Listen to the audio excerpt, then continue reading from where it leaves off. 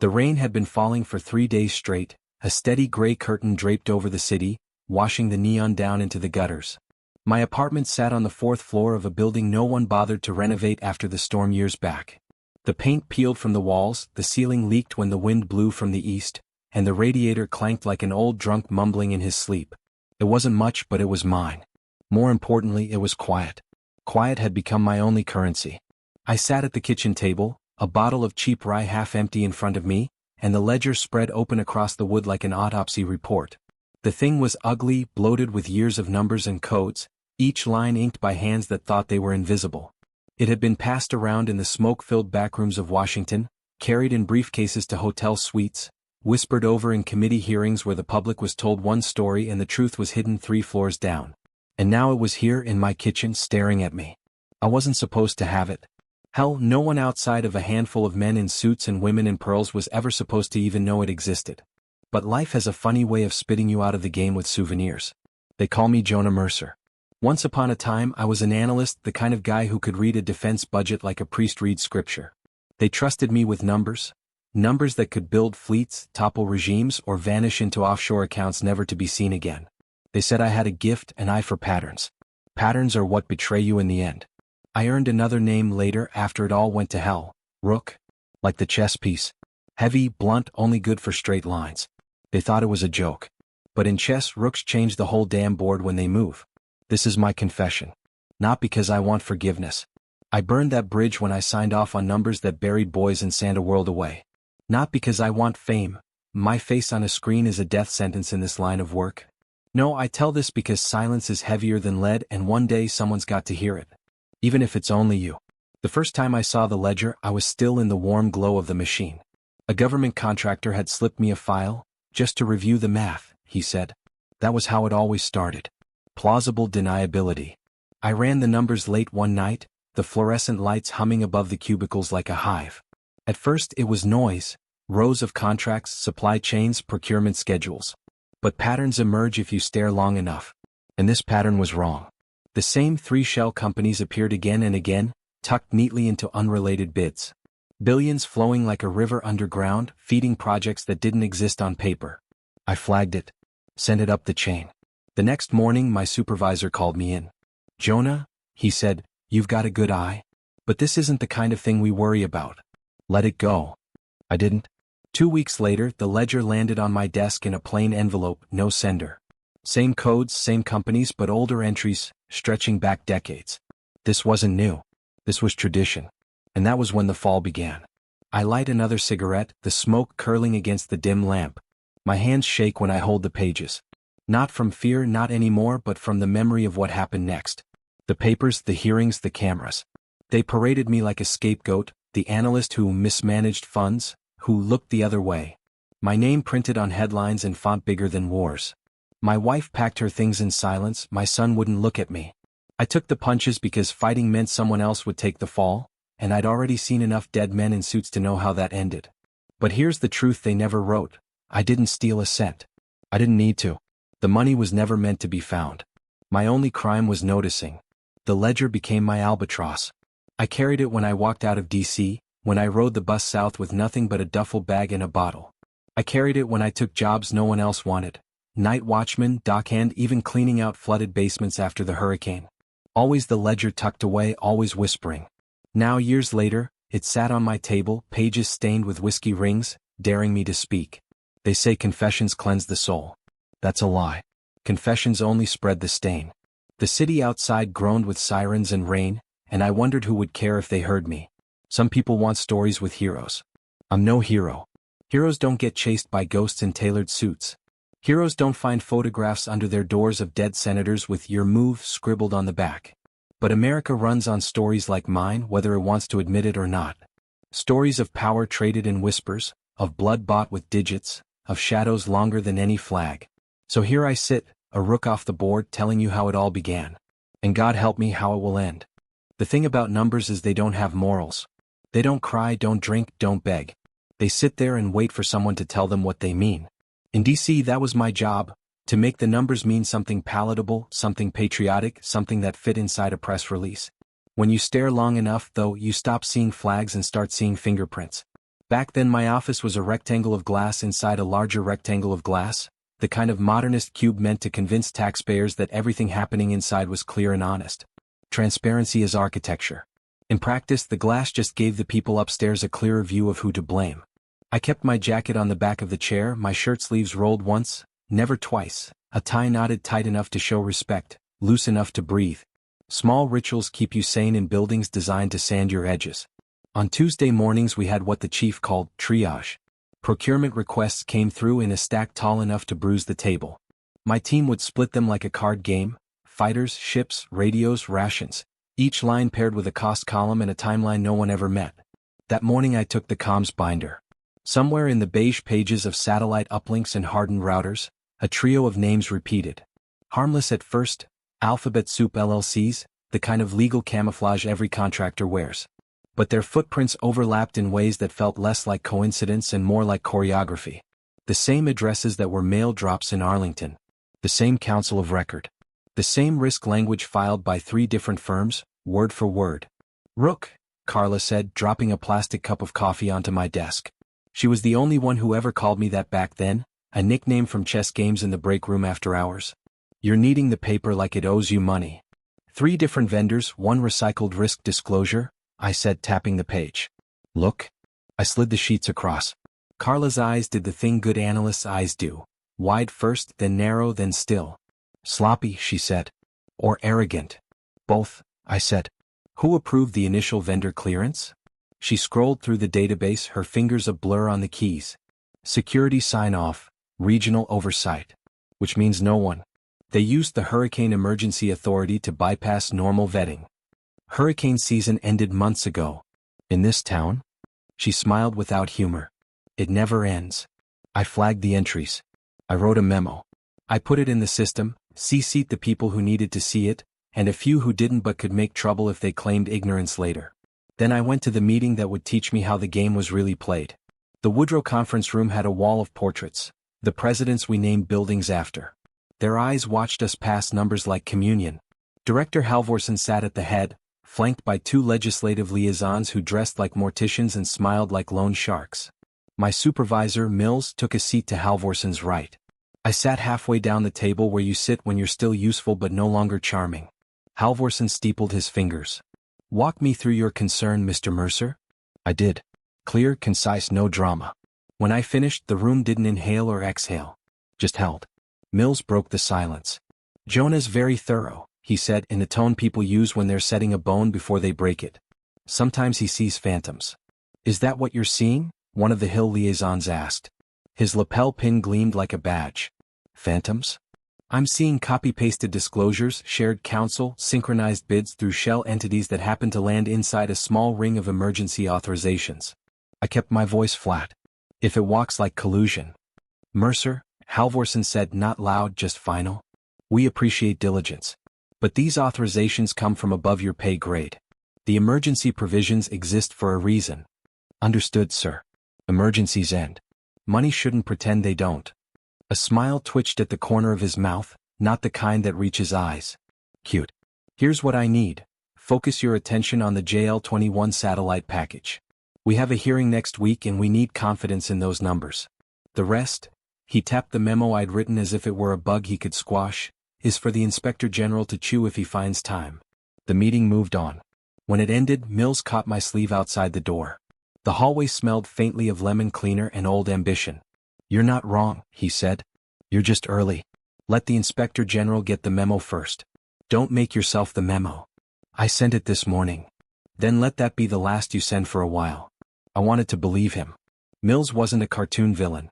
He was a tired man who liked his pension more than the fight. There are more of them than there are crusaders, and the machine runs on their resignation.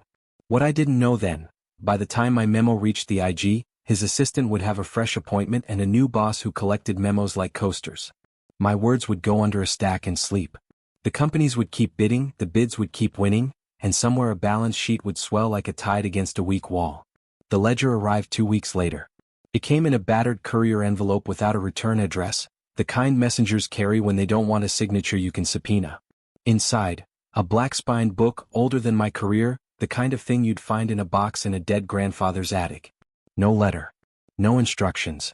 Just ink, pages, and the kind of smell paper gets when it's touched by too many hands for too many years. At my desk, I cracked it open a fraction, enough to see the handwriting. Tight, disciplined script, block numerals, dates. The first entries were from the late 80s. The pen changed twice across the decades, the hand stayed the same. Not one person then, a tradition passed like a mantle. I closed it, wrapped it in an extra manila folder, and slid it into my briefcase like contraband. At home that night, I set the ledger on my kitchen table much like I do now. The city beyond my window was a grid of sodium lamps and stopped clocks. I poured a drink, touched the cover with 2 fingers, and opened it as if that small act could change the weather. It read like a travel diary for money. Contract codes on the left margin, then arrows, then destinations that weren't locations at all. Patient shell core with names that sounded like perfume, trust accounts tucked into island nations that sell secrecy like sunscreen, consulting fees that coincided with committee votes the public thought were principled. Not just defense either, port security, disaster relief, municipal surveillance, the kind of multi-agency spend you hide underneath acronyms so long people forget they stand for anything. On page 42 I stopped. The pen, call it the author, had drawn notations next to 3 entries, a small symbol I didn't recognize. A circle with a notch at 1 o'clock. There was no key for it. Symbols like that aren't for readers, they're for heirs. By midnight my eyes burned. By 1 I understood enough to know the ledger wasn't a record of wrongdoing. It was a map for it. Anyone with this book could predict the next contract before the RFP was drafted. Anyone with this book could move cash across chess squares and arrive at check without touching a single king. I did the thing good men do when the ground drops out. I called someone I trusted. 2 someones actually. Carla answered on the second ring, sleep still in her voice. If this is about the JL-21, I'm going to quit and become a florist. I got something, I said. Not a file paper. Old school. You need to see it. Bring it tomorrow. 7:30. Before Mills gets in. The second call was to my wife. Then she was still my wife. I don't like using her name in this part of the story. People think saying a thing out loud keeps it from being taken. She was halfway through an email when I stepped into the bedroom, phone in my hand, ledger on my mind. You're late, she said, not accusatory, just tired. Did you eat? I found something, I said. At work. It's big. I waited for curiosity to light her face the way it used to. It didn't. Is it legal? She asked. I don't know. Then put it down, Jonah. She closed the laptop. Put it down and pick up something we can live with. We argued in whispers the way you do when walls have ears. She wanted a life that looked like the brochure, mortgage, soccer, a calendar filled with birthdays rather than hearings. I wanted to snatch the mask off a machine that wore too many of our faces. We were both right and both doomed. In the morning I took the ledger to Carla. She closed her office door, drew the blinds 3/4, and we read in the kind of silence you get in churches and morgues. On page 19 she pointed at an entry I'd brushed past. A modest line item 4 temporary gate security, at a port 3 states south. Why mark this? She asked. It's small potatoes. Read the date, I said. She did. It's 3 weeks before the hurricane made landfall, she whispered. Emergency authorization before the emergency. How do you know the landfall date by heart? She didn't look up. Because my aunt's house went under that week. We followed the thread forward. The small gate security line blossomed into multi-million contracts for private response, then private recovery, then private surveillance of the neighborhoods that wouldn't recover for years. The author of the ledger had circled the first entry, the way a biologist circles the patient zero. Carla sat back. If this is real. It's real, I said. Then whoever kept this book could have known which companies to back before the rest of the world started writing checks. They could make and unmake fortunes off storms. Storms? I said, turning another page. Wars, elections, hearings. Any event that creates fog. She glanced at the door. We shouldn't have this. We don't, I said. We're just reading a book someone left in a library we happen to work in. Cute, she said, echoing Halvorsen. Then she surprised me. Copy 10 pages. The ones with the symbol. If we're going to drown, let's at least keep a map of the shoreline. We copied 8. The machine's light strobed across paper like a heartbeat. We were careful. No whole pages from any contiguous section, no obvious sequence. Fragments. Enough to recall, not enough to convict us of theft if someone searched our drawers. We didn't have to wait long to find out whether someone would. At lunch, Mills swung by my cubicle. He had the pleasant smile of a man who'd just heard a good joke and wasn't going to share it. Walk with me. We took the back corridor that led to the freight elevators. He pressed the button and watched the numbers above the door like they could blink a message only he could read. Word upstairs is you're chasing ghosts again. Upstairs reads fast, I said. We can't keep flagging routine authorizations as conspiracies.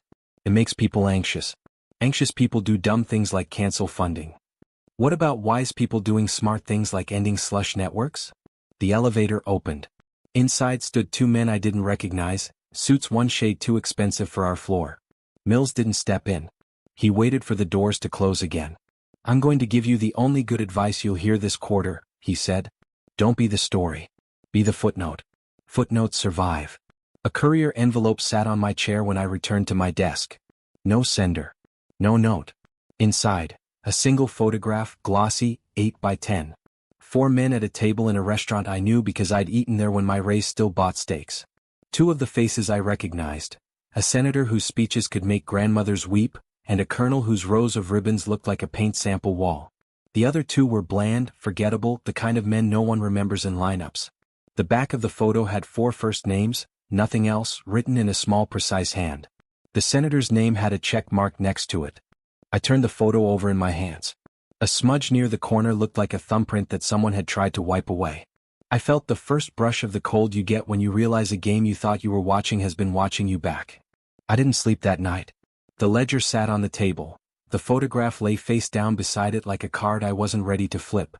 Around 2, the city went quiet in the way cities do when even the sirens need rest. I found myself listening for something I couldn't name. When the knock came, it wasn't a knock at all, more like the soft skitter of something at the door. I opened it to a hallway wet with floor polish smell and late-shift loneliness. No one stood there. On the mat, an envelope like the one the ledger had come in, lighter, thinner. Inside, a single playing piece from a travel chess set, a rook, black plastic, cheap. I turned it in my fingers, laughed once because what else do you do when the universe on the other side of the mirror decides to wink?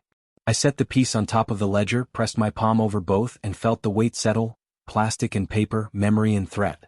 The next morning I walked the ledger into a safe at the office, logged it under the blandest label I could devise, Legacy Budget Artifacts, Historical. I took the photo home in my briefcase. The rook stayed in my pocket like a worry stone. For a week nothing happened.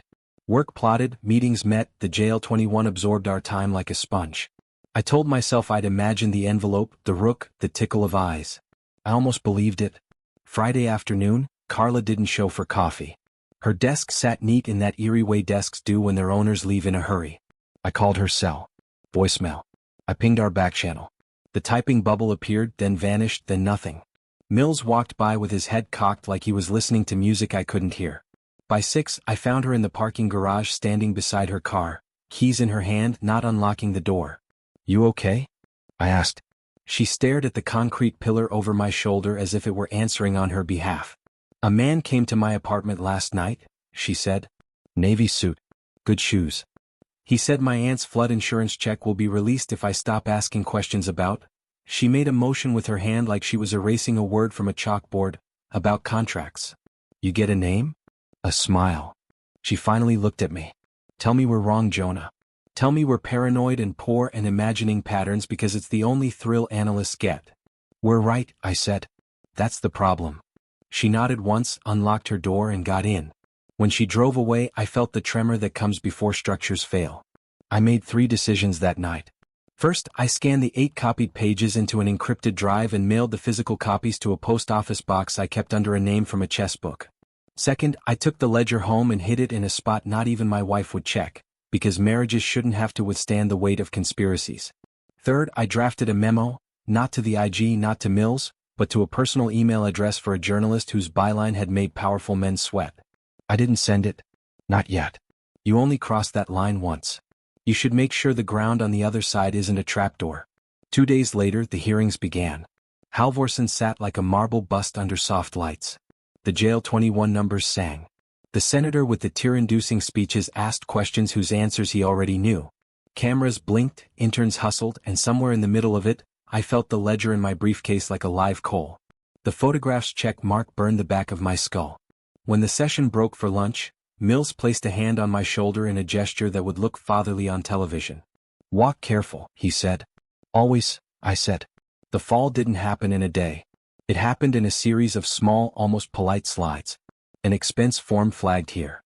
A question about a meeting there. A suggestion that perhaps I had a conflict of interest because my wife's cousin worked at a firm I'd never heard of. By the time the word misconduct appeared in a sentence next to my name, the ground had already tilted. That's how you destroy people in Washington. You don't push. You incline. The night before the story broke, I stood in my kitchen and looked at the ledger like a man deciding whether to carry a dying friend or let him stop breathing. I poured rye. I didn't drink it. I wrote a note to myself on the first page margin in pencil. If they make you the villain, tell the truth anyway. Then I closed the book and slid it into the crawlspace behind the stove, a bad hiding place that only works because it's too simple to imagine. In the quiet that followed, the city exhaled rain. Somewhere a bell rang, church or ship, I couldn't tell. I thought about the rook in my pocket, the rook on the table, the rook I used to be in rooms where kings moved diagonally and knights leapt over rules. I thought about my son asleep in a house that would soon be a headline. I thought about Carla and her aunt and flood checks and seasons that never end. Confessions are supposed to begin at the beginning.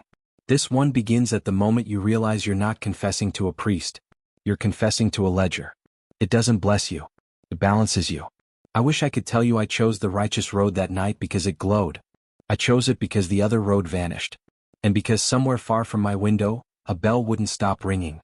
The story broke on a Wednesday, the day the city wears its best mask. Midweek bleeds are tidy. They give the machine 2 days to pretend it's shocked and 2 more to forget. I came into the office with a fresh shirt and a stale stomach and found myself already on the news crawl at the bottom of a cable channel tuned low in reception. Budget analyst under investigation for misconduct. Questions raised about defense contracts. No name yet. Just enough smoke to make everyone glance at the ceiling. By 10 my name had a font size. By noon, an anchor I'd once briefed on background was rehearsing the word troubling, like it was a prayer bead. I watched my own face cycle through the television's memory.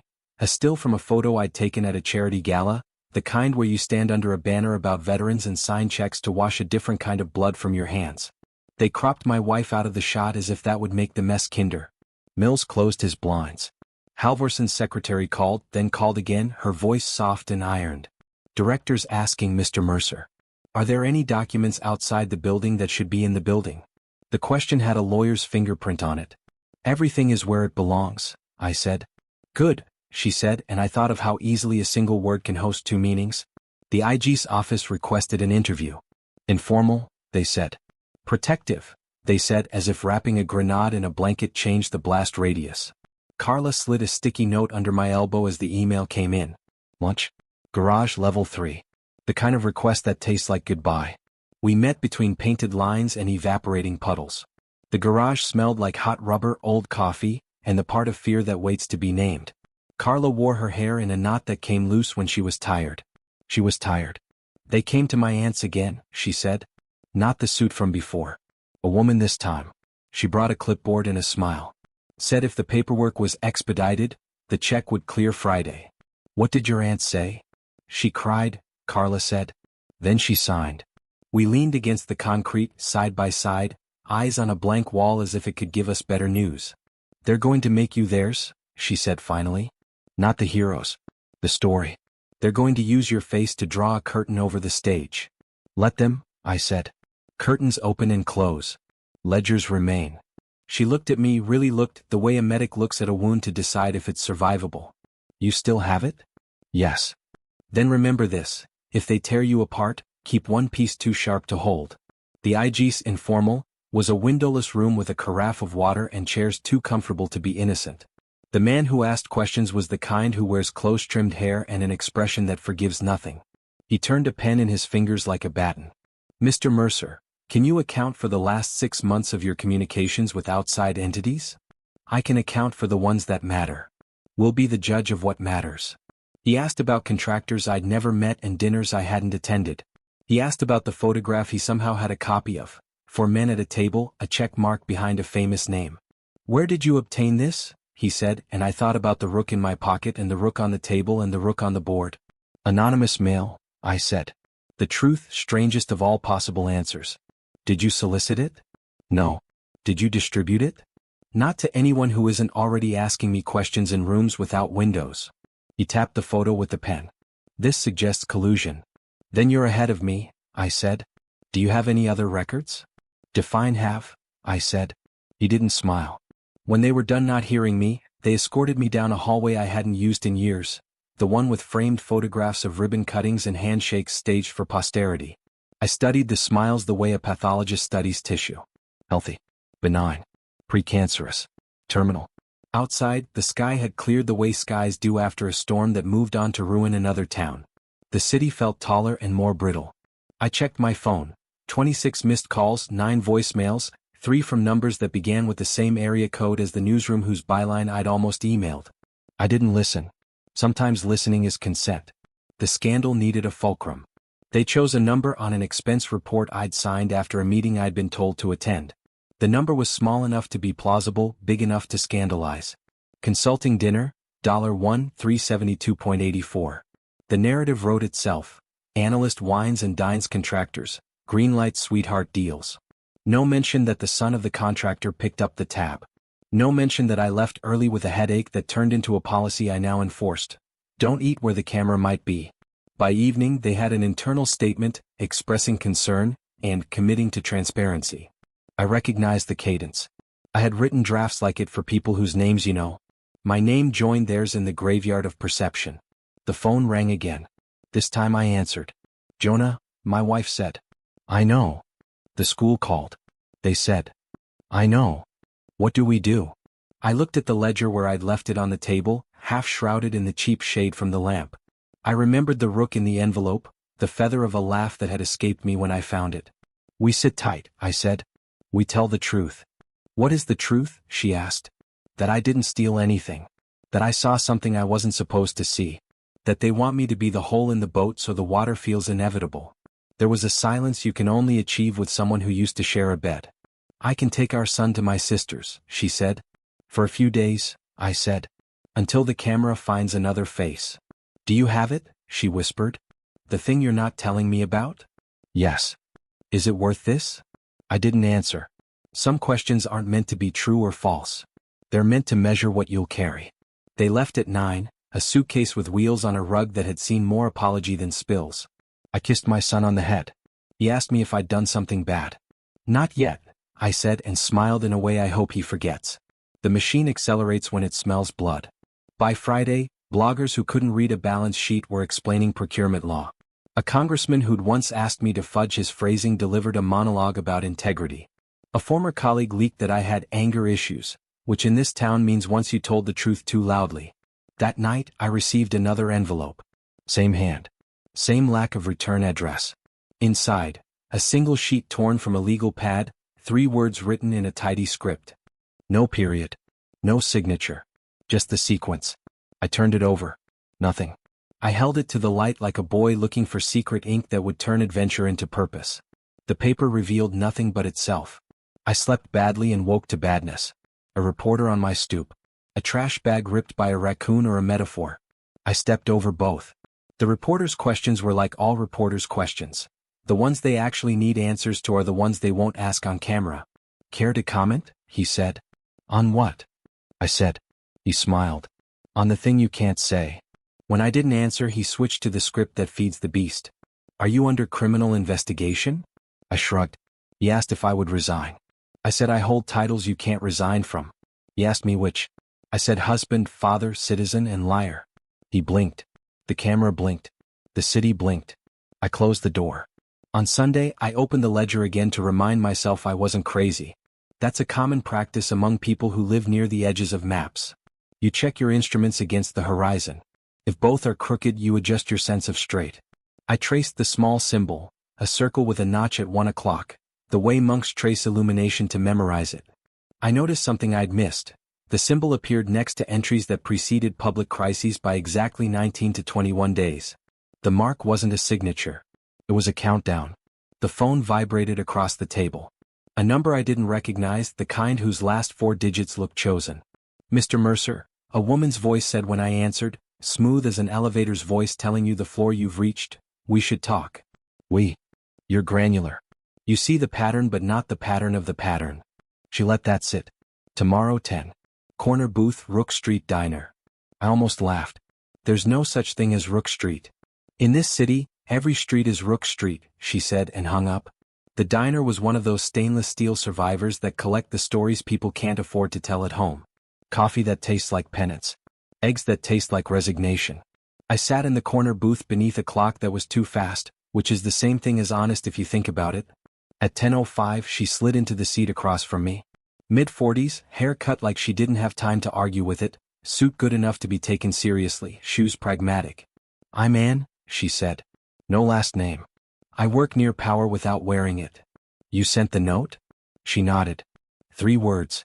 "People think chess is about the queen. It isn't. It's about force projection." She tapped the table with one finger. "Pawns constrain. Knights threaten unpredictably. Rooks control lines. Lines win wars. What do you want from me and who works near power?" "A choice." I smiled. "That's generous." "Don't mistake clarity for charity," she said. "You have something that can wound people I dislike in theory and cannot afford in practice. You can go to the press, in which case your face becomes file footage for a cautionary tale about whistleblowers, and the ledger becomes a novelty on some producer's shelf. Or," she let the word lean over the edge a little, "you can let me introduce you to a few men who prefer to move without the camera. They can use what you have to make surgical corrections." "Surgical corrections," I said. "Like amputations." "Like excisions," she said. "Cancer analogies go over well in town halls. What do they offer in exchange?" "A return to the board," she said. "Not as a pawn. As what you are." She held my eyes. "A rook. And if I refuse?" "You'll become a square," she said. "Everyone steps on you to go somewhere else." The waitress arrived with coffee we didn't remember ordering.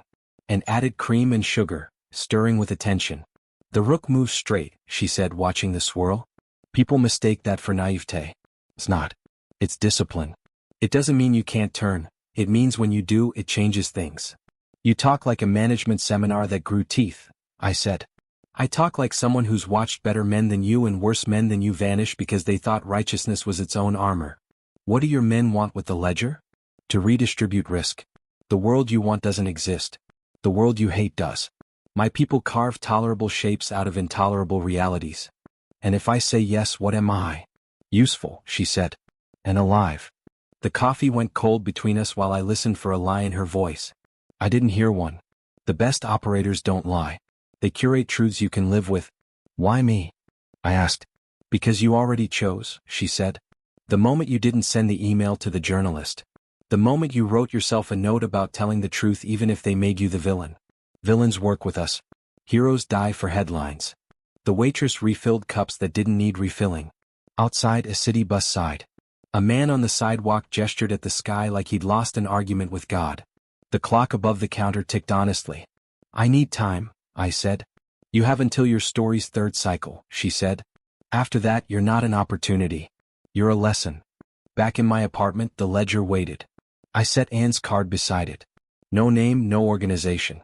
Just a number and a rook embossed in black on black so you could only see it when the light hit wrong. I poured coffee and didn't drink it.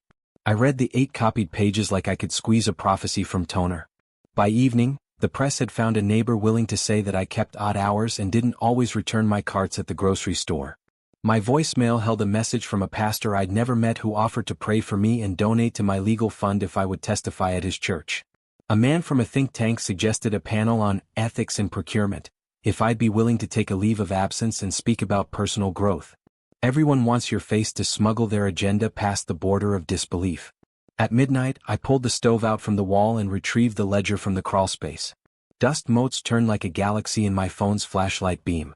I set the book down, thought about knights and pawns and straight lines through fog. I thought about my son asleep under a different roof, about my wife's question, "Is it worth this?" echoing like a hallway with all the doors closed. I opened the ledger to the first page and wrote a new note beneath my pencil vow. "If you must play, play your line. And when you move, move the board." I put the rook from the envelope beside the note, a small, cheap totem that made a promise I hadn't yet found the courage to say out loud. Then I picked up my phone, dialed Anne's number, and let it ring twice before hanging up. I dialed again. This time she answered on the first vibration. "I'll hear your men," I said. "Good," she said. "You'll meet one first." "Name?" "Names are for people who go on television," she said. "You'll call him Cole." I wrote the name down out of habit. It looked harmless on paper. Most names do. I closed the ledger, slid the rook back into my pocket, and felt its small weight settle against my thigh. Somewhere, in a part of the city where bells are not romantic but functional, a freighter sounded as it entered the channel. The sound moved through the steel and water like a pronouncement. This is the part of the confession where people expect redemption. I didn't get redeemed. I got recruited. The difference is the shape of the room and who's holding the pen. They call me Rook because I move in lines. That night, for the first time, I chose one intentionally. It was the moment I stopped being the man the headlines measured and became the piece I was meant to be: heavy, blunt, predictable in a way that unsettles men who prefer curves. Not a hero. Not yet a villain. Something more useful, a straight threat in a crooked world. I slept for the first time in a week. In the morning the phone woke me. A voice I'd never heard gave me a time and a place and a warning to come alone. "You'll know me," the voice said. "You'll know you were expected." "How?" I asked. "Because you'll hear the bell," he said, and cut the line. I stood in the kitchen a long time after that, listening to a city that pretends not to ring. Then I picked up the ledger, put on the trench coat people have mocked and underestimated in equal measure, and walked out into a morning that smelled like steel, rain, and moves you don't get to take back. The place Cole chose wasn't a boardroom or a bunker. It was a church. Not the kind with glass windows and choirs, but an abandoned brick shell 2 blocks from the river, its steeple cracked, its bell silent. The city had condemned it years ago, but in Washington, condemned doesn't mean empty. It means someone richer found a use for it that isn't on a form. I arrived at dawn. The streets were slick from overnight rain, neon signs bleeding into puddles, taxi exhaust hanging like ghosts. Inside, the pews were stacked against the wall, dusted with plaster. Candle stubs littered the altar.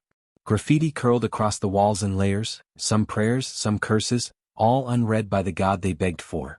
Cole stood at the altar like a preacher who'd forgotten the sermon. Tall, clean-shaven, hair-cropped military short, his suit a shade too sharp for a ruin. He didn't smile. "Men like Cole don't need to. You're Mercer," he said, his voice carrying without echo. "And you're Cole. Names are fragile. Don't get attached." He gestured to the front pew. "Sit." I stayed standing. "You called me here." He nodded, almost approving. "And said you're cautious. Caution is good. Keeps you alive until it doesn't." He set a black folder on the altar and opened it like scripture. Inside were photographs, stapled documents, redacted pages that looked more menacing because of what you couldn't read. He slid one page toward me. It was my memo. The one I had written about the shell companies, the overlapping disclosures. My words, my formatting, my initials. Only this version had been altered. The dates changed, the dollar amounts inflated, the contractor names tweaked just enough to implicate me directly. "This," Cole said, "is already circulating. In a week it will be gospel. You'll be the analyst who signed his name to fraud and kickbacks. A thief with a taste for steak dinners." "That's not what I wrote." "Of course it isn't," he said. "But people don't read, they remember. And what they'll remember is your name stapled to theft." He closed the folder. "Now, you have a choice. You can fight it alone and lose, or you can let us shape the story. You give us the ledger, we give you air to breathe. We'll make you a villain, yes, but our villain. And villains live longer than martyrs." I thought of my son's face, pale in the light of a kitchen we no longer shared.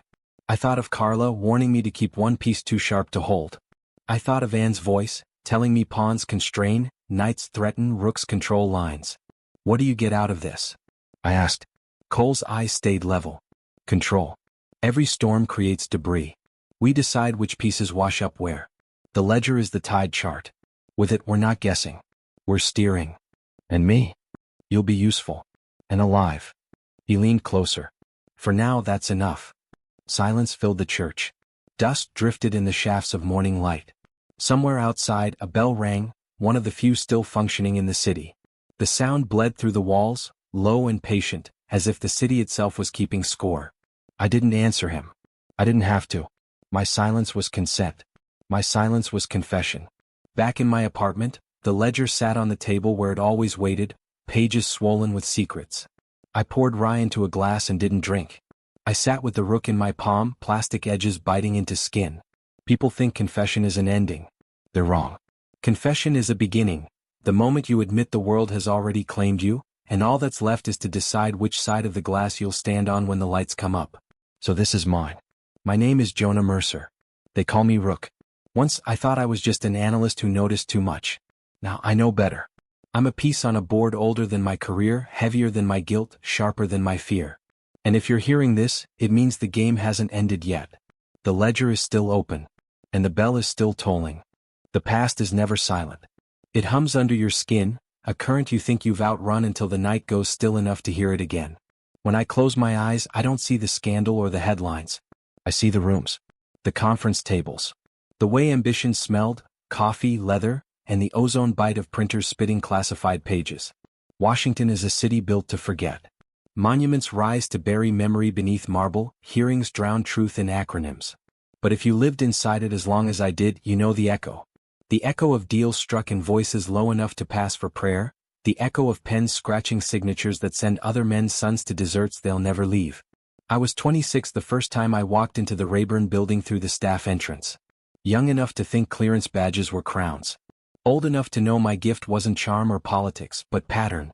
Where others saw numbers, I saw stories. Budgets, appropriations, procurement lines, they weren't sterile. They were narratives of who mattered and who was disposable. My boss then was a congressman named Keating. Midwest smile, handshake calloused from county fairs, eyes cold as a vault when the cameras switched off. I was his numbers man. The kid with the spreadsheets who could turn deficit into investment and war into security. He liked that I didn't talk much. He liked even more that when I did, the numbers bent toward him. One night, he called me into his office after a vote. The chamber lights had gone dim, janitors pushing brooms under portraits of dead men who'd signed older wars. Keating poured bourbon into heavy glasses, the kind etched with family crests politicians invent when their real family trees don't impress donors. "You ever wonder how the world really runs, Jonah?" he asked, handing me a glass. "All the time, sir." He grinned. "Good. That's why you'll do fine. Most kids your age think it runs on ideals. Justice. Fair play. The world runs on leverage. Numbers give leverage. And leverage decides who eats." He toasted and we drank and I told myself it was mentorship. Now I know it was an initiation. The first echo came in a meeting about flood relief. A hurricane had torn through the Gulf, and Congress wanted figures to soothe the cameras. Billions allocated, contracts expedited, oversight suspended in the name of urgency. On paper it was mercy. In practice it was blood in the water. I watched as contractors with no prior history appeared overnight, their proposals sliding across the table with the ease of choreography. Keating smiled through it all. Later he handed me a manila folder. "Crunch these," he said. Inside were bids from companies that didn't exist 3 months earlier. Their addresses led to empty suites, their phone numbers to voicemail. "Are these real?" I asked. "As real as they need to be," he said. I crunched the numbers. They fit perfectly, too perfectly, as if someone had built the contracts backward from the outcome. That was the moment I should have known. But youth makes you arrogant. I thought I'd uncovered a clever trick. I didn't understand I was staring at the operating system of the whole damn machine. There were dinners, of course. Steak houses where the air reeked of butter and cigars, where lobbyists leaned in close enough to brush crumbs from your tie. They spoke in euphemisms, strategic alignment, public-private synergy. What they meant was, "We fund your next campaign, you look the other way when we move the pieces." One night, I sat between a defense contractor with medals on his lapel and a consultant whose cufflinks cost more than my car. The contractor leaned across me to clink glasses with the consultant. "To the board," he said. "The board?"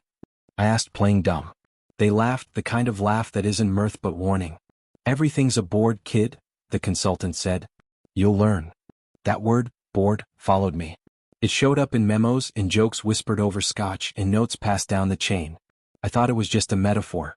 Later, when the rook showed up in my mailbox, I realized it was literal. I had a mentor besides Keating, though I never called him that. Mills. He wasn't brilliant or ruthless, but he knew how to survive. He taught me the little rules. Never put more than 3 sentences in an email, never CC someone who outranks you unless you want a knife in your back, never order fish on a Monday dinner with donors. Survival rules. One afternoon we were reviewing disaster contracts. Another storm, another emergency authorization. I pointed out a discrepancy, the same vendor listed for both logistics and oversight. "Conflict of interest," I said. Mills sighed.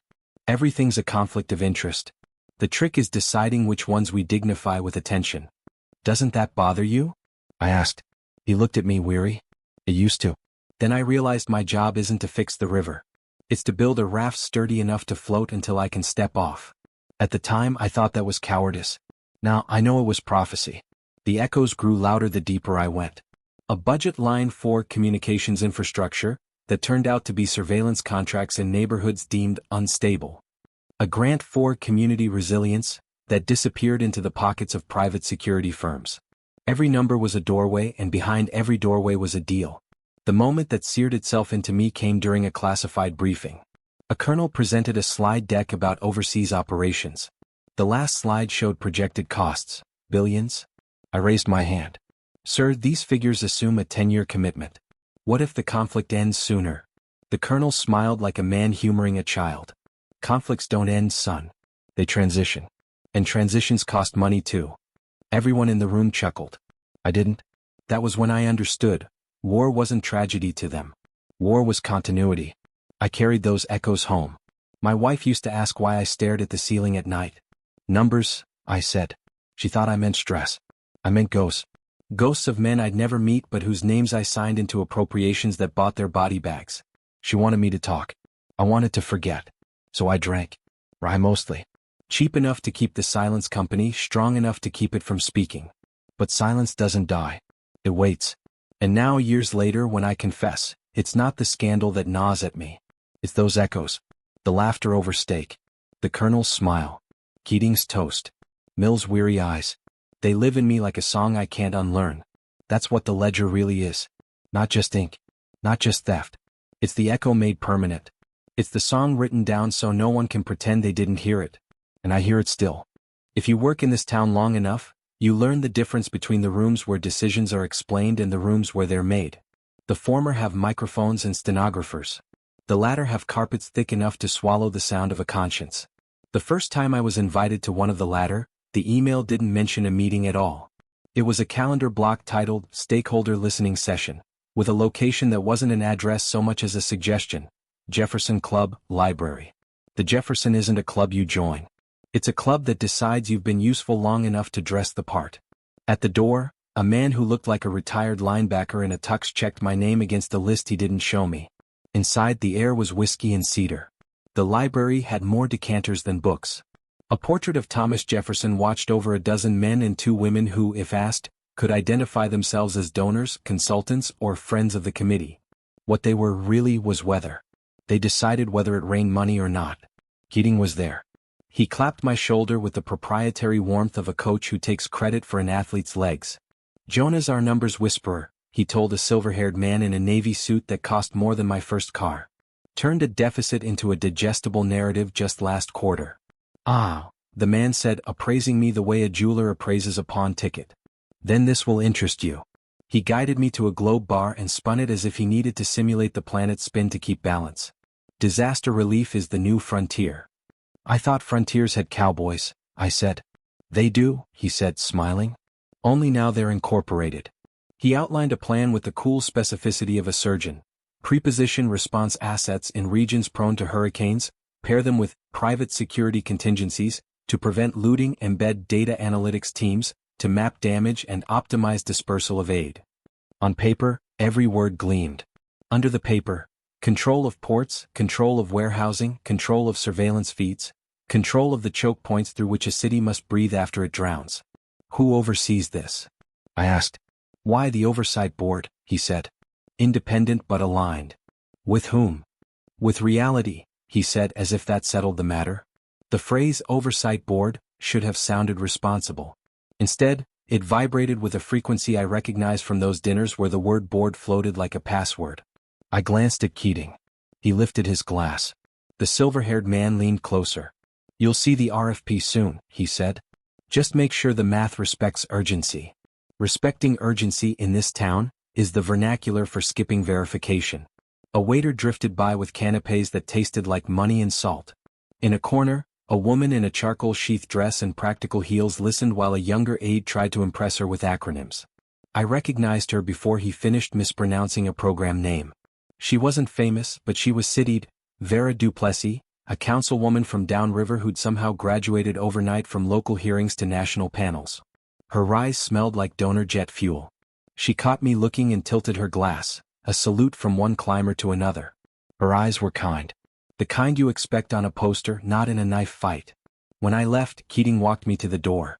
You were quiet, he said. I was listening. To what? The part no one will put in the minutes. He chuckled, that Midwestern sound he wore like a campaign button. The minutes are for microphones, he said. Welcome to the board behind the board. After the Jefferson came the wharf. Keating liked to play blue-collar when cameras were near. Jobs, he'd say, and take off his jacket as if rhetoric created employment. We toured a port revitalization with a hard hat brigade assembled for B-roll. The air was diesel and tide. Containers stacked like Lego for giants. A private security team, Navy uniforms without insignia, stood at the perimeter with the posture of men who'd been told there would be overtime if they looked vigilant. A man with the shoulders of a dock worker and the watch of a banker stepped out to greet us. Tito Alvarez, he said, shaking Keating's hand and then mine. Union liaison. We walked among cranes that moved the skyline. Tito's eyes took everything in. The cameras, the council staffers, the private guards who watched us the way barn cats watch the pantry. You boys from D.C. always show up with promises in hurricane season, he said, not unkind. We show up with funds, Keating said. Funds are promises written down, Tito said. We've learned the difference. A security supervisor intercepted us halfway down the line, identifiable by the way his uniform fit like a thought he was proud to have had. Gentlemen, he said. For safety reasons, we ask the press to clear this area. For whose safety? Tito asked. Ours, the supervisor said, eyes on the lens like it owed him something. When the cameras were gone, the supervisor's tone did not improve. We're implementing a new access protocol, he said. Badges will be required in zones A and B. Those zones used to be public easement, Tito said. Now they're optimized, the supervisor said. Optimized is a word that gets men hurt, Tito said. Usually not the men who use it. Keating intervened, spread-palmed. We all want the same thing. It's a sentence only men with power like to say. Later, Tito stood with me by a stack of containers stenciled with the name of a relief logistics partner I'd never heard of before that week. You know what these boxes carry when the sky's clear? He asked. TVs, tires. The American appetite, I said. He smiled. Some of them carry people. He let the words rest. Even when the sky's clear. I knew the statistics on trafficking the way a meteorologist knows the probability of hail. Numbers. Probabilities. Budget justifications. Standing there, with diesel in my lungs and a security man's eyes in my back, the numbers felt like cowardice. Why tell me? I asked. Because you have a face that looks like it's beginning to see, he said. And because we're about to be fenced out of our own docks. You can do the math on what happens to the price of everything when the city breathes through a straw. A horn sounded upriver, the long, patient note of a ship announcing itself to a channel that didn't care. I wrote straw in a notebook and underlined it twice. The Rayburn hearing that week was for show, but even shows need stagehands. We prepared talking points for enhanced public safety. I placed a sentence about labor consultation in Keating's stack. He didn't read it. On our way to the chamber, he said, "How do I sound sympathetic without sounding weak?" "Say you're partnering," I said. "Say you're convening. Say you're learning from stakeholders." "I love stakeholders," he said and winked. "They never hold me." In the antechamber, the silver-haired man from the Jefferson Club waited with the casual gravity of a planet confident in its orbit. He murmured with Vera Duplessis, both heads tilted toward an aide holding a folder like a communion plate. Vera looked up as we approached. "Congressman," she said, "I want you to meet Cole Maddox." "Mr. Maddox," Keating said and shook the man's hand with both of his, the way men do when they intend to claim each other's victories. Cole turned to me. The eyes were a pale, unreadable gray. "And you're the numbers," he said. "Sometimes," I said. "Numbers are a language," he said. "I grew up speaking FIS. I'm learning to be bilingual." "Cole runs Bayou Sentinel," Vera said. "They kept 2 neighborhoods from burning after the storm. Did you keep them from flooding too?" I asked before I remembered I was supposed to be charming. He smiled without teeth. "Floods are God," he said. "Fires are policy. Policy should answer to someone," I said. "That's why we have boards," he said, and the way he used the word told me he wasn't talking about city council. Keating cleared his throat, the signal that meant stop auditioning for enemies. We sat. The hearing rolled. Vera's testimony was flawless. Numbers married to narrative, victimhood granted in equal measure to homeowners and insurers. Cole sat behind her like a professional shadow. When the cameras panned, they widened to include him the way a setting sun widens to include a horizon. The image read, order with a jawline. In the crowd, Tito watched too, arms crossed, face closed, the union's patience buckling but unbroken. When I glanced his way, he jerked his chin toward the side door, a signal that belonged to men who didn't believe in goodbyes. After the hearing, I found him outside where staffers smoked their carelessness. He lit a cigarette and didn't inhale. "You see it?" he asked. "I see a lot of things," I said. "This one has a name," he said. "Not Bayou Sentinel. Not Vera. The board. Not the oversight one. The other one." "You say that like it's a street address," I said. He tapped ash that didn't exist from the unsmoked cigarette. "It's not a place," he said. "It's a line. Who gets to draw it? Who gets to stand on the side that keeps their shoes dry?" I thought of the rook that would one day arrive in my mailbox. I thought of a circle with a notch at 1 o'clock. I thought of the globe bar spinning in the Jefferson Club while a man narrated a storm like a menu. "If this board exists," I said, "how do you find it?" "You don't," he said. "It finds you when you become useful or dangerous.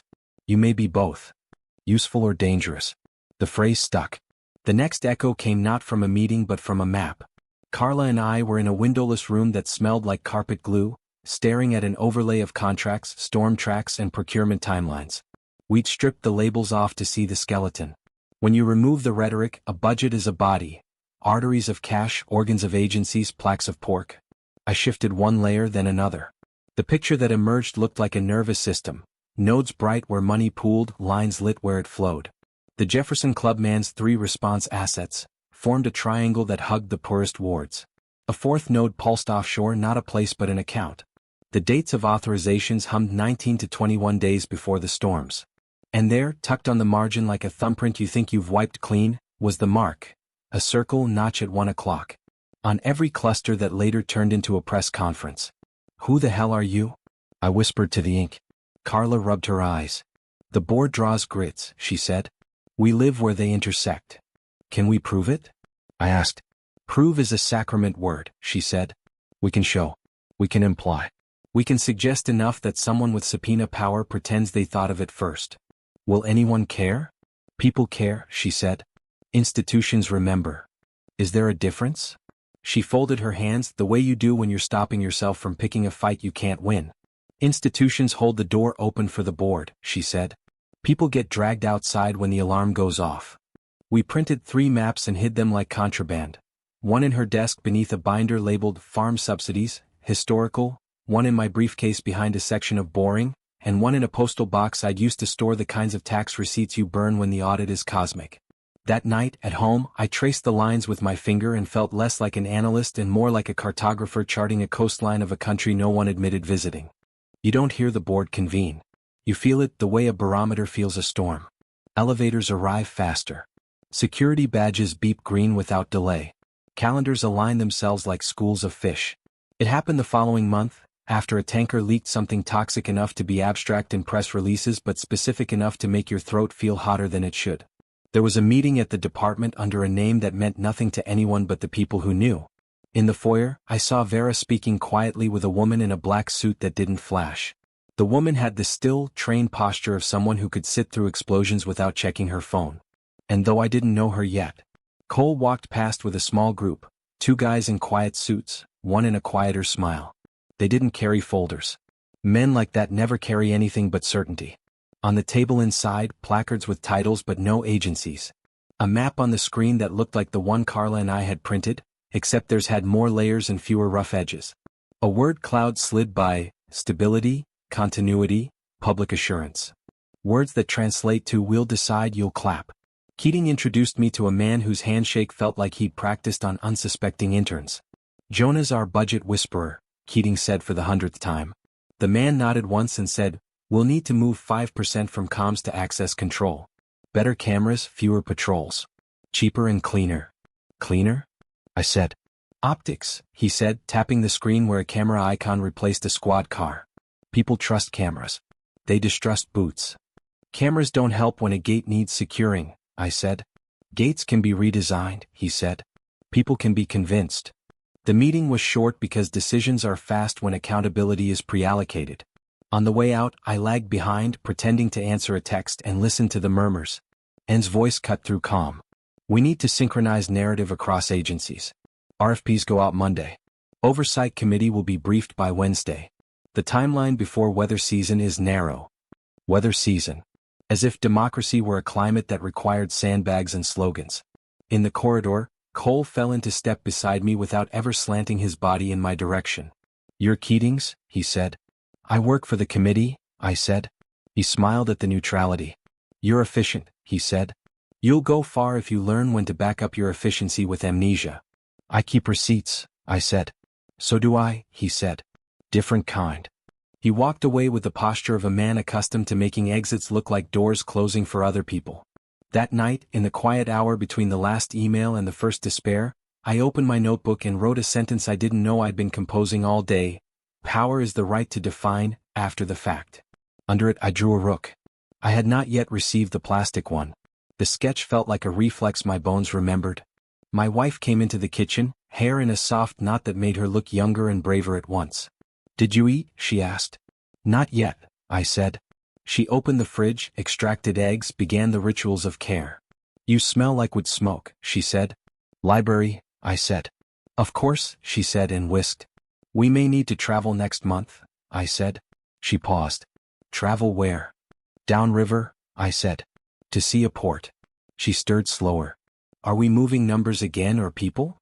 "In theory both," I said. "In practice?" I had no answer I could put on a plate.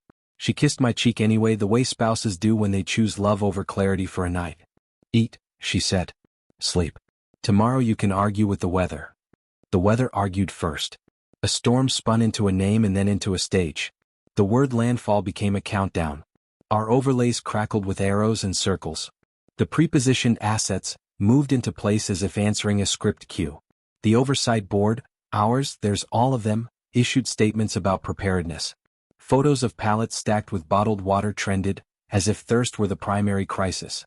3 days before the storm, the circle and notch mark appeared in a draft procurement memo routed to me for awareness. Numbers shifted out of contingency communications into access optimization. Fewer bodies. More lenses. Cheaper, cleaner. 2 days before the storm, an off-the-record briefing emphasized collaboration with private partners. A staffer younger than my tie explained that the public-private nexus would de-risk municipal capacity. I wrote de-risk equals privatize blame in my notebook and added a small drawing of a rook crushing a camera. The night before the storm, Tito called. We didn't exchange pleasantries. "They're closing Zone B," he said. "They'll use the flood maps as justification and never open it again without a badge." "You can fight that," I said. "Labor law." "Labor law is a rope they sell you when they've already measured your neck," he said. "Listen to me. I'm putting men on the gates. I can't stop the water. But I can slow the lock." "Be careful," I said, feeling useless. "They prefer quiet docks." "They prefer quiet everything," he said. "See you on the other side." The storm hit like gossip, everywhere at once and personal. Television crews wore parkas and grinned at the wind. We watched in a fluorescent room while a coastal map turned from blue to bruise. The oversight board convened on a Sunday. I saw Anne in a corner, head bent over a phone that probably held 3 plans and a secret I would later be recruited to keep. Cole logged into a video feed from somewhere lit like a confession booth. Vera appeared on local stations reminding people to boil water and trust the process. Keating stood in a church handing out blankets he hadn't bought, promising funds he hadn't earned. When the eye passed, the city tried to breathe and inhaled mud. The assets moved. Private trucks, private guards, private drones mapping damage with the detached grace of vultures. The first argument on a dock ended the way arguments do when policies dress themselves in uniforms. A bruise, a baton, a man on the ground. Cameras didn't catch it because cameras were busy filming a politician hugging a child. I filed a memo requesting a temporary waiver to allow union reps to accompany security at the gates. It didn't get answered. That's an answer. In the days that followed, we processed contracts like triage doctors, staple, stamp, stabilize. I learned to recognize the silver-haired man's firm by the cadence of its punctuation. I learned to recognize Cole's reach by the speed with which a line in a spreadsheet morphed into a barricade on a street. At home, I lay in bed and listened to the city do what cities do when they're hurt, pretend. My wife slept in curls that made me want to apologize to all the ways a man can fail a life. In the hinge between sleeping and waking, I heard a sound that wasn't the storm but felt like it had been waiting for one. The toll of a bell from somewhere downriver. Slow. Inexorable. Not mourning, counting. I wrote in my notebook by the light of a phone. The board is a metronome. Money keeps time. Men dance until their legs belong to the rhythm. Under it I drew another rook. This one had shadows. The next morning my badge got me into a meeting it usually wouldn't. Cross-functional, the header said, which is how you invite people you plan to ignore. A screen showed a dashboard of damages and stabilization vectors. A bullet point read, Pilot, Integrated Access Control, IAC, at critical port nodes. Under it, public-facing narrative, volunteer coordination. Volunteer? I asked. It polls well, someone said from the dark. So the gates will be manned by? Professionals, came the reply. With? Cameras, the man who liked cameras said. And the unions? I asked. Our partners, someone said, and everyone in the room performed the nod people perform when they've outsourced the consequences. I left the room before the last slide told us how good we were. In the hall I almost collided with Anne. Up close, she had the kind of stillness you find in high-end elevators and good interrogators. You look like a man who heard the note under the music, she said. What note is that? The one that keeps surgeons steady. Who's the patient? I asked. Depends who writes the report, she said and was gone. On my desk, a courier envelope waited. Battered, no return address. Inside, a photocopy of a ledger page. Not mine. Older. The same tight hand. The same circle and notch marked next to a cluster of entries that predated a flood 15 years past. Next to the mark, a tiny, almost playful sketch, a rook. Useful or dangerous? The board had found me. The storm didn't end when the skies cleared. In Washington, storms never end, they just change their language. The week after the hurricane, the city buzzed with press conferences. Men in rolled-up sleeves stood against backdrops of rubble and said words like resilience. Women with hard hats pointed to maps and said, investment. The truth wasn't in the words. It was in the silence between them. I sat in a subcommittee room that smelled of polished wood and sweat soaked into upholstery. Keating leaned back, rehearsing sympathy. Vera Duplessis stood at the witness table with a binder that gleamed with tab dividers, every page rehearsed. Beside her sat Cole Maddox, his suit immaculate, his hands folded, his posture that of a man who knew no one in the room could touch him. Councilwoman Duplessis, the chair intoned, can you explain the partnership model your office has proposed for recovery efforts? Of course, she said, voice velvet. We are leveraging public funds to ensure a rapid, efficient, and accountable response. By partnering with Bayou Sentinel, we bring not only expertise but a track record of success in stabilizing critical infrastructure. Accountable. Efficient. Words sanded smooth enough to hide the splinters. I checked the appendices in her binder, figures that looked familiar because I'd crunched them myself, except now the sums ballooned, reshaped, funneled through LLCs that had sprouted like weeds after rain. Cole didn't speak until pressed. When he did, it was like gravel poured in a straight line. We provide discipline, he said simply. Where chaos lives, discipline saves lives. The senators nodded. Reporters scribbled. My pen didn't move. Because I knew, discipline wasn't free. Discipline had a price that came in contracts, in concessions, in gates locked, in neighborhoods forgotten. That night, Carla called me. Her voice was low, the way people speak when they suspect their walls have ears. They've scrubbed the oversight portal, she said. The procurement logs from the last 6 months are gone. Just gone. Backups. I checked the shadow server. It's like someone vacuumed the hard drive. What about your maps? Safe. For now. Her breath shivered through the line. Jonah, I keep seeing that symbol. Circle notch at 1. It's in margins, drafts, even the old filings from before the storm. What is it? I looked at the page I'd tucked in my drawer, the mark scratched there like an old scar. It's not oversight, I said. It's authorship. The echoes sharpened the next week. I was summoned to a cross-agency coordination session at a nondescript office building that didn't exist on any public directory. Inside, the hallways were too clean, the lighting too forgiving. On the 5th floor, a dozen people sat around a table without nameplates. They didn't need them. Everyone knew. And was there, hair pinned, eyes cool.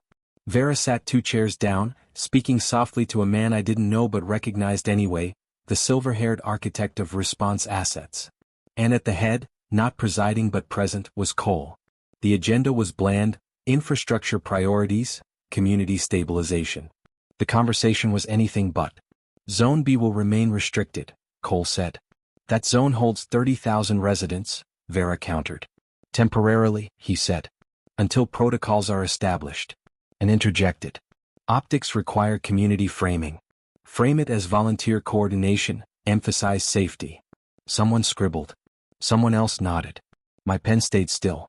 Finally, Cole turned his pale eyes to me. Mr. Mercer. Numbers. I glanced at the chart projected on the wall. It showed a budget with lines drawn not in ink but in blood. The projections assume a privatized perimeter. That increases cost in the short term. And in the long term? I hesitated. In the long term, it ensures dependency. Cole smiled. Dependency is stability. Stability is security. And security is the only product worth buying. The room murmured agreement. I sat in silence, the echo of the colonel's old words in my head. Conflicts don't end, they transition. Afterward, in the hallway, and caught my arm. Her grip was surprisingly strong. You spoke out of turn, she said. I spoke the truth. Truth without leverage is noise, she said. Noise gets filtered. I pulled my arm free. Maybe I'd rather be noise. Her eyes softened, almost pitying. Be careful, Jonah. The board doesn't tolerate static. She walked away, heels clicking like a metronome. I stood alone, the fluorescent light buzzing overhead, and wondered if the echoes I carried would one day drown me. That night I dreamed of the storm again, not the one that flooded streets but the one that never left. The storm inside the boardrooms, the storm that turned budgets into shackles and maps into prisons. I woke with the sound of a bell in my ears, steady, patient, unrelenting. The past doesn't fade. It repeats. And every repetition grows louder. The storm passed, but the real flood came after. Not of water but of contracts. Within days, paper stacked higher than men. Emergency relief. Infrastructure stabilization. Temporary housing. Every line item sounded righteous. Every dollar flowed like blood through veins no one outside the board could see. I was in the command center when the decision came down. A coastal district, poor and half forgotten, begged for federal aid to rebuild. Families lined up for food. Children drank from plastic jugs already half empty. On the screens, the numbers scrolled. Casualties, shortages, losses. Zone C, the undersecretary said. Recommend reallocation. Reallocation. I asked. He didn't look at me. He looked at Cole, who stood behind the table as if he owned it. Cole nodded once. Stabilization requires sacrifice. Sacrifice. The word carried no blood on his tongue, but I could hear it dripping. The budget shifted on the screen. $47 million stripped from Zone C, reassigned to access control and monitoring. Cameras instead of clean water. Gates instead of groceries. I leaned forward. Those people will starve. Cole's pale eyes turned to me. Come. Patient. People starve every day, Mr. Mercer. But chaos spreads only if it's witnessed. The cameras keep chaos from becoming contagious. A silence stretched. Then Anne's voice, low but certain. Frame it as resource optimization. Emphasize efficiency. The undersecretary typed, and the new language appeared on the slide. Resource Optimization Initiative. The boardroom nodded in approval. I wanted to shout. I wanted to flip the table, drag them all outside and make them look those families in the eye. But my voice wouldn't move. I remembered Keating's bourbon toast, the colonel's smile, Mill's weary warnings. And I realized I wasn't in a room of men making a decision. I was in a room where the decision had been made long before I arrived. I was just there to balance the math. Later I drove to Zone C myself. The roads were still slick with mud, the air sharp with mildew and gasoline. Houses sagged like old men leaning on canes. A mother stood in the doorway of a half-collapsed home, clutching a child whose ribs pressed against skin. 8 trucks rumbled by without stopping. Cameras on poles blinked red, recording the misery for monitoring. Tito found me there. His jacket was soaked, his boots caked in mud. You see, he asked. I see, I said. They fenced us out of our own docks and now they fence us out of our own lives. Boardroom fences, gate fences, same steel. Why don't people fight? They do, he said. But the board fights quieter. Quieter always wins until someone makes noise too loud to ignore. He lit a cigarette, let it burn between his fingers without drawing. Be careful, Jonah. You got the eyes of a man who hears echoes. Echoes make you dangerous. Or useful. Useful. Or dangerous. The phrase again circling me like a noose. Back in DC, I typed the report the way they wanted it. Resource optimization achieved, access secured, stability projected. I signed my name at the bottom. My hand trembled as I did. Because I knew the truth. Those weren't just numbers. They were tombstones written in a language polite enough for cameras. That night at home I sat in the kitchen with the ledger open. It wasn't the same book I'd receive later. This was just my notes, scribbles, fragments. But already the shape was there. Circles. Notches. Patterns. My wife came in, her eyes tired, her voice gentle. "You're shaking." "I'm listening," I said. "To what?" "The past," I whispered. "And it won't shut up." She touched my hand. "Jonah, you can walk away. You can still walk away." I looked at the pages, at the symbols scratched in margins. And I knew. Even if I burned the paper, even if I quit, even if I vanished, the echoes would follow. Because the past doesn't fade. It designs. And I was already blueprint. So here is my confession. The ledger didn't begin with the scandal. It began years before, in rooms where no one wrote minutes, in storms mapped before clouds even formed. I thought I was the man who noticed. The truth is, I was noticed. The board saw me long before I saw them. And when they marked me with that rook, it wasn't a warning. It was recognition. I had been theirs all along. The trap didn't spring all at once. That's not how Washington works. It's slower, more polite, like a dinner party where the host keeps pouring your glass until you drown. It started with whispers. A memo circulated, not mine but wearing my initials like a stolen coat. Figures twisted just enough to imply favors granted, meals expensed, contracts eased. My colleagues looked at me differently in the halls. Not open hostility. Worse. Polite distance. The kind that tells you your chair will soon be empty. Mills called me into his office. The blinds were drawn, the air stale with the ghost of old coffee. He rubbed the bridge of his nose, then pushed a file across the desk. "Jonah, I shouldn't be showing you this." Inside, photocopies of my reports annotated in red pen. Circles around numbers I hadn't written. Arrows pointing to dinners I hadn't attended. A note in the margin, Mercer compromised. "This is nonsense," I said. "Of course it is," Mills said, voice low. "But nonsense travels faster than truth." "Who's behind it?" "If you don't know by now," he said, "you're not as sharp as I thought." His eyes carried something I couldn't name, pity or warning, maybe both. "Get a lawyer, Jonah." The press came next. Reporters I'd briefed off the record, journalists who'd once bought me drinks for a crumb of context. They circled now, pens sharp, cameras sharper. The headline appeared in the Post. Analyst linked to dubious contracts. Mercer accused of conflict of interest. My phone buzzed like a hive. Calls from numbers I didn't recognize, emails with subject lines that bled words like scandal, fraud, kickbacks. My voicemail filled with vultures disguised as allies. When I stepped outside my apartment, a camera flash exploded like lightning. A reporter shouted, "Mr. Mercer, did you profit personally?" I shoved past, words curdling in my throat. The next morning my son asked me at breakfast, "Dad, are you in trouble?" His voice was small, like he'd stolen it from another boy. "Not the kind that matters," I said. "But children know lies better than adults." He looked down at his cereal and didn't finish it. The hearing was theater and I was cast as the villain. I sat at the witness table, the microphone hissing faintly like it knew the script better than I did. Cameras blinked red. The room was packed with reporters, staffers, opportunists smelling blood. Senator Vaughn, who'd once shaken my hand at a fundraiser, leaned forward with mock solemnity.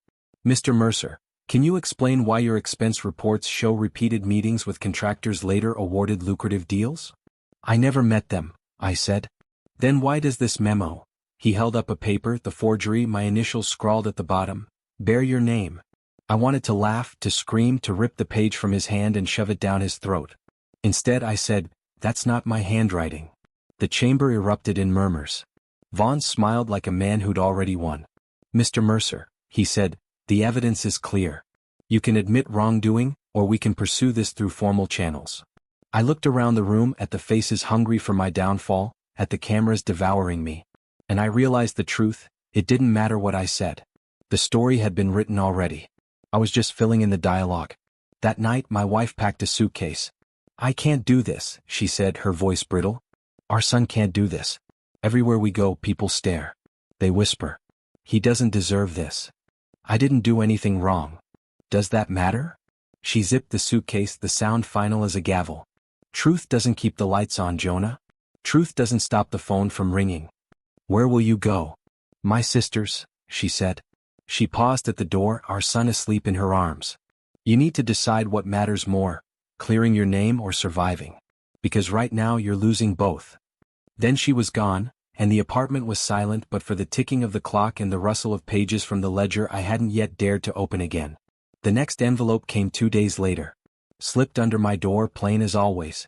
Inside, a rook, this one not plastic but carved from wood, its edges worn smooth. And a note. Every fall is a move. Choose yours. I turned the piece in my hand, felt its weight. The board wasn't just watching me anymore. It was playing me. I poured rye into a glass, sat at the kitchen table and stared at the ledger. My reflection wavered in the amber liquid. This was my fall. Not sudden. Not spectacular. Slow. Engineered. And now complete. But even as I fell, I began to understand. The fall wasn't an ending. It was an opening. The rook had finally moved. The investigation went formal the following week. The way thunder follows lightning you pretended not to see. An email arrived at 7:03 a.m. with 5 addressees and no greeting. Subject: administrative leave pending review. The kind of subject line that empties a desk before you've finished your coffee. I sat at my computer, staring at the words until the screen blurred.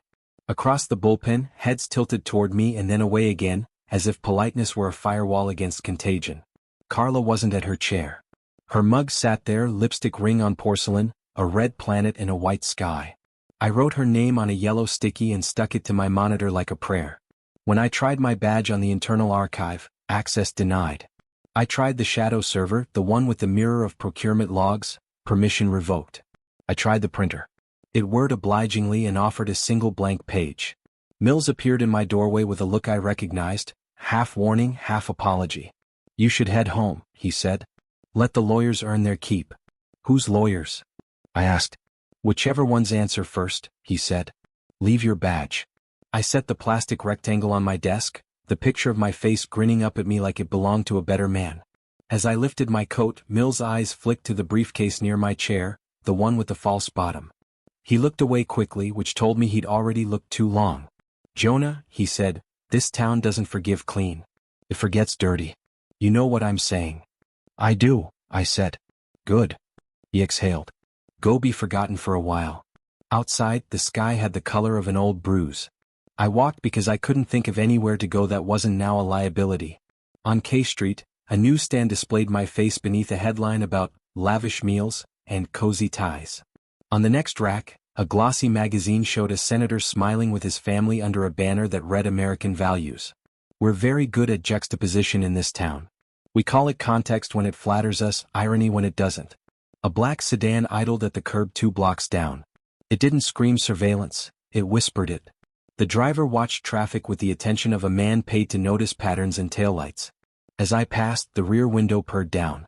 And sat inside, hair neat, smile neutral. Get in, she said. I did, and the city slipped away like a coat you suddenly realized wasn't yours. She didn't talk until we'd crossed the river and the skyline turned into scaffolding. Administrative leave, she said. Not a question. Effective 7:03. Efficient, she said. They must be frightened. Is that what they call it in your rooms? In mine, she said, we call it a tightening of tolerances. She turned to me. You're about to learn a law of motion. When a body like the board encounters resistance, it does not stop. It changes the shape of the space around it. Space like me, I said. Yes, she said. You are useful in 2 ways, absorbing momentum or redirecting it. Sleeping dogs get stepped on. Awake dogs bite. Decide.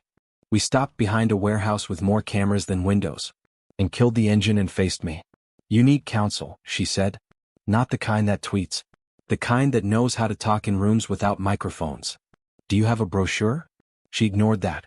There is a firm, she said. They represent institutions when institutions make messes. They can represent you too. Who pays? I asked. She smiled very slightly. Let's worry about that after you decide whether you want to survive as a man or as a cause. I thought of my wife's suitcase and my son's small brave face. Give me the name, I said. She handed me a card that wasn't a card at all. Black paper with raised black lettering you could only read when you tilted it just right. A rook embossed at the corner caught light like a wink. Of course, I said. Of course, she echoed. Then softer, I know you'd rather martyrdom felt like meaning. It only feels like heat. She dropped me a block from my building. The sedan slid into traffic and dissolved. Upstairs, the apartment smelled like stale toast and rain. On the table, the wooden rook from the last envelope, heavy and smooth, occupying the center like a promise I hadn't made aloud. I set the black card beside it. The two pieces looked like they belonged to the same language. That afternoon, the firm wrapped me in conference room calm. They had the kind of view people mistake for wisdom. A woman named Klein led the conversation, her sentences cut with a knife. "You are not to speak to anyone without us present," she said. "Not press. Not colleagues. If someone knocks, you're not home. If they call, you're on a long flight. What about my wife?" "You are separated," she said, factual as a weather report. "That is good. Reduces leverage." She slid a folder toward me. "This is the narrative we are willing to concede to." Narrative. Concede. I wanted to laugh, then remembered laughing is a tell. I opened the folder. Inside, a proposed statement that neither admitted nor denied, that welcomed a thorough review, that appreciated the opportunity to clarify. Language built to anesthetize. "When do I get to tell the truth?" I asked. Klein's eyes were warm in the way a fireplace is warm when the chimney is closed. "Mr. Mercer, truth is not a single sentence. It is a budget. We allocate it strategically. Do you know what they took from Zone C?" I said. "Do you know what we replaced with cameras?" "I know," she said. "We represent their class action." "Then why am I sitting here agreeing to euphemism?" "Because your utility right now is to remain viable," she said, patient. "You are valuable precisely because you sit at the seam of two fabrics, public narrative and private infrastructure.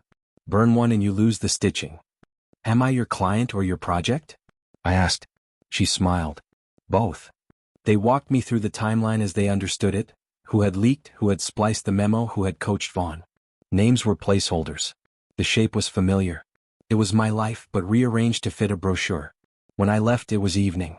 The city had turned its lights on one by one as if reminding itself it still existed. I bought takeout I didn't taste and climbed the stairs to the place that used to be home and now felt like a staging area. The wooden rook waited. I set the firm's folder next to it, and for a moment the scene looked like a still life painted by a careful liar. The knock came at 10. Not the soft promise from before, a cop's knock, authoritative and bored. I opened the door halfway and found Mills in the hallway, tie loosened, face gray. "Can I come in?" he asked. "No," I said. "But we can talk here." He nodded, grateful for any mercy that kept him from choosing a side too visibly. "They've started combing through your emails." I assumed. "Not just the government," he said. "The other they dot." "Which one?" "The one that doesn't have a seal," he said. "The one that uses your phone number like a string." I pictured Anne's black card. I pictured Cole's pale eyes in the ruined church. "How bad?" Mills rubbed his temples. "Bad enough that men with suits that silence rooms want to know who else has what you have." "The ledger," I said. He didn't ask what ledger. "You should get rid of it," he said. "That's the only thing I won't do." "Then hide it better." He exhaled. "Also, Carla." "What about her?" "She's been placed on special assignment." Which is how we pronounce banishment, without sounding medieval. "Where?" "An office 3 floors below the one with windows," he said. "She told me to tell you she took the long way down." I closed my eyes. "Thank you." Mills started down the hall, then stopped. "Jonah," he said without turning, "you think you're falling?" "You are. But some falls are dives. Keep your hands together." When he was gone, I went to the stove and pulled it from the wall. Dust rose, a constellation in lamplight. My fingers found the ledger's spine in the crawlspace cavity. I held it and felt a steadiness I can't describe without sounding like a sermon. The book was heavy, yes, but it also weighed the room down so I wouldn't float away. I rehid it, a new place, stupid in its simplicity, under the HVAC return panel behind a grill nobody cleans. I screwed the cover back with the cheap multi-tool my son once called Dad's sword. The phrase hit me in the chest like a memory is supposed to. Sleep came in a series of short, unconvincing performances. At 3 my phone buzzed an unfamiliar rhythm. A text. "No number." "Roof," it said. I stood on the threshold of ignoring it. Then I climbed. The roof door opened onto a rectangle of night and tar and the city breathing its metallic breath. And stood near the edge, silhouetted against a river of headlights. She didn't turn when I approached. "Dangerous hobby," I said. "Breathing?" she asked. "Summoning men to heights. We make choices in places where falling clarifies." "Is that what you came to clarify?" She looked at me. There was something in her face I hadn't seen before, a fatigue that wasn't physical. "They are going to indict you," she said. Not because you stole anything but because someone has to carry the story into court so the rest of the story can exit the theater. Who signed the memo? I asked. Who forged my initials? You already know, she said. Say it anyway. Cole's shop, she said. But not Cole's hand. Vera? Vera is a politician, and said. She orders the cake. She does not bake. I stared at the horizon where the city tries to look like a promise. What do you want from me, Anne? I asked. You recruit. You warn. You drop rook-shaped omens. What's the ask? She stepped closer, the wind moving hair across her forehead in a gesture that made her briefly look like someone who had once believed in uncomplicated things. We need the ledger, she said. Not copies. The book. So you can steer the wreckage. So we can keep the wreckage from crushing people you think you're saving by preserving your purity, she said, sharper than before. You want justice? Good. Keep that fever. But if you burn this down without a plan, the board will grow back with a different haircut. Then what is your plan? I asked. To isolate the worst arteries, tie them off, reroute what can't be cut, and keep the patient ambulatory, she said. Bad metaphor, good outcome. And me? You become a lever, she said. A quiet one. A rook that moves only when it matters. What happens if I refuse? She didn't answer immediately. Then someone else finds the ledger and uses it without the mercy you still believe exists, she said. And you become a headline that flares for a day and keeps men like Cole employed for a decade. A siren wailed, distant and bored. I put my hands on the parapet and felt the grit of years under my palms. You framed me, I said. Or you helped them frame me. To make me movable. She didn't flinch. We made you inevitable. That's a monstrous sentence. Monstrous things keep cities from eating themselves, she said softly. It is not noble. It is maintenance. I thought of Zone C. Of Tito on the mud road, cigarette burning without being smoked. Of cameras replacing water. Of my son asking if I'd done something bad. Maintenance. The word tasted like a mouthful of pennies. Give me time, I said. Time is the one luxury your enemies do not deny you because time makes most men choose comfort, she said. You aren't most men. You have 48 hours. She left the way she arrived, quietly as if silence were a passport. I stood alone on the roof until the cold reminded me my body still had demands. The next day was a collage, a call from Klein about narrative posture, a voicemail from a journalist asking for off-the-record background, a text from a number labeled Tito that contained nothing but an address and the word tonight. I took the long way to the address, down alleys that smelled like sugar and rot, past a mural of a man who'd been killed by a city that apologized later. The address was a union hall that hadn't recovered from 5 administrations' worth of compromises. Tito sat at a folding table beneath a framed certificate for a safety award dated 10 years earlier. He poured 2 cafecitos from a dented percolator and pushed one toward me. You look like a man who's been negotiated, he said. I've been administrated, I said. He grunted. Same thing with better letterhead. He slid a folder across the table. Inside, printouts of shipping manifests, access logs, camera placements. You won't get these from your computers anymore, he said. But we still haul steel with guys who remember paper. The abandoned platform under the bridge was the kind of place where cities forget their own bones. Rusted beams dripped water in a steady rhythm, the air sharp with iron and mildew. Graffiti curled along the concrete walls, names, tags, prayers.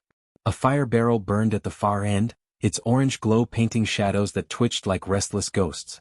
Cole stood beside it, coat unbuttoned, hands in his pockets as if the night were his living room. 2 men lingered in the dark behind him, silhouettes more posture than person. Their presence wasn't subtle, but subtlety wasn't the point. You came, Cole said, voice even, almost amused. You invited me, I said. And I was curious how a man frames betrayal as a conversation. He smiled faintly. You still think this is about betrayal? What else do you call forging my initials, leaking my reports, pushing my family out the door? Preparation, he said. You were a knight out of place, moving in odd lines, jumping where you shouldn't. The board doesn't like unpredictability. So we made you predictable. By destroying me. By refining you, he corrected. A fall is not an end, Jonah. It is gravity's way of deciding where you belong. I took a step closer, feeling the rook in my pocket, its edges pressing into my thigh like a reminder. And where do I belong? Cole's eyes, pale and unreadable, reflected the firelight. You belong where you've always been. In the straight lines. You're a rook, Mercer. Heavy. Relentless. Not quick, not clever. But when you move, you clear a path. Is this where you recruit me? I asked. This is where I tell you the truth, he said. The indictment is already written. The hearing dates are already set. They'll drag your name through every headline until people spit it out like a curse. But when that happens, you'll have two choices. Fight alone and vanish. Or let us make you useful. Useful how? By giving you purpose, Cole said. By putting the ledger to work instead of letting it rot in a vent. By moving pieces no one else is strong enough to touch. You want justice. We want control. They're not enemies. They're cousins. The fire cracked. One of the silhouettes shifted, metal clinking softly at his side. I thought of Zone C, of Tito's warning that the board fights quiet. I thought of Carla, buried alive in an office with no windows. I thought of my wife, her voice shaking as she said truth doesn't stop the phone from ringing. Why me? I asked finally. Cole's smile sharpened. Because you already fell. And only the fallen understand gravity.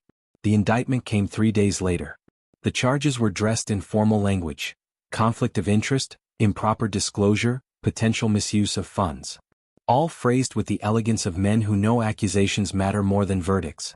Reporters camped outside my building. Neighbors avoided the elevator. My name trended on feeds that never cared about me before. Klein, my lawyer, met me in a sterile room lined with gray carpeting and optimism. This is manageable, she said, spreading papers across the table. They've overreached. We can attack process. They forged my initials, I said. Process, she repeated, calm as anesthesia. We win on technicality, not righteousness. Courts don't adjudicate morality, Mr. Mercer. Then what do they adjudicate? She leaned back, eyes reflecting fluorescent light. Which story is easier to swallow? Carla found me in a diner off Constitution, a place where the coffee tasted like rust and the booze smelled of fried onions. She slid into the seat opposite, her hair pulled back, her eyes shadowed. They've buried me, she said. Office in the basement. No clearance. No access. Just busy work in silence. I'm sorry, I said. Don't be. They left me bored, and boredom is dangerous. She slid an envelope across the table. Inside, photocopies of manifests, more of the circle and notch marks, more evidence that storms were less disaster than opportunity. You're not crazy, Jonah. It's all orchestrated. I know, I said. But knowing doesn't change anything. It can, she said, her voice fierce. If you're willing to be louder than them. Loud gets you killed. She held my gaze.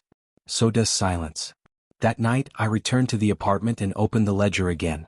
Its pages breathed dust and ink, the handwriting marching across decades like soldiers on a parade ground. Every line was an echo of the past, every mark a countdown to a disaster someone had already priced. I ran my fingers over the wooden rook. Heavy. Blunt. Relentless. They called me a villain. They called me compromised. They called me fallen. Maybe they were right. But even a rook fallen from the board can still strike when it moves again. And I was ready to move. The day the grand jury handed down the indictment, the sky was the color of paper that's been handled too many times.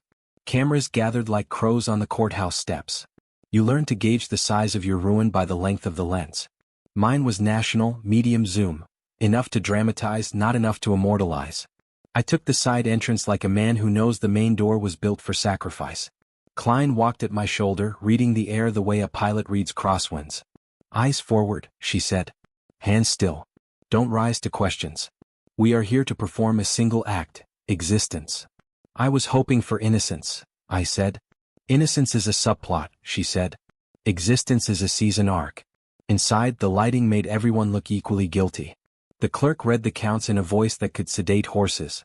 I entered the plea Klein had trained into me, not guilty 3 times like knocking on a door you don't want opened. The prosecutor's eyes skimmed me and landed on Klein, where the real contest lived. Lawyers fight wars with the tenderness of men who know each other's clubs. After outside, microphones bloomed like steel flowers. Mr. Mercer, did you falsify documents? Did you trade access for meals? Did you share confidential data with private contractors? Klein stepped forward into the sound and performed the choreography. We welcome the opportunity. We look forward to demonstrating. My client has faith in the process. I stood behind her and felt the wooden rook in my pocket. A small truth in a city that lives off big lies. A boy on a scooter slowed at the edge of the crowd, watched with the blank amazement children grant disasters. He could have been my son. I looked away before the comparison could indict me worse than the court. That night, the apartment felt smaller than the indictment. I cooked eggs I didn't want and ate them because bodies don't negotiate. The ledger sat on the table, its spine as familiar to my hand as a prayer book to the pious. I opened it without deciding to. Pages breathed up the smell of ink and old decisions. I traced entries with a finger that had signed too many memos and not enough warnings. What I had, finally, was not courage but direction. The buzzer sounded at 9. I didn't answer. A minute later, my phone vibrated, a picture of my own doorway time-stamped. Then the message, "Open Rook." I did. Anne stood in the hall with rain on her shoulders, hair darker, eyes bright with a kind of urgency I hadn't seen since people believed in the moon landing. She stepped inside as if she owned the lease. "Two things," she said, wiping her hands on her coat. "First, Vaughn is bringing a motion to freeze your assets. It will pass unless we throw sand in the gears." "What does sand look like in your shop?" I asked. "A leak," she said. "Something sharp enough to suggest overreach, vague enough to avoid a counterpunch. And second," she glanced toward the table, "Cole wants a meeting. Not a trap. A reckoning. Those are often the same." Her mouth did a small thing, not a smile. "Not tonight." "Why me?" I asked, because it's the question that burrows when you lie awake. "With all your pieces, why spend time with this one?" "Because you control a file they can't see past," she said. "Because you're straight. Because you think being straight is a weakness. It isn't. It's a weapon if you stop apologizing for it."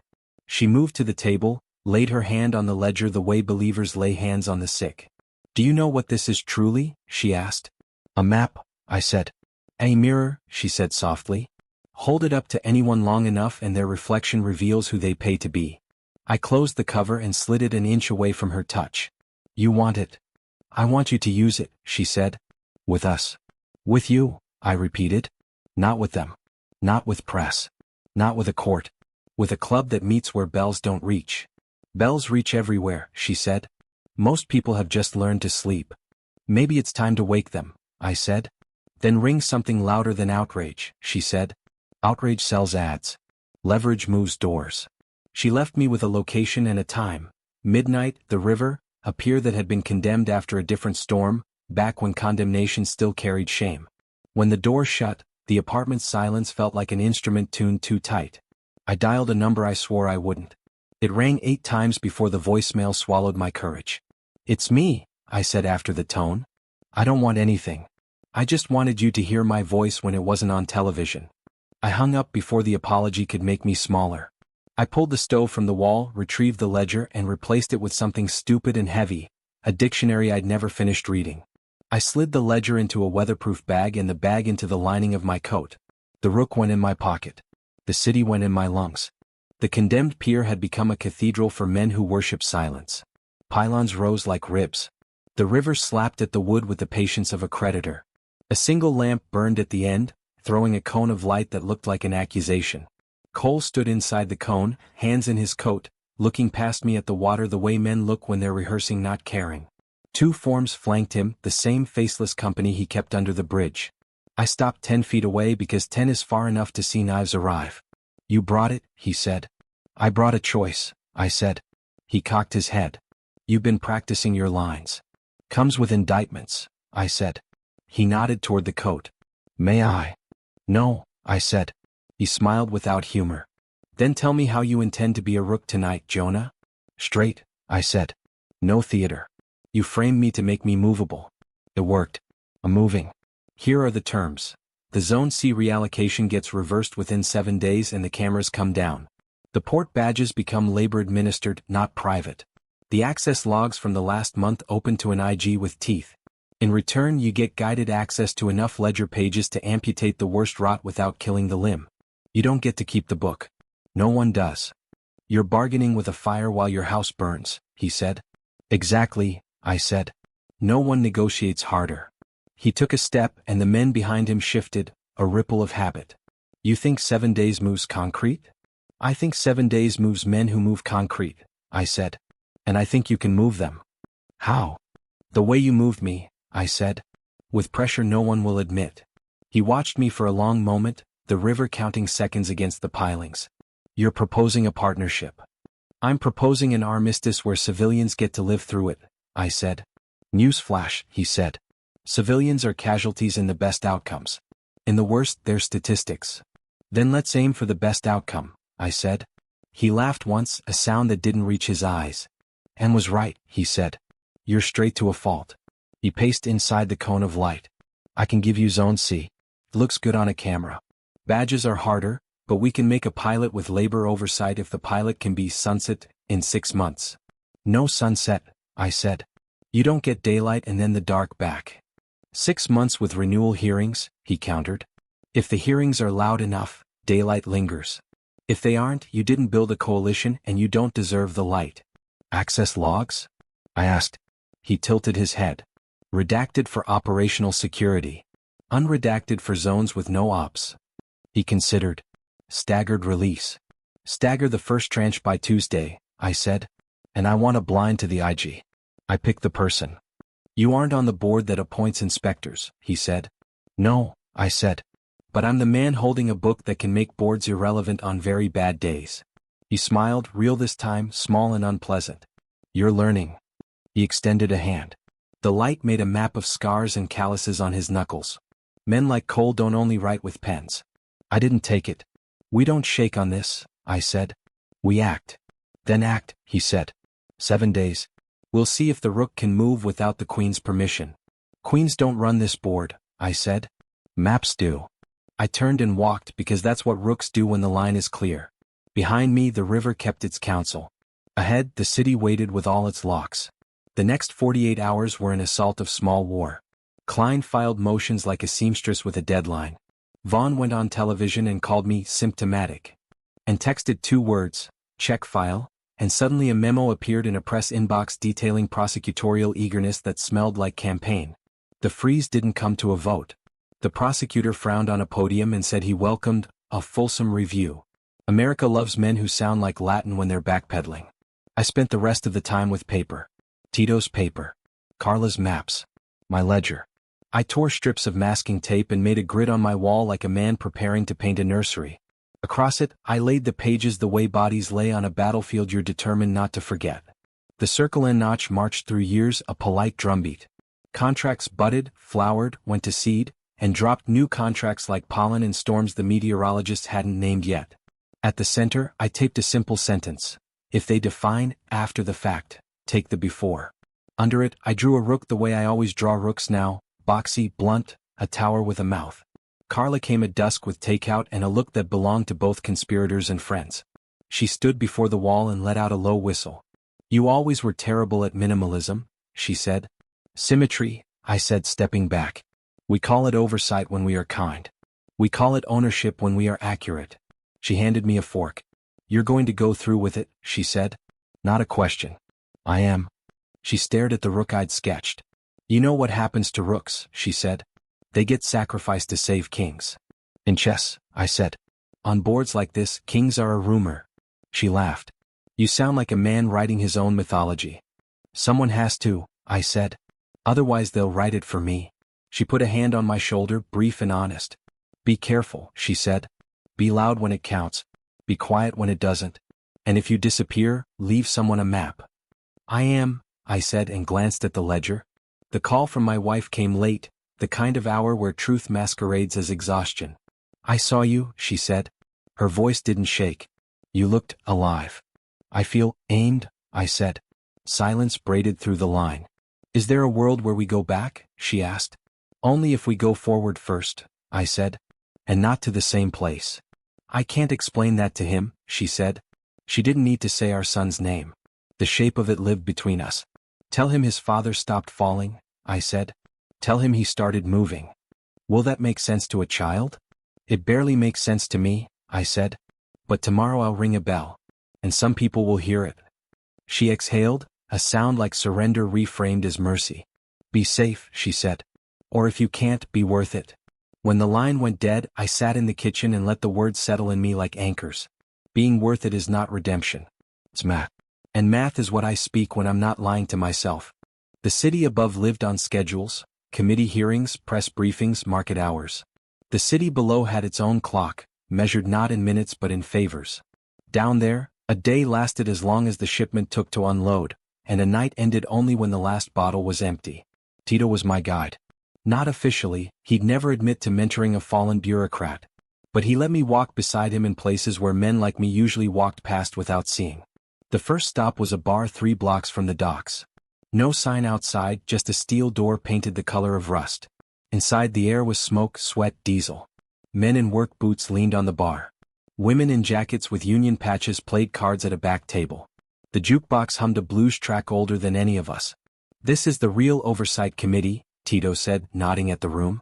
"They keep the city moving when your hearings are still arguing over acronyms." A man at the bar raised his glass. "This the numbers guy?" Tito nodded.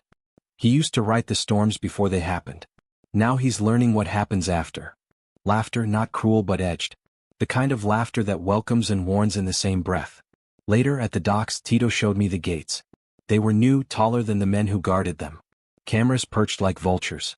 Families stood outside, waiting for permission to collect crates labeled relief. A guard scanned badges that weren't issued to half the people in line. "This is what they call stability," Tito said. Steel fences and cameras pointed away from the real crime. A boy pressed against the gate, eyes wide. On the other side, a crate split open, cans of food spilling onto the concrete. The guard shoved him back with a baton. No press, no cameras, no one to care. Except me. I stepped forward before I thought. Tito's hand clamped on my shoulder. "Not yet," he said. "Noise only matters when the right ears are listening. Those ears never come here." "Then bring them," he said. That night, Tito took me to a warehouse. Inside, crates stacked to the rafters. Labels said medical supplies, emergency blankets, portable generators. But the manifest Carla had given me told a different story. Half the crates were double-listed. Some carried weapons. Some carried men. I pried one open. Inside, not bandages but rifles wrapped in plastic. Stamped with the insignia of a contractor I'd seen in procurement logs years before. "This is what storms buy," Tito said. "Not recovery. Control." He pulled a tarp aside, revealing a group of men huddled on the floor. Faces hollow, clothes torn. Refugees? Workers? Victims of another disaster? I didn't know. One of them looked up at me with eyes so empty I thought I was staring into the ledger itself. "They move them like cargo," Tito said. "Cheaper that way. No paperwork, no questions. A storm hits, they call it relocation. Truth is, it's trafficking with a prettier name." I stumbled back while rising. I had signed budgets that paid for this. I had authorized logistics streams that masked this trade. "You see it now," Tito said, voice low. "What numbers really mean when they hit the ground." Outside, the night smelled of salt and smoke. I leaned against a shipping container trying to breathe. Tito lit a cigarette and offered one. I shook my head. "You still think you can fix it from the top," he said. "That's not how this works. The board owns the top. The fight is here where men bleed." "I'm not a fighter," I said. "You're a rook," he said, surprising me with the word. Heavy. Straight. You don't need to be clever. You just need to move when it counts. I thought of the ledger hidden in my coat. I thought of Anne's warning, Cole's threats, Carla's maps. And I realized, the underground wasn't just a place. It was the truth I had tried not to see. The city above made decisions. The city below paid for them in blood. And I was standing with one foot in each, a man who could no longer pretend they weren't the same board. At dawn, I walked home past the church by the river. The bell was silent. I pulled the rope anyway. The sound rolled across the city, low and relentless, echoing through alleys and avenues. A few faces turned upward, puzzled. Most didn't hear at all. But I heard. The underground had found me. And I wasn't walking away. The docks teach you a new alphabet fast. Hand signs, horn blasts, the semaphore of eyebrows from a lookout on a gantry who's seen enough to know which shapes in the dark mean trouble. I learned by standing close enough to get splashed with the city's underside, far enough not to ruin the work with my questions. By midweek, the pilot labor badge program Cole had promised was a rumor with boots. Tito's people had drafted tables in a break room that smelled like coffee and rope. Names, shifts, blood types scribbled in the margin because docs keep their own medical records when ambulances take the long way around. Every name had a cousin on parole, a mortgage in default, a kid who played ball in a cracked lot beside a warehouse that used to be a parish hall. I watched a woman named Naya, forearms knotted from years on the hooks, walk a line of men through the new scanners, a borrowed laptop on a milk crate spitting thermal paper like confetti. "Smile," she told them without smiling. "You're in a pilot. Means we get praised or punished depending on how pretty the numbers look to people who've never bled in steel-toe boots. When the first alert chirped, the guard at the gate, a private contractor whose neck bulged against his collar like the security industry had pumped him with optimism, stepped forward. "Badge invalid," he said, pointing to a teenager whose hands were raw from hauling relief crates that had never made it to any relief. "His name's on our sheet," Naya said. "Not in our system." "Your system got installed yesterday," she said. "Our system built those cranes." The guard's hand dropped to his belt. "Not a gun. A baton." I watched that hand the way I've learned to watch numbers, track the arc before it writes its outcome. Tito appeared at my shoulder. We both stepped together, a choreography we hadn't rehearsed and didn't need to. "Problem?" Tito asked. "Pilot says valid," Naya said. "Gate says invalid." "Gate can't read," Tito said. "We'll teach it." He took the scanner, toggled to a menu only Naya knew existed, mapped the boy's badge to a dummy field labeled volunteer coordination, Anne's phrase, then held the device up so the guard could see the digits rearrange themselves into obedience. "Try it again," he said. The screen flashed green. The boy looked like a door had opened somewhere he'd been told didn't have doors anymore. The guard recovered his authority with a shrug. "Glitch," he said. "All systems glitch," Tito said. "The fix is who owns the reset." By afternoon, ownership arrived wearing a navy blazer and a smile that could make a city council vote yes to anything. Vera Duplessis walked the perimeter with a film crew trailing like well-trained dogs. She wore the kind of hard hat that never picks up a scratch. When she reached the pilot station, she found Naya demonstrating dignity without drama. It didn't fit the shot. "Can we get a father with a child?" a producer asked no one. "Can we get a tear?" "Get me a budget line that doesn't hide a razor," Naya said. Vera spotted me. The recognition didn't reach her mouth, it flickered in the slight delay of a blink. "Mr. Mercer," she said, and extended a hand that smelled faintly of hand sanitizer and expensive soap. "I hear you're auditing our miracle." "I'm auditing gravity," I said. "Your miracle claims to defy it." She laughed at the right volume for microphones. "We're all lifting together," she said to the camera. "Public, private, labor. That's how America works when it works." Tito's jaw ticked. Vera pivoted, gave him the smile politicians offer men they can't afford to ignore. "Mr. Alvarez, thank you for partnering." "We're not partners," Tito said. "We're neighbors. Partners split profits. Neighbors split grief." The producer stepped in with a suggestion for a better background. Vera moved, lights followed, and the camera captured a version of the docs that would look like Compassion at 11. I watched her speak in sentences that had been warmed under the heat lamp of a comms shop until they glistened. She was good. The system rewards good. A tug's horn bellowed upriver, a long, unembarrassed note. The camera tilted for B-roll. In the corner of my view, I saw two men lingering where men don't linger unless they belong. Clean boots, catalog jackets, the too still posture of the well-insured. They watched not the interview but the gate. One touched his ear. "Anne's invisible flock? Coles? Or the board's board?" Tito followed my gaze. "Friends of yours?" he asked. "I don't have those," I said. "Good," he said. "They're expensive." We met in the Union Hall at dusk to set the rules that rules ignore. The folding chairs squeaked like honesty. The whiteboard already had a target drawn on it because every plan needs something to shoot at, even if it's just doubt. "Tomorrow we take 2 stacks of relief crates to the ward that keeps getting reallocated," Naya said, circling Zone C on a faded map with a marker that had been used down to its nub. "We do it with badges that read volunteer coordination. We do it before the cameras wake up." "And the private guards?" someone asked. "We bring coffee," Tito said. "And a few off-duty cousins to stand between coffee and baton." A younger man, too eager, too angry, banged his fist on the table. "Why not roll up with trucks and take what's ours? They're stealing anyway." "Because rolling up makes a clip that gets replayed while they hire more guards," Naya said. "Because we play long. Because your daughter needs you tomorrow." The room exhaled. Doc rooms are full of men who know what tomorrow means. Tito turned to me. "You bring the thing that makes our story a map, not a sermon." "The ledger," I said. No one flinched. The word had begun to feel like a talisman men rub before fights they don't want to admit they've already joined. "Not all of it," I said. "Enough pages to draw a line from the crate to the vote to the offshore account labeled like a perfume ad. Enough to make the cameras that pretend to be blind see." "Whose cameras?" Naya asked. "The ones and can move," I said. "The ones Cole can't turn off without admitting he built the switch." Tito nodded. "Good. We'll need a countdown. 19 to 21 days, I said, and when they looked at me I realized I'd said it wrong. That's the ledger's signature before a storm. This is a different weather. This is tonight. At midnight, the warehouse's belly glowed with the dirty light of portable lamps. Men moved like a machine tuned by hunger, Naya calling cadence with a voice that had learned to outshout cranes. 2 stacks of crates marked blankets, the polite kind of lie, rolled toward the loading bay. I checked the manifest against Carla's photocopies. Numbers matched the solved part of the equation. The unsolved variable was who would claim the quotient by dawn.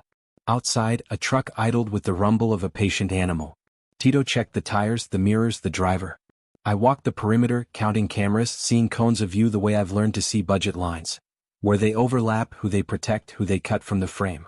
On the riverside, 2 new units had sprouted since afternoon, black bulbs with 360-degree fisheyes. The private guards had money overnight. Money wakes faster than people. I crouched beneath the nearest camera, traced the conduit to the junction box.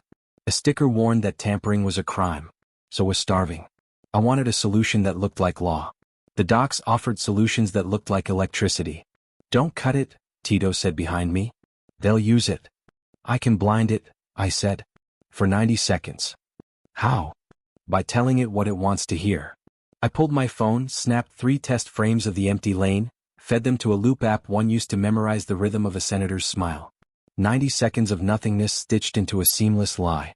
I synced the loop to the camera's handshake. The lens blinked, then fell into the new time like a drunk falling into a chair.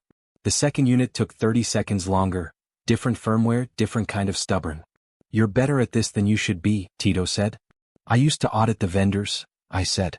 I know what they cut to make their margins work. He grunted, respect, resentment, both. We roll at 1, he said. You ride with me. I shook my head. I ride with the second truck. Insurance policy? He asked. Symmetry, I said. If they stop you, continuity. If they stop me, you drive through. He didn't argue. Doc wisdom knows when a plan finds its own weight. We rolled. Zone C has streets that show their bones. Cobble under concrete, pipes under cobble, history under pipes. The trucks took the least bad route, avoiding underpasses where water waits like a grudge. We kept the lights off until we had to turn them on. In the passenger seat of the lead rig, Tito gripped the dash the way men grip pews when the sermon is from the Old Testament. I rode behind, ledger pages in a folder under my thigh, wooden rook in my pocket like a talisman that wouldn't protect me but might remind me what protection looks like. At the first gate, 2 private guards took positions like chess pieces who'd memorized their squares and nothing else. Tito's driver, Marta, a scar bisecting her eyebrow into a question mark, killed the engine. Tito stepped down with 2 thermoses and a smile aspirins might envy. Night shift, he said, offering coffee. How long you boys plan to stand in the wind? One guard eyed the steam, the other eyed the crates. What's in the back? Blankets, Tito said. Volunteer coordination. Want a blanket? ID, the guard said. Tito held up a badge under a clip-on light. Volunteer coordination in clean font. The guard squinted, seeing what he'd been coached to see. He lifted the radio to his shoulder.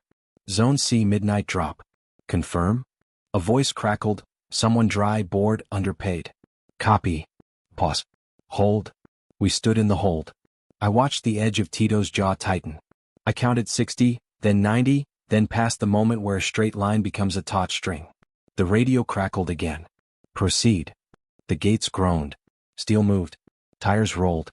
Naya leaned from the second truck and flashed the world's smallest victory sign. We didn't celebrate. We were still inside the machine's throat.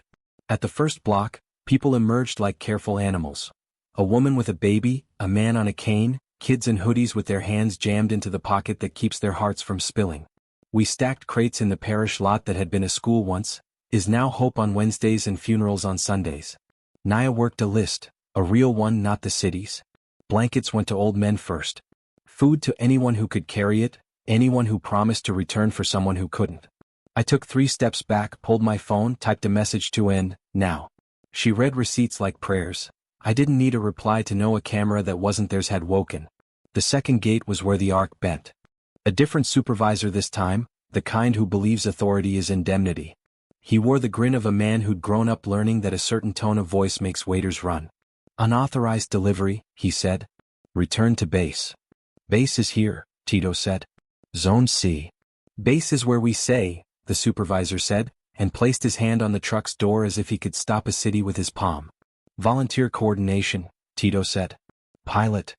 I don't see your pilot, the man said, eyes skipping like flat stones over facts he didn't plan to keep. He lifted a hand to the nearest camera. I see trespass. Then watch, Naya said, rolling a crate toward the lot without waiting. Two teens grabbed it. A woman fell on it like it might disappear into a miracle. The supervisor stepped to block the second crate. Tito stepped to block the supervisor. The baton came up the way math rises, inevitable. I moved without thinking. That's the lie I tell myself. A better confession. I moved because the ledger had taught me what happens when lines are allowed to complete themselves unchecked. I stepped between baton and body. The wood bit my forearm, pain clean and hot. I didn't flinch. Pride, adrenaline, stupidity. Cameras on, I said, not to him, to Anne. To whoever she'd woken. Do you really want this clip? The supervisor's eyes calculated. His math was different than mine. Arrest, he said. The word carried its own baton. Two guards moved in, hands practiced. Volunteer coordination, I said again louder for the microphones I couldn't see. Pilot authorized by Councilwoman Duplessis' office. Bayou Sentinel oversight. Integrated access control. You like those syllables? They taste like your paycheck. Names travel faster than fists. The guards hesitated. The supervisor switched equations. Stand down, he said, because men like him put the blame in passive tense when cameras loom. He jabbed a finger at Tito. We log this. Next time you schedule. Chain of command. Chain of command, Tito repeated, as if mapping the shape of the phrase to his tongue might reveal a toxin. We finished the drop. We didn't look grateful. We didn't look triumphant. We looked like people who understand that winning one block is losing somewhere else if the math doesn't change. On the way back through the gate, the supervisor leaned toward my window. You think you're righteous, he said, not as accusation but as diagnosis. You're not. You're a man with friends who scare me more than I scare you. You should be scared of people who don't need friends, I said. He blinked, confusion stuttering across features trained for certainty. We rolled. At dawn, I met Carla on a footbridge that connected two parts of a neighborhood city planners don't visit without an escort. She wore a beanie and a coat that could pass for any other coat on any other woman. She handed me a thermos. The coffee tasted like carbon and relief. You stepped into a baton, she said. News travels. Tito told Naya, Naya told the guy told a cousin, the cousin told my mirror. The mirror tells me everything. We watched the river light itself, a slow ignition. Across the water, the outline of the port looked biblical, cranes like giant Jacob's ladders with no God at the top. And got your clip out, Carla said. Local first. Then a freelance stringer with a conscience. Then a cable hit where a host used your name like a question mark. You're trending again. But not just as villain. Progress, I said. Don't say that, she said. It angers gods I don't believe in. She pulled a folder from her bag. Also, access logs. The first unredacted tranche like you demanded. Don't ask how. Ask what we can do before they realize who handed what to whom. We spread pages over the cold steel railing the way gamblers spread a winning hand. Names, times, palette codes. The patterns came up like bruises in ultraviolet. Late-night transfers grouped in pairs, destination fields left TBD, during the hour when land registration pretends not to watch, truck IDs repeating after apparently returning to base. I marked a run of entries with the circle and notch, the symbol's evolution into stamp. This time, someone had added a flourish beside it. 3 short diagonal lines. A private joke. A signature within a signature. What does that mean? Carla asked. That someone in the chain thinks he's clever, I said. And that he's confident enough to watermark a crime. You have a name? She asked. Not yet, I said. But I have a place. I tapped the lines of times that clustered around one forgotten spur lane, a strip of asphalt that curved toward a warehouse declared unsafe for entry 7 years ago and somehow never demolished. If I've learned anything from budgets, it's that unsafe means useful to someone with insurance. You're going tonight, aren't you? Carla said. Not a reprimand. An admission of complicity. And says 48 hours, I said. Cole says 7 days. The logs say midnight. The ledger says 19 to 21, but tonight is a different storm. I'll tell Tito, she said. He'll say don't. And you? I'll bring a camera that doesn't blink when men shout, she said. And a friend who used to solder radios for fun in a war we pretended not to sponsor. Don't, I said. It's ugly enough with two of us. She smiled. I like ugly things that tell the truth. Before dark, I went home to change a shirt that had learned too much about my blood. I stared at the wall where I'd taped my maps. The rook I'd sketched at the center looked amateur beside the ledger's tight hand, and that felt right. The ledger has no vanity. It doesn't care if your drawing looks like a tower, it cares if your line reaches the end of the file. A text pinged. Bring the book. No name. I didn't need one. I wrote back, no. Another ping. Bring a page. I slipped two into a cheap folder, the camera contract with the 19-day mark, and a volunteer coordination memo that misused Anne's phrase to justify installing new locks on old doors. I slid the wooden rook into my pocket. I left the book where books go when they're safer than men, in the place no one cleans. On my way out, I stopped by the church. The door was open, the air inside damp with a century of breath. Sister Magdalene, her name had finally reached me from a memory that wasn't mine but belonged to a city I'd borrowed, lit candles with a steady hand. You ring the bell like a man apologizing to steal, she said without turning. I keep hoping it forgives me, I said. It doesn't forgive, she said gentle. It carries. She faced me. Eyes the color of pewwood, hands nicked by service. You going to carry something heavier tonight? Yes, I said. Then leave something here, she said, and held out a small dish where parishioners dropped scrap prayers, buttons, ticket stubs, baby hospital bracelets. I placed the rook. It looked wrong then right. It looked like what it was, a promise I might need both hands free to keep. Take it back when you need a handle, she said. Thank you, I said. Don't thank me, she said. Bring me names. Midnight breathed Diesel. Carla's friend, a woman in a denim jacket with a soldering iron clipped to her belt like jewelry, killed the power to a segment of fence long enough for us to slip through a seam that had become a gate because no one paid enough to pound it flat. Tito had insisted on a shadow team half a block away. Not to bail you out, he'd said. To count the cost of what we can't. I did the math the way you do when you walk into a room you haven't paid for. Exits, lights, sounds that are too regular to be natural. The unsafe warehouse had one sodium lamp burning like a dying star above a loading dock. The door hung on one hinge, an invitation to fiction. Inside, pallets. Not many. Enough. I counted the labels in the half-light, matched them to Carla's run of entries. Generators. Blankets. A crate marked medical with a serial that crossed to a contract line scheduled for community clinic deployment next week. And there, tucked between two bland blocks, a crate with no stencil, only a grease pencil scrawl. 12. Watch, Carla whispered and lifted her camera. The denim woman drifted to a panel, jimmied a cover, clipped a pair of alligator leads to a pair of analog terminals that had survived 7 years of neglect like two stubborn teeth. Old tech's honest, she murmured. All it knows is on, off. From outside, tires whispered asphalt. A truck that wasn't ours, running lights dark, back to the dock with the pride of a man who had done this enough to make it breezy. Two silhouettes hopped down, moved like men who didn't need to talk. One slashed plastic with a box cutter that had cut more than packages. They went not for the generators or the blankets. They went for S12. The crate slid forward. The lid came off with a pop of nail heads giving up. Inside, not bodies. Not guns.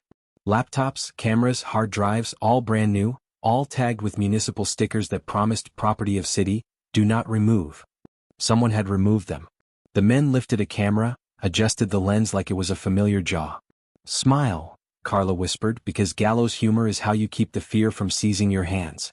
Then the mistake. The second man swung his flashlight across his partner's face for a fraction. That's all the camera needed. His features froze on Carla's screen. A nose that had met a fist and lost long ago, an old scar through one eyebrow. 3 short diagonal lines tattooed at the edge of his hairline. The flourish from the logs. He had watermarked his skin. Got you, Carla said to the universe. Time to go, Denham said, because truckers who steal don't hover, they finish. We backed into shadows the way cats do when they've knocked the vase they were pretending not to touch. The truck took S12 and 2 medical crates for cover. It rolled to the spur and vanished into a piece of road that maps don't admit. We exhaled. Proof, Carla said, not triumphant, careful. Noise, I said. In the right ears. Anne, she asked. Anne, I said. And someone in the IG's office who still believes numbers are witnesses. And Cole? Carla asked. Cole already knows, I said. But he needs a reason to prefer our outcome. Tito's shadow team folded around us at the fence like a blanket made of muscle. Cost? He asked. One face, I said. 3 lines. A road that isn't on paper. A truck that belongs to a subcontractor that doesn't officially exist. And the city's toys, he said, spitting rail dust. Toys they bought to watch us. Toys they hid so we couldn't see them. Now we show them, I said. Good, he said. Then we count who's missing in the morning and blame the right man. We melted back into the city that pretends night hides it. At the corner, a church bell sounded 1 o'clock. It felt like a clock and a verdict. At home I didn't sleep. I arranged my pages on the kitchen table into a grid that spoke in a grammar I could translate without saying it aloud. Entries, symbols, times, the flourish, the photo freeze of the man's face, the serial on S12, the purchase order that said community clinic, the remittance that said deferred for efficiency, the memo that said volunteer coordination like a joke I was tired of hearing. I wrote a sentence at the bottom with a pen that had run out of black and was trying on blue. These aren't storms. They're budgets rehearsed as weather. My phone buzzed at 3. And they moved on Zone C faster than we agreed. Next time you loop me in before you ring bells at midnight. I typed, then erased. Typed again, we needed a clip that hurt. She wrote back, hurt smarter. I didn't reply. She didn't either. At 4, a text from a number labeled Klein, prosecutor wavering. Don't do anything that makes him feel courageous. At 5, a message from a contact I hadn't named, sister on my phone, 2 words, bell ready. I pictured the rook in its dish catching first light through stained glass so dusty it had become its own weather. I breathed once. Twice. At 6, I walked to the Union Hall with the folder. Tito had brewed coffee that could take paint off ships. Naya was there, eyes bloodshot, hands steady. Carla set up her laptop. Denim is Tina, I learned now, and Tina had already drawn a map of the analog network that fed the cameras in a quadrant of the port. 1 hub, 5 spurs, she said. Cut the hub and they turn on the backup generator with the missing plug. It's a comedy if you're dead inside. We'll give you 90 seconds of noise and 90 of silence. Use it. Use it for what? Tito asked. To bring their own watching to the moment they stop wanting to be seen, I said, tapping S12 serial with my pen. We're going to stage a delivery. And when they come to steal it again, they'll be on their own tape. Whose tape? Naya asked. Ours, Tina said. Because I like old tech. All it knows is on, off. It was a bad plan that smelled like a good one. The only kind the docs ever get. We broke to our jobs with the economy of people who have removed the luxury of doubt. I lingered. Tito watched me, then watched the map, then watched me again. You sure you're built for this? He asked, not unkind. No, I said. But I'm shaped like it. Rook, he said. Rook, I said, and went to fetch the piece from the dish before I forgot why I'd left it there. Morning broke mean. News vans lined the avenue like scavengers with press credentials. The clip from Warehouse 12 had already begun to propagate the way mold does, quietly, insistently, in places you can't scrub. Carla's analog feed had been ingested, digitized, mirrored, and mailed to inboxes that still believed in BCC, as a form of faith. A local station ran 30 seconds. The crate lid popping, the man with the 3 diagonal lines, the gun half raised then lowered under floodlight. No voiceover. Just tape. It's astonishing how honest the city looks when no one is narrating. My phone vibrated itself across the counter. Klein first. We do not condone vigilante stings. If anyone asks, you were home. Then and you rang a bell without telling the ringer. Meet. Then a number I didn't have tagged. You made us visible. We don't forgive easy. No punctuation. Men who threaten for a living rarely waste ink. I pocketed the wooden rook, slid the folder of stills under my coat, and stepped into a morning that smelled like wet newspapers and consequence. They chose a coffee shop with a blackboard menu and a barista who spelled names like a dare. And was there already, sleeves rolled, hair pinned, a laptop open to a screen that pulsed with heat maps and rumor. She didn't look up when I sat. You broadcast without coordination, she said, voice even. You forced hands that weren't ready. I forced hands that were stealing, I said. And I didn't broadcast. Carla did. Tina made the rig. Tito made the room. The underground isn't your staging ground. She closed the laptop, considered the truth she could afford. You complicated a choreography. Good, I said. That means it wasn't a charade. A beat. Then quietly, the men you exposed won't stand alone. Someone will cut them loose publicly and shelter them privately. We're racing a cleanup. I brought a mop, I said, tapping the folder. She slid it across and scanned the stills. Her eyes stopped on the tattoo, the 3 diagonal lines inked like a boast. He's a subcontractor out of Lafayette, she said. Contract lineage runs through 2 shell firms we've both circled for a year. The flourish is a vanity mark. We noticed it in logs. We didn't have a face. Now you do. Now the board does, she corrected. And it will want a sacrifice. His. I asked. Yours, she said almost gently. Unless you learn to play. What does playing look like today? Letting me aim the next clip, timing it so the IG can step in without getting his budget gutted. You enjoy straight lines, Rook. Consider this an on-ramp to one that doesn't curve into your grave. I sipped a coffee that tasted like youth and felt older anyway. And Cole? Cole will posture, she said. He'll condemn the subcontractor, declare a surprise audit, offer to replace cameras with better cameras. Under the table, he'll pull 2 permits for Zone C so you can call it progress. That his trade. That's his camouflage, she said. What's yours? I asked. She smiled without heat. Competence. She slid the folder back. One more thing. The men with the tattoo? They didn't move for themselves. They moved for someone you used to brief in an anteroom with a bad fern. Vaughn, I said. She didn't nod. She didn't have to. Some names change the temperature when you say them. Then we burn him, I said. We scald him, she said. Then see who rushes with a towel. The Union Hall swelled that afternoon the way a chest does before a shout. Tito stood on a table so he could be seen. He could be heard from the parking lot without elevation. The room hummed with 100 versions of the same story. Brothers roughed, crates diverted, badges denied. The warehouse 12 clip rolled on a projector hung from a water-stained ceiling tile. Men cheered when the gun dropped. They cheered harder when the face froze. It's not that they loved violence. It's that they loved a moment where men with money flinched. We're done waiting, Tito said when the noise fell back to a growl. We'll run our pilot whether they bless it or not. We take relief where it's needed. We hold the gates until a judge tells us we can't, and then we remind the judge who built the dock his car comes in on. A cheer rough and real. Naya stepped forward, lifted a hand. We do it without breaking so they can't point cameras at our brokenness and call it a reason to bring in more men with batons. Heads nodded. Dockrooms understand optics as survival, not PR. Tito pointed at me. The room's attention hit like a wave. Tell them what the book says, numbers.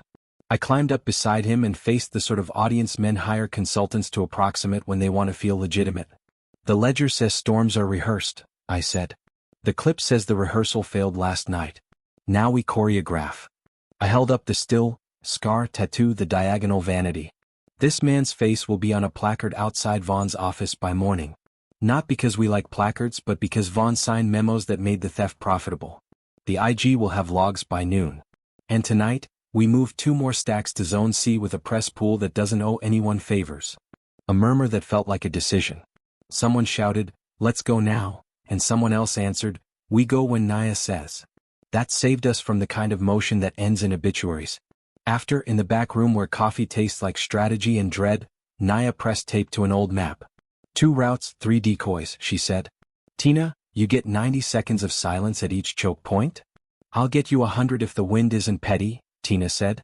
Tito, your cousins? Standing by to lift, not to swing, he said. Everyone looked at me. I laid a single sheet on the table.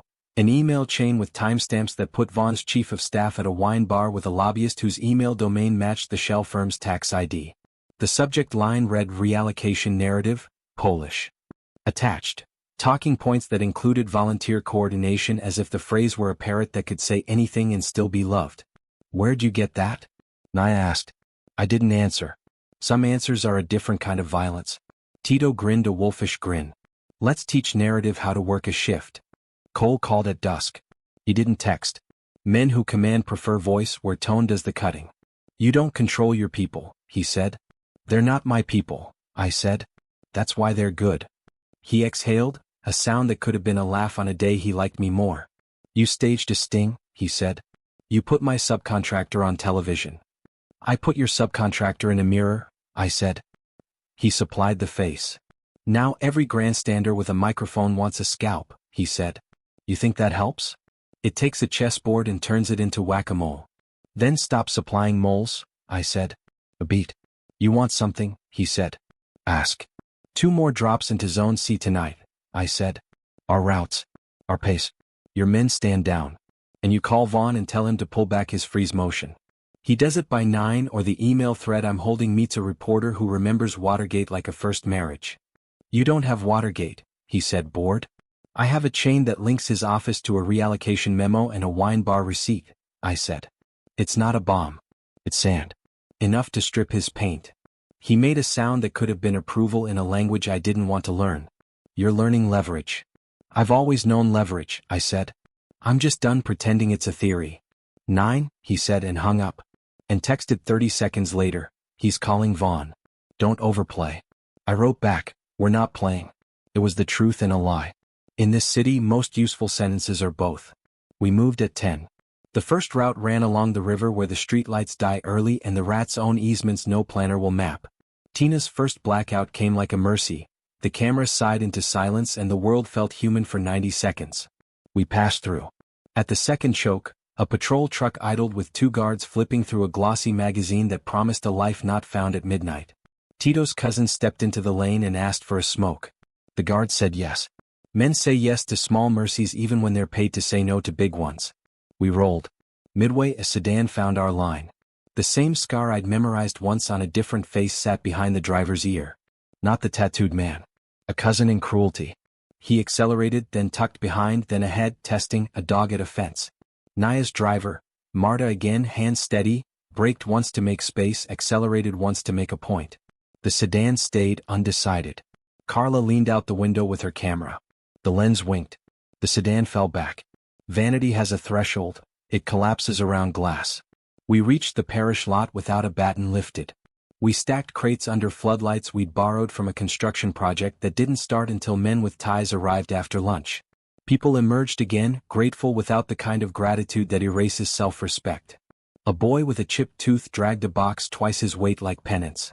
Naya squatted, looked him in the eye, and handed him a smaller bundle. Your mother first, she said. He nodded like men nod when someone finally speaks their language. On the second run, the road bit back. A barricade of sawhorses appeared where no roadwork had been scheduled. 2 guards stood bored behind it, the boredom that breaks quickly when given authority. Before Tito could negotiate, a black SUV slipped around the corner and parked, lazy like an apology a day late. Cole stepped out. He didn't bring his men this time. He didn't need them. Men carrying the weight he carried change rooms by existing. Evening, he said. Your clock reads late, Tito said. Mine reads timely, Cole said. He nodded toward the crates. You made your point. We're delivering blankets, not points, Naya said. You're delivering defiance, he said. Which is fine if you can afford it. We can't, I said. That's why it's expensive for you. He took a step closer and I felt the rook missing from my pocket, the absence a small ache where I usually found something to hold. I left it on purpose and regretted it anyway. You get your drop, he said. Then you meet me at the pier you like so much. His gaze slid to me. Bring a page I can use without blood. Leave the heroics at home. Heroes are unemployed in Zone C, Tito said. Good, Cole said. They're bad at logistics. He waved at the guards. The sawhorses moved like a curtain. We passed. His SUV didn't follow. He didn't need to. He'd reasserted the only authority that matters in rooms like this, the one that coughs last. We met at the pier at 2. The river ran black and patient. Cole leaned on a piling like a man who hadn't slept in a year and refused to admit fatigue. I handed him a single page, the procurement log that tied S12's contents to a temporary sequestration order routed through a shell firm with Vaughn's staffer CC'd on a Sunday. He read. His face didn't change. Faces like his are the city's favorite masks. This isn't a bullet, he said. It's a bruise, I said. Make him wince on camera. And you? He asked. I don't need cameras, I said. I need doors that don't lock when we show up with food. He folded the page once, precise. You play a dangerous game, he said. No, I said. I play a straight one. You want to pretend you can do that without getting curved, he said. I want to pretend less, I said. He smiled, tired, genuine, the sort of smile men wear when they see a shape they recognize in a mirror at 4 a.m. You'll lose some, he said. I plan to, I said. I just plan to lose on purpose. He pocketed the page. The IG will get a nudge, he said. Vaughn will step back loudly. 2 of my subcontractors will announce internal reviews and break up into 3 newer, cleaner companies by Friday. Zone C keeps your pilot for the quarter. After that, make it unkillable. How? Make men who don't owe you anything miss it, he said. That's how programs survive. He started to go, then turned. One more thing, he said. The man with the lines. He's a symptom. Don't become the doctor who treats symptoms because the disease feels like policy and pays like retirement. I didn't keep the lines for the tattoo, I said. I kept them to mark the route. He nodded once, a concession between enemies who prefer each other alive. The SUV swallowed him. The river kept tally. By the time I returned to my building, the sky had begun to trade night for the kind of gray that flatters no one. A small figure sat on the stoop, knees pulled to chest, hoodie up. For a second, the city drew a blade across my throat. Then he looked up. My son. My breath moved and I followed it like a man who had forgotten how air works. He stood, hands in his sweatshirt pocket the way boys hide hope. Mom's inside, he said. She said 5 minutes. I came down at 7. She was always bad at clocks, I said. He half smiled, the expression that used to launch weeks. You were on TV, he said. Not accusation. Observation. I usually am when things are broken, I said. He kicked at a crack in the concrete, small sneaker scuffing a history older than both of us. Are you in trouble? He asked. Yes, I said. But not the kind that ends. He nodded like a man. Okay. We stood there, father and son, in the hinge of a morning the city would forget by lunch. I wanted to promise something I could not deliver without lying. So I offered what I had. You might hear people call me a name, I said. Rook? I heard, he said. Is that bad? It's straight, I said. It means when I move I can't pretend I didn't. You seem to like that. Okay, he said again in the tone of a boy assigning order to a game with rules he'll outgrow. My wife opened the door. Her eyes were walled but not fortified. She didn't step out. She didn't step back. She held the space like a person who refuses to cede land to flood or men. 5 minutes, she said. 5 minutes, I repeated. They went upstairs. I stood on the stoop and listened to a bell that wasn't ringing. Sometimes you hear it anyway. At noon, Vaughn held a press conference to announce that in light of recent revelations, he would be withdrawing for now, his motion to freeze my assets while he reviewed with deep concern the behavior of certain vendors. He used the word troubling the way men like him use family and holiday cards. Reporters asked whether he had known about the reallocation memos. He smiled, a long blink. Our office meets with many stakeholders, he said. We cannot control who emails us. I watched with Tito and Naya from the Union Hall, coffee in hand, a room full of men who didn't believe in victory but liked watching hypocrisy break a tooth. When Vaughn tried to pivot to crime, the MC pulled up the Warehouse 12 still, the tattoo, the 3 lines. Vaughn's face dropped 0.5 millimeter. It's not much. It's everything. Scalded, and texted. Bruised, I replied. Doors? This afternoon.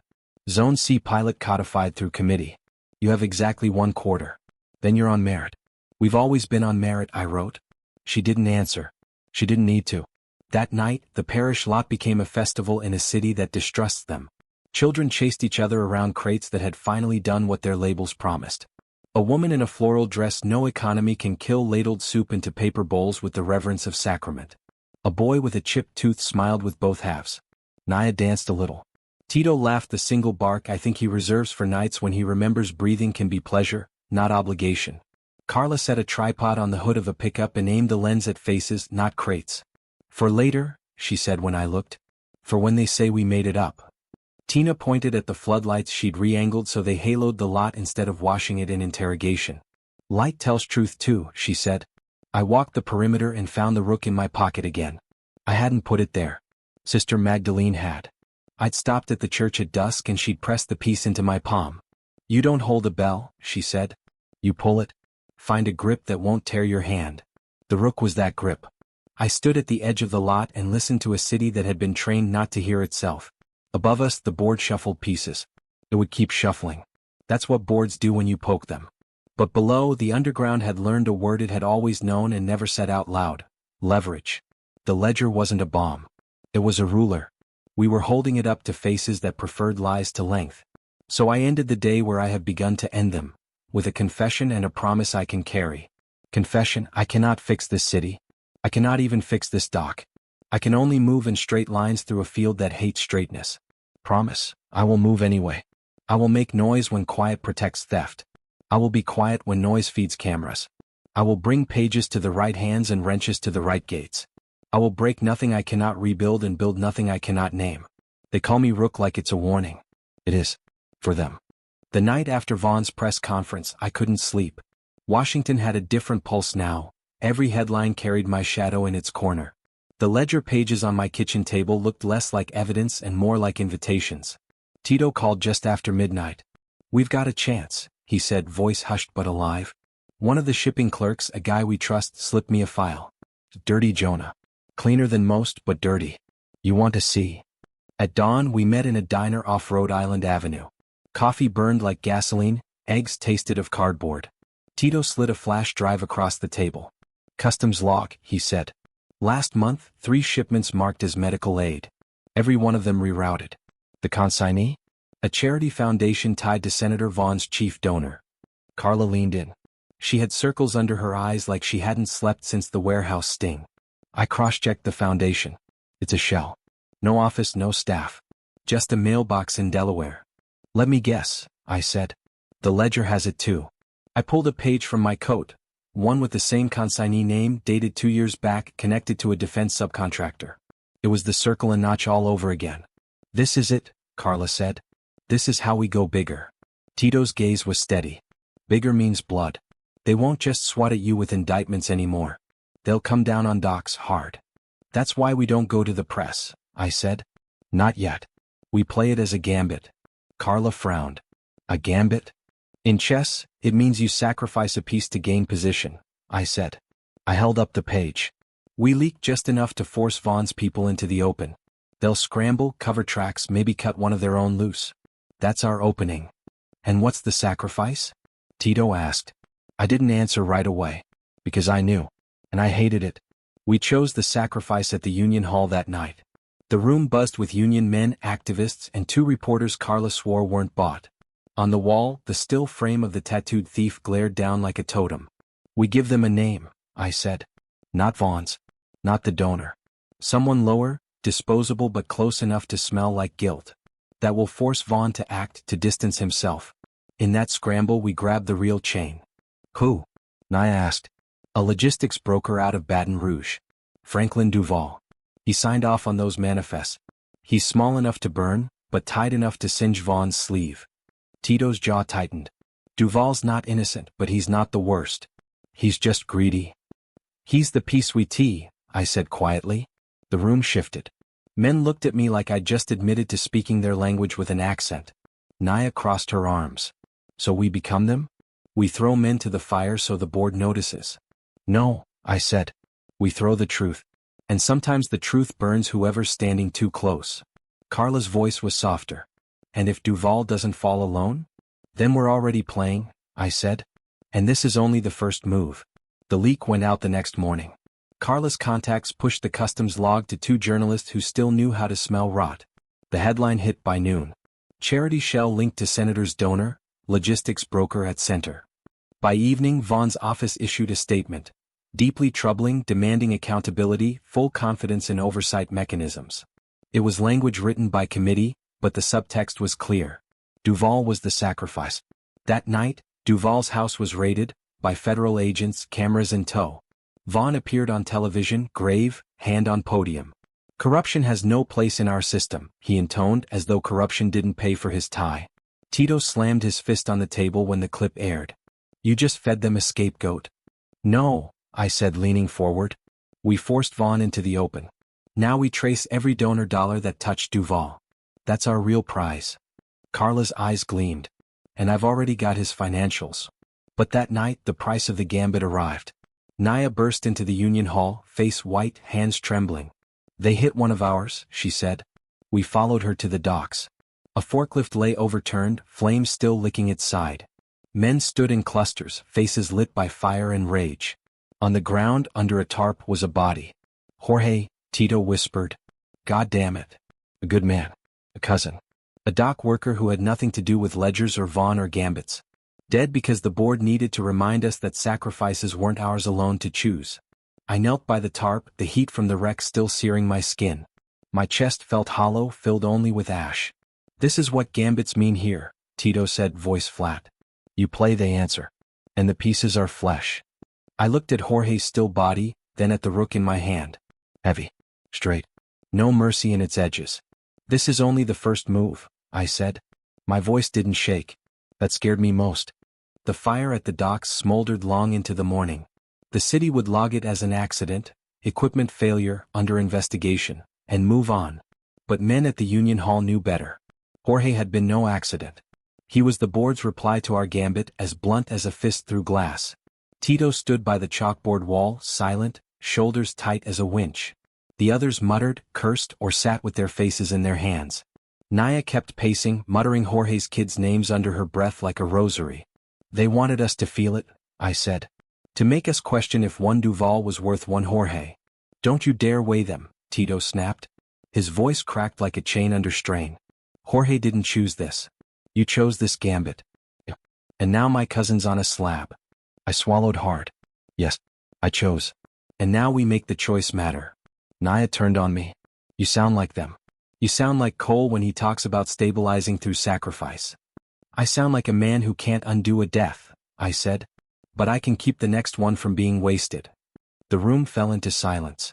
No one agreed, but no one had an answer either.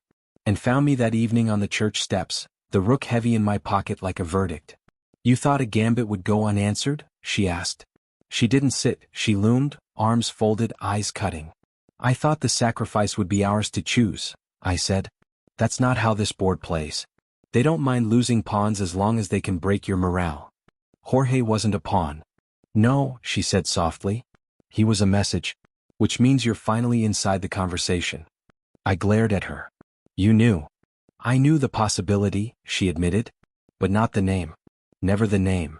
Convenient, I said. Painful, she countered. And inevitable, Jonah. Don't confuse inevitability with convenience. I wanted to strike her, to scream, to collapse into the stone beneath us. Instead, I pulled the folder from my coat and shoved it into her hands. Duval's donor chain. Every dollar flows back to Vaughn. You wanted leverage? Here. Bleed him with it. And scan the pages quickly, lips pressed tight. This will bruise him. Maybe even fracture a rib. But fractures heal. What's your next move? My next move? I laughed bitterly. Bury Jorge. Then burn Vaughn alive. Anne's eyes narrowed. Careful. Rage plays the wrong game. Remember what you are. A rook, I spat. Straight lines. No curves. Maybe that means plowing through Vaughn until he breaks. She shook her head. It means patience. One file at a time. Gambits are long games, not tantrums. I turned away, staring at the church bell tower. Then help me play the long game or get out of my way. The funeral came 2 days later. Dock workers carried Jorge's casket on their shoulders, boots scuffing the worn floor of the parish hall. His children walked behind, clutching their mother's hands. Naya gave the eulogy, her voice steady but sharp enough to cut. He didn't ask for politics, she said. He asked for a wage. He didn't ask for war. He asked for dignity. They killed him because men in high offices think our lives are acceptable variables. Her eyes found mine. We will show them we are constants. After the service, Tito cornered me outside. His grief had hardened into something colder. You gave them Duval, he said. They gave us Jorge. You still think this trade makes sense? No, I said honestly. But the trade's already made. If we stop now, Jorge dies for nothing. If we keep pushing, we make them bleed for choosing him. Tito stared for a long time, then nodded once. Then we bleed them. That night Cole called.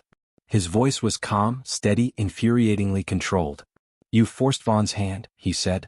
Duval is finished. Vaughn staggers. You should be pleased. I buried a man today, I said. Men are buried every day, he replied. The point is whether their graves pave something larger. You think like Anne, I said. No. And thinks about salvage. I think about survival. There's a difference. Then tell me why Jorge died. Because you forgot Rule 1. Gambits are never free. You pay in pieces. Sometimes yours, sometimes theirs. He paused. You wanted to play? Welcome. You sound like you enjoy this, I said. I don't enjoy, Cole replied. I endure. And you will too. Or you'll break. I hung up on him, hand trembling. His words clung like oil. Later, alone in the kitchen, I opened the ledger. My eyes traced the circle and notch marks, the recurring storms rehearsed in ink. Each line felt heavier now, weighted with Jorge's face. For the first time, I understood what the book really was. Not a prophecy. Not a map. A graveyard. Each number, each entry, each allocation. Someone's name scrawled in code, someone's life collapsed into arithmetic. I closed the book. I gripped the rook. If gambits demand sacrifices, then let the board start counting its own. The day after Jorge's funeral, Carla arrived at my apartment with a laptop under her arm and a storm on her face. She didn't knock, just let herself in like urgency had given her a key. "They're moving money," she said. "Fast." Duval was the cover, but the donor network's unraveling. Vaughn's team is trying to close accounts before anyone can follow the trail. She dropped into a chair, opened the laptop. Screens of bank transfers, shell corporations, wire logs bloomed like tumors. "Look here," she pointed. 2 million routed through a non-profit, earmarked for hurricane relief. 48 hours later, it's in a private equity fund tied to Vaughn's brother-in-law. They're washing disaster like laundry. I stared at the figures. Every digit was a bruise. "Can you trace it back?" "Yes," she said. "But tracing isn't enough. We need to make it visible, undeniable." Tito walked in behind her, smelling of cigarettes and grief. "You're talking exposure again. After Jorge, you still want to hand them another excuse to kill one of ours?" "They killed him because we shook their tree," Carla snapped. "If we back down now, it's permission for them to keep shaking us instead." Tito's eyes were fire and ash at once. "Then we make the exposure count." We met that night in the Union Hall. The air still carried the weight of Jorge's memorial. On the wall, Carla projected the donor map she'd built, arrows flowing from charities to PACs to numbered accounts in the Caymans. "Every arrow is a lie," she said. "Every lie ends at Vaughn." Nia leaned on the table, jaw tight. "So we put this online. Make it viral." "No," I said. "If we dump it raw, Vaughn claims it's doctored. Cole calls it incomplete. And pretends it's premature. We need a move that forces their hand in public with a clock running." "What move?" Tito asked. "Congressional oversight hearing," I said. "If the IG walks in with these records under subpoena, Vaughn can't spin them away. He'll have to choose between perjury and exposure." Carla raised an eyebrow. "You think the IG has that kind of spine?" "I know one man there who might," I said. "Years ago he told me off the record, numbers are witnesses if someone lets them speak. He's been waiting for a case that proves him right." "And what's the gambit this time?" Nia asked. I exhaled. "We give up our timing. We alert the IG before we're ready. That means Vaughn gets tipped off too. He'll scramble, maybe burn more pawns. But while he scrambles, we plant the ledger's proof where it can't be buried." Tito shook his head. "Another sacrifice." "Yes," I said. "But this time the board loses blood too." And didn't like it. We met on the pier, fog rolling in off the river. She listened, silent as I laid out the plan. When I finished, she folded her arms. "You're forcing an oversight hearing in a quarter that belongs to defense appropriations," she said. "Do you know how fragile that calendar is? You'll upset more than Vaughn." "Good," I said. "Fragility is leverage." "Or suicide," she countered. "The board will close ranks. They'll tolerate small leaks, not floods." "They tolerated Duval," I snapped. "And Jorge paid for it. This time it's Vaughn's turn." Her eyes softened just for a second. "Jonah, if you push too hard, they won't just kill dock workers. They'll kill you." "Then make sure my ledger outlives me," I said. She stepped closer, voice low. "You're not invincible. You're a rook. Strong, yes. Straight lines, yes. But predictable. They'll use that." "Let them," I said. "As long as I keep moving." 2 nights later, I walked into the IG's office after hours. The man I trusted, Robert Kessler, a lifer with gray hair and tired eyes, looked up from a desk drowning in case files. "You picked a hell of a time to visit," he said. I slid the folder across the desk. "Donor chains. Vaughn's fingerprints are on every dollar. You said once numbers are witnesses. Let them speak." Kessler opened the folder, scanned the pages, his frown deepening. "You realize what this means?" "Yes," I said. "That I'm finished. But Vaughn should be too." He shut the folder gently like it was alive. "You're asking me to pull a grenade pin in a building made of kindling. I'm asking you to remember why you still work here after 30 years, I said. "Because you believe truth is heavier than spin." He sighed. "You always were persuasive, Mercer. Even when you didn't mean to be. Do you mean to do it?" I asked. He hesitated, then nodded once. "I'll set the hearing. But understand, when the blast comes, it won't just hit Vaughn. It'll hit you, me, and anyone within reach." "I understand," I said. And for the first time since the fall began, I felt like I had made a move that couldn't be erased. The hearing date was set faster than anyone expected, proof that Kessler had pulled strings he'd been saving for years. Officially, it was an oversight review of procurement irregularities. Unofficially, it was the opening of a vein. News broke 2 days later. Headlines splashed across every outlet. Senator Vaughn faces scrutiny over donor foundation. Customs logs tie relief funds to political network. Cable anchors smelled blood. Vaughn went on camera, face composed, voice smooth. "We welcome the review. These allegations are baseless. I have full faith in our processes." But his eyes betrayed him, the flicker of a man already calculating which ally to sacrifice next. The night before the hearing, Tito gathered the Union Hall. Men and women filled every chair, every corner, their grief for Jorge sharpened into resolve. Naya stood at the front with Carla, projecting the donor map again, this time updated with fresh transfers Carla had traced. "This is our chance," Naya said. "Tomorrow they'll try to pretend none of this exists. We make sure it does. We show up. We sit in that gallery. We look them in the eye." The room rumbled with assent. Tito caught my gaze. "If this goes wrong, they'll hit back harder than Jorge. Are you ready to own that?" "I already do," I said. "Cole called me at midnight." "You've gone too far," he said flatly. "Too far is where they buried Jorge," I replied. "You think you can burn Vaughn and keep standing? You're not the first idealist to imagine that." "I'm not ideal," I said. "I'm angry. There's a difference." Silence hummed between us. Finally Cole spoke. "When the hammer falls, you won't have friends. Not me, not even Tito. Remember that." "I don't need friends," I said. "I need the board to bleed." "You'll get your wish," he said and hung up. The morning of the hearing, the city buzzed like a hive kicked over. Police barricades ringed the Capitol. Protesters shouted outside, some with signs demanding relief for Zone C, others with placards defending Vaughn. Cameras swarmed. Inside, the hearing room was packed. Journalists scribbled, staffers whispered, aides shuffled papers like nervous prayers. At the witness table, Vaughn sat with his lawyers, smile thin, eyes colder than marble. Kessler entered with 2 boxes of documents, our files, the ledger pages, the customs logs. He set them down with the care of a man placing explosives. "Mr. Kessler," the chairman intoned, "you may begin." Kessler adjusted his glasses, cleared his throat. "This office has identified a series of transfers, funds designated for disaster relief, that were redirected through a charitable foundation and into accounts linked to political contributions." The room shifted. Reporters leaned forward. Vaughn's jaw tightened.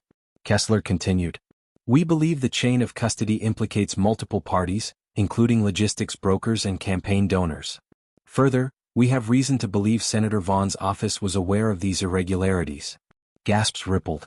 Vaughn's lawyer objected, citing procedure. The chairman overruled.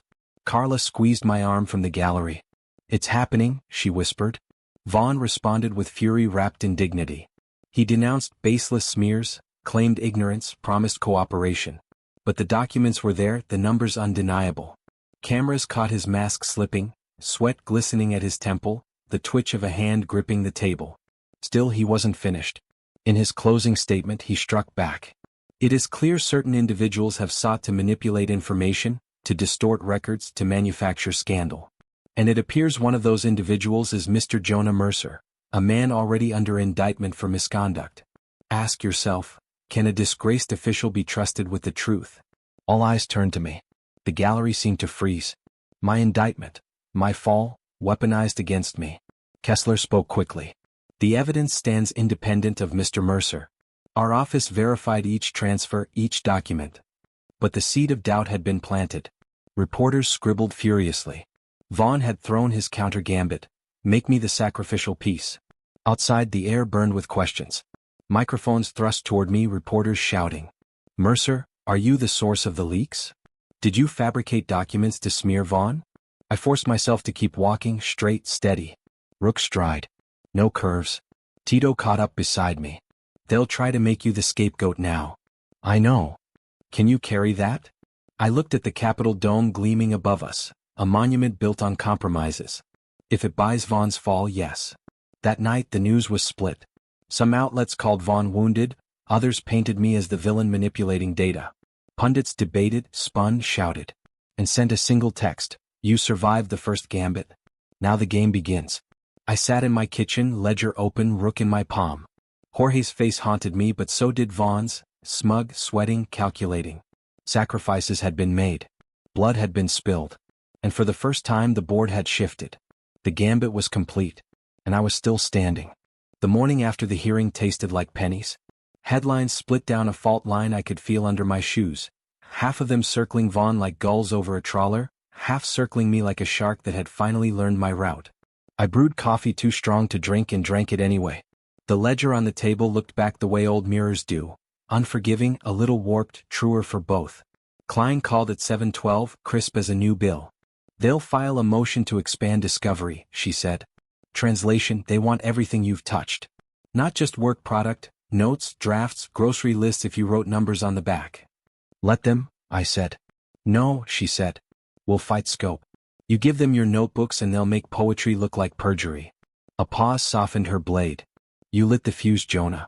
Don't stand over the powder and argue semantics. She hung up before I could say I liked semantics. It's true. They're the only weapons that look polite while they draw blood. I was pulling on my coat when the knock came. Not law enforcement knock, not neighbor knock. A knuckle practiced at restraint. She brushed past me with a chill attached.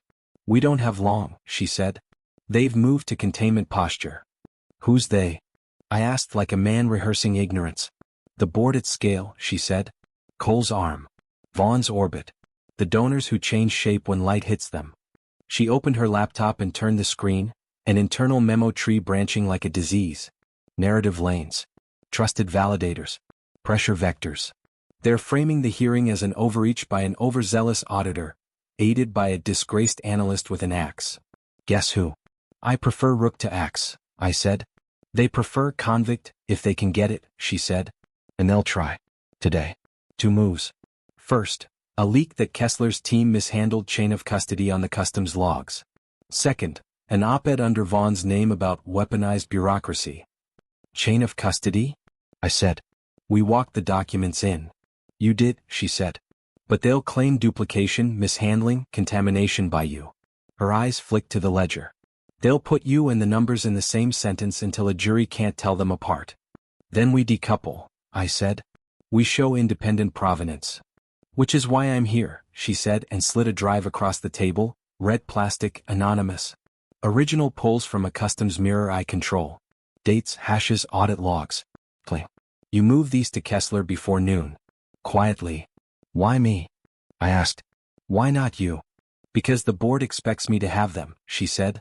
They don't expect you to know how to carry a file without bleeding on it. I pocketed the drive. And the op-ed? Let it run, she said. Then drown it. With what? I asked. With something that looks like grace, she said. Find someone Vaughn can't afford to dismiss. Not a journalist. A veteran of his committee.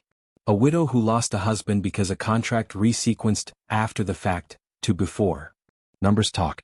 Faces decide. She closed the laptop. Also, stay away from the docks today. That's not a sentence I obey, I said. It is if you want Naya alive, she said and left the way urgent people do, without giving the room a chance to negotiate. The IG's office at 9 looked like a storm cellar. Phones ringing, interns running, Kessler anchored in the middle like a post that had outlasted too many floods. I handed him the drive. He plugged it into a machine that didn't touch the network, a relic with a clean disk and the patience of a saint. Hashes scrolled. He compared them to the copies in his safe. A grim smile visited his face and stayed long enough to be recognized. They'll say we tainted the chain, he said. We'll show 2 chains. Identical links. Different locks. And the press. I asked. Press is a tide, he said. You don't argue it. You build a wall, you time the moon. He looked older than last night, which is how honesty ages men who try to keep it. They're going to come for you first, he said. It keeps the story clean. Let them, I said. I prefer you alive, he said. Clean stories don't require that. The op-ed dropped at sunrise. Vaughn's face, polished and pious, sat above the headline in the Capitol Ledger. Weaponized bureaucracy, how political extremists twist oversight into vendetta. His words were smooth, tested in focus groups, polished by lawyers. He spoke of disgraced officials clinging to relevance, and activists willing to undermine relief efforts for spectacle. He never named me, but the outline was mine, bent, stretched, and nailed to a cross of his choosing. By mid-morning, cable panels were nodding along. My name trended, paired with fraud, agenda, obsessed. Vaughn hadn't just thrown mud, he'd mixed it with cement. At the Union Hall, the TV replayed clips until even the sound felt like an insult. Tito switched it off with a violent jab. "He's trying to make you the story," he said. "Which means the ledger's the part he's afraid of," Carla answered. Her laptop glowed with graphs, dollar trails spidering out of charities and into private accounts. "Look here, 3 new transfers since the hearing. They're moving money faster, trying to get ahead of subpoenas." Naya slammed her palm on the table. "And while they play games with numbers, our people get raided. This morning, guards blocked 3 families at the gate. Said their badges didn't scan. Same glitch as before, but now it's policy." I rubbed the rook in my pocket. "Vaughn wants to make this about me, not them. He thinks if I fall, the movement dies." "He's wrong." Tito eyed me. "Maybe. But you can't ignore the countermove. He's framing you. If you don't answer, the docs won't matter, because the city will see you as poison." That night, Anne appeared without warning, stepping out of the shadows under the bridge where we'd first met Cole. She wore black like the fog wore the river. "You saw the op-ed?" she asked. "I lived it," I said. She studied me for a long moment. "Then you know what comes next. Smears, raids, maybe another accident." She shook her head. "Worse. Vaughn's camp is preparing a human angle. They've dug into your past, your divorce, your son. They'll call you unstable. Dangerous. A man unfit for trust." My stomach clenched. "They'll drag him into this?" "They already have," and said. Her tone wasn't cruel, just merciless. "You wanted to play straight lines, Jonah. But straight lines cut through families too." I turned away, staring at the black water. "Why are you telling me?" "Because Cole thinks you'll fold when they hit the human nerve." "I don't. I think you'll double down. But I want you ready." I faced her again. "And what do you want from me?" "A counter-move of your own," she said. "You can't just defend. You need to take something from Vaughn that he can't recover. A rook doesn't dodge, it strikes." Carla found the opening. 2 days later, she slid a folder across the diner table, her fingers trembling with excitement. "Meet Vanguard Relief Logistics," she said. "Brand new subcontractor. Vaughn's donor's nephew on the board. They're handling emergency shelter deployment. Except look at the invoices, tents billed at triple cost, never delivered. Instead, payments routed to campaign packs." She tapped a page. "This is fraud so obvious even a local station will smell it. If we leak this, Vaughn can't spin it as just you. It's his whole machine." Tito frowned. "And the sacrifice?" Carla hesitated. "The leak has to look internal. That means burning our clerk in customs. He gave us the first file. If they trace it, he's finished." Silence fell. The clerk was a quiet man with 2 kids, a mortgage, a habit of fixing radios on weekends. Not a fighter. Not built for fire. "He knew the risk," Carla said softly. "But if we hold this back, Vaughn writes the narrative forever." Tito's fists clenched. "Always sacrifices. Always pieces." "Welcome to the board," I said. My voice felt hollow. We debated all night. In the end, the choice was mine. It always was. I stared at the ledger, the rook in my palm, the memory of Jorge's tarp. Straight lines. No curves. At dawn, I made the call. "Leak it," I told Carla. "But blur the trail. Make it look like the paper bled on its own." She nodded, face pale. "I'll protect him as much as I can." Tito wouldn't look at me. "If they burn him, his blood's on you," he said. "I know," I answered. The story hit 2 days later. New firm linked to fraud and relief tents. Vaughn's name was in every paragraph. This time he didn't look calm on camera. He looked hunted. But the price came fast. That night, news broke. A customs clerk suspended, pending investigation of data tampering. His name was everywhere. His photo, too, dragged into the spotlight he never asked for. I slammed my fist against the wall of my apartment until the plaster cracked. The ledger lay open on the table, its marks silent, indifferent. Sacrifices. Gambits. Pieces on a board I couldn't stop playing. My phone buzzed. A message from Anne: "The board is bleeding. Keep moving." I looked at Jorge's photo on the Union wall, at the clerk's face on the news. Blood for blood. And we were only halfway through the game. The leak detonated harder than I expected. Vaughn staggered. Donors whispered in corridors instead of shaking hands. News anchors who had been parrots yesterday suddenly discovered their spines. But the board doesn't fall in one blow. It bends, then strikes back. The strike came through my family. It started with a headline that wasn't supposed to exist. Mercer custody dispute resurfaces amid corruption probe. The photo was cruel. My son caught mid-blink, my ex-wife shielding him from cameras on the courthouse steps. A private petition filed months earlier was suddenly public.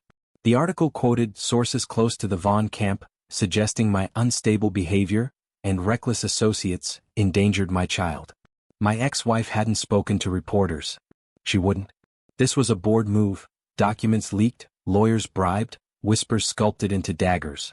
When I saw the headline, my throat closed. I'd expected indictments, raids, even bullets. But not this. Not him. I found Anne that night in the same coffee shop where she'd once given me proof of Vaughn's rot. She was already seated, back to the wall, reading the paper like scripture. "They went after my son," I said. My voice shook. "They went after your softest square," she replied, calm as stone. "It was inevitable. You knew." "I suspected," she said. "I warned you." I slammed my hand on the table. Heads turned. "You want me steady, Anne? Then don't pretend inevitability makes it easier." For a moment, her eyes softened. "Jonah, they want you reactive. They want you to make a mistake so big it drowns everything you've built. Don't give them that." "What do I give them then?" "Pain," she said. "Baton. You're a rook. You move straight, but you wait until the file is open." At the docks, Tito was waiting. He'd already heard. "This is how they break men," he said, voice low. "Not with bullets. With family." Naya crossed her arms. "So what now? You quit? Walk away before they drag your kid through the mud again?" I stared at the Union Hall wall, Jorge's photo, the customs clerk's name scrawled in marker, now another martyr to arithmetic. "I don't quit," I said. "Then you better double down," Tito said. "Because they'll come harder." Carla arrived with new intel. "They're rushing money offshore," she said, dropping a stack of papers on the table. "Vanguard Relief is collapsing, Vaughn's scrambling to cover donors. If we catch this trail, it's not just a bruise, it's a fracture." I rubbed my eyes. "And what's the cost this time?" She hesitated.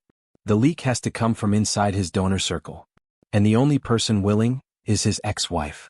Anne's warning echoed, something human. I sat down hard. Lila Vaughn, who'd already given me that recording. She'd be crucified if she came forward. "She's offering?"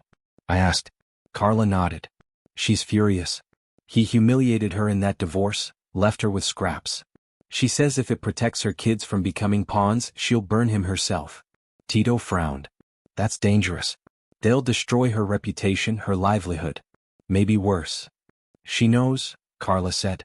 She said one line, "If he wants to use our children, then let him burn in the fire he lit." The room was silent.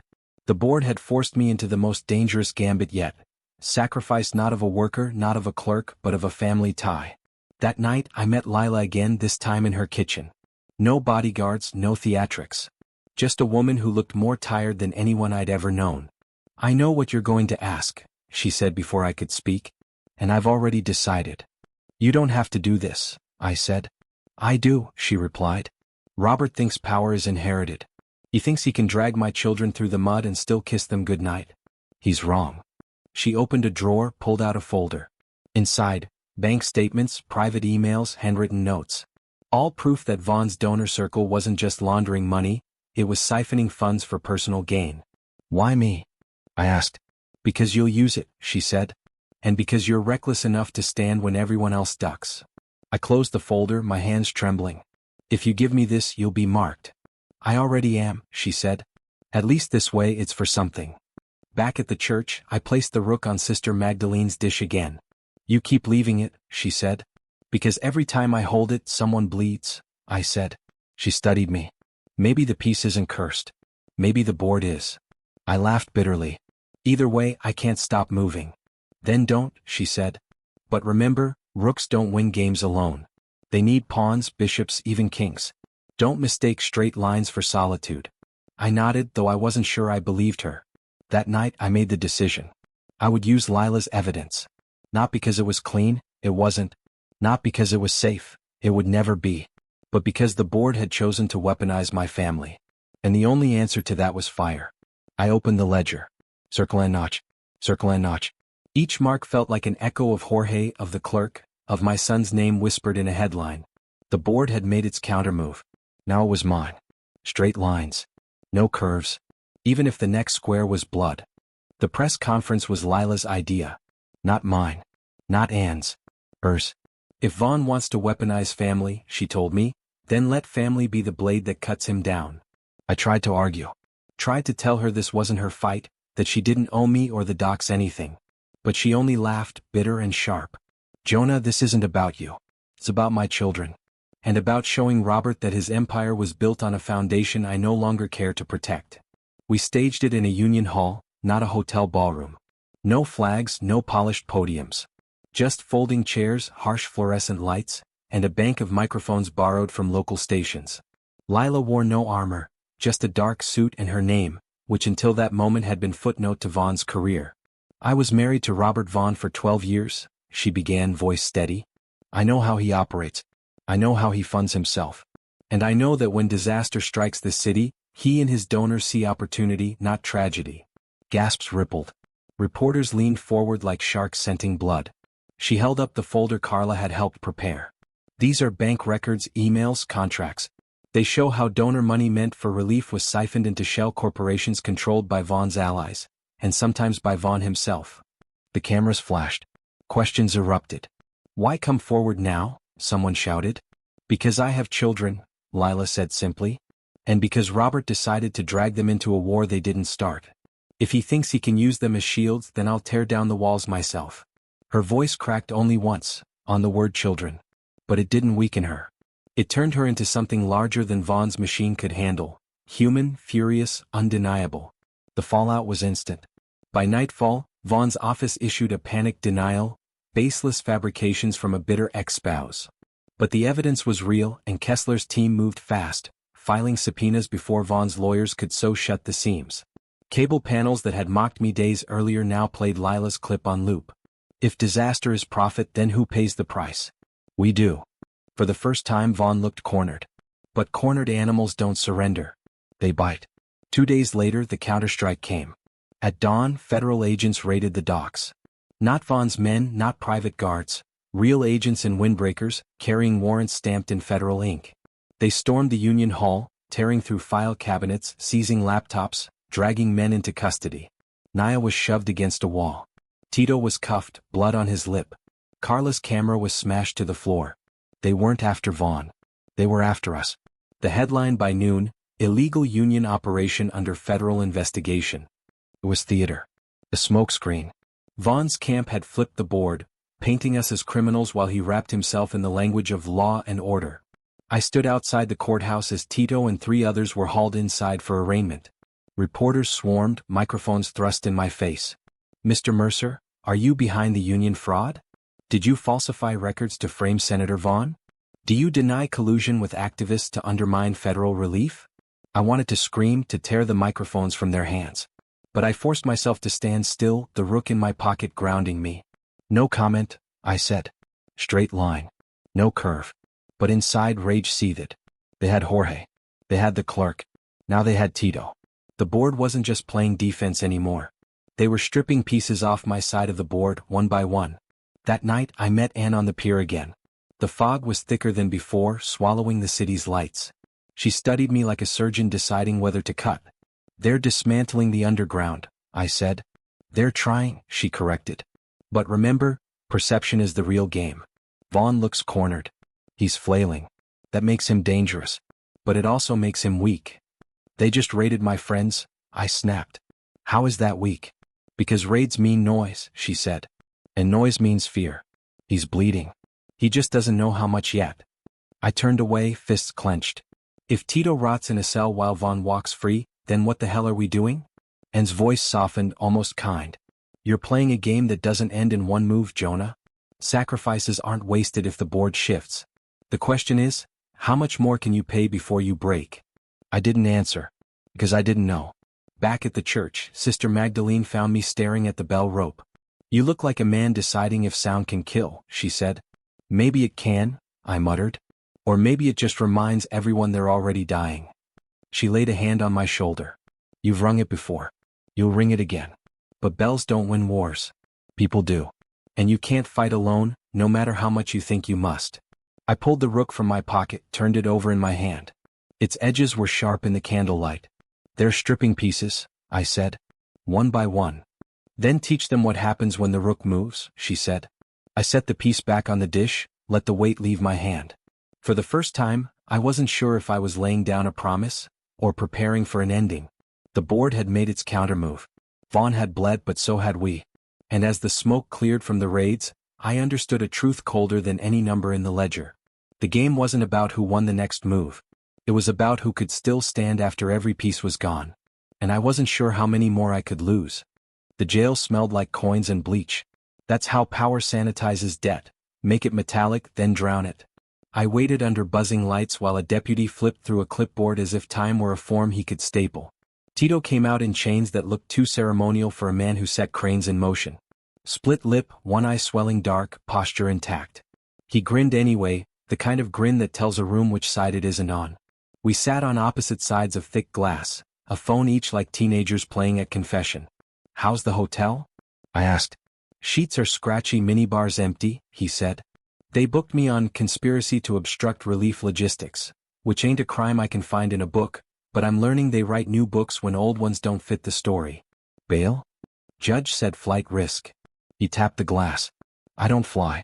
I unload the plane. I hated the helplessness burning my throat. Klein's working it. We'll appeal. Them boys you keep on speed dial, the ones with suits that whisper, wanna trade, he said.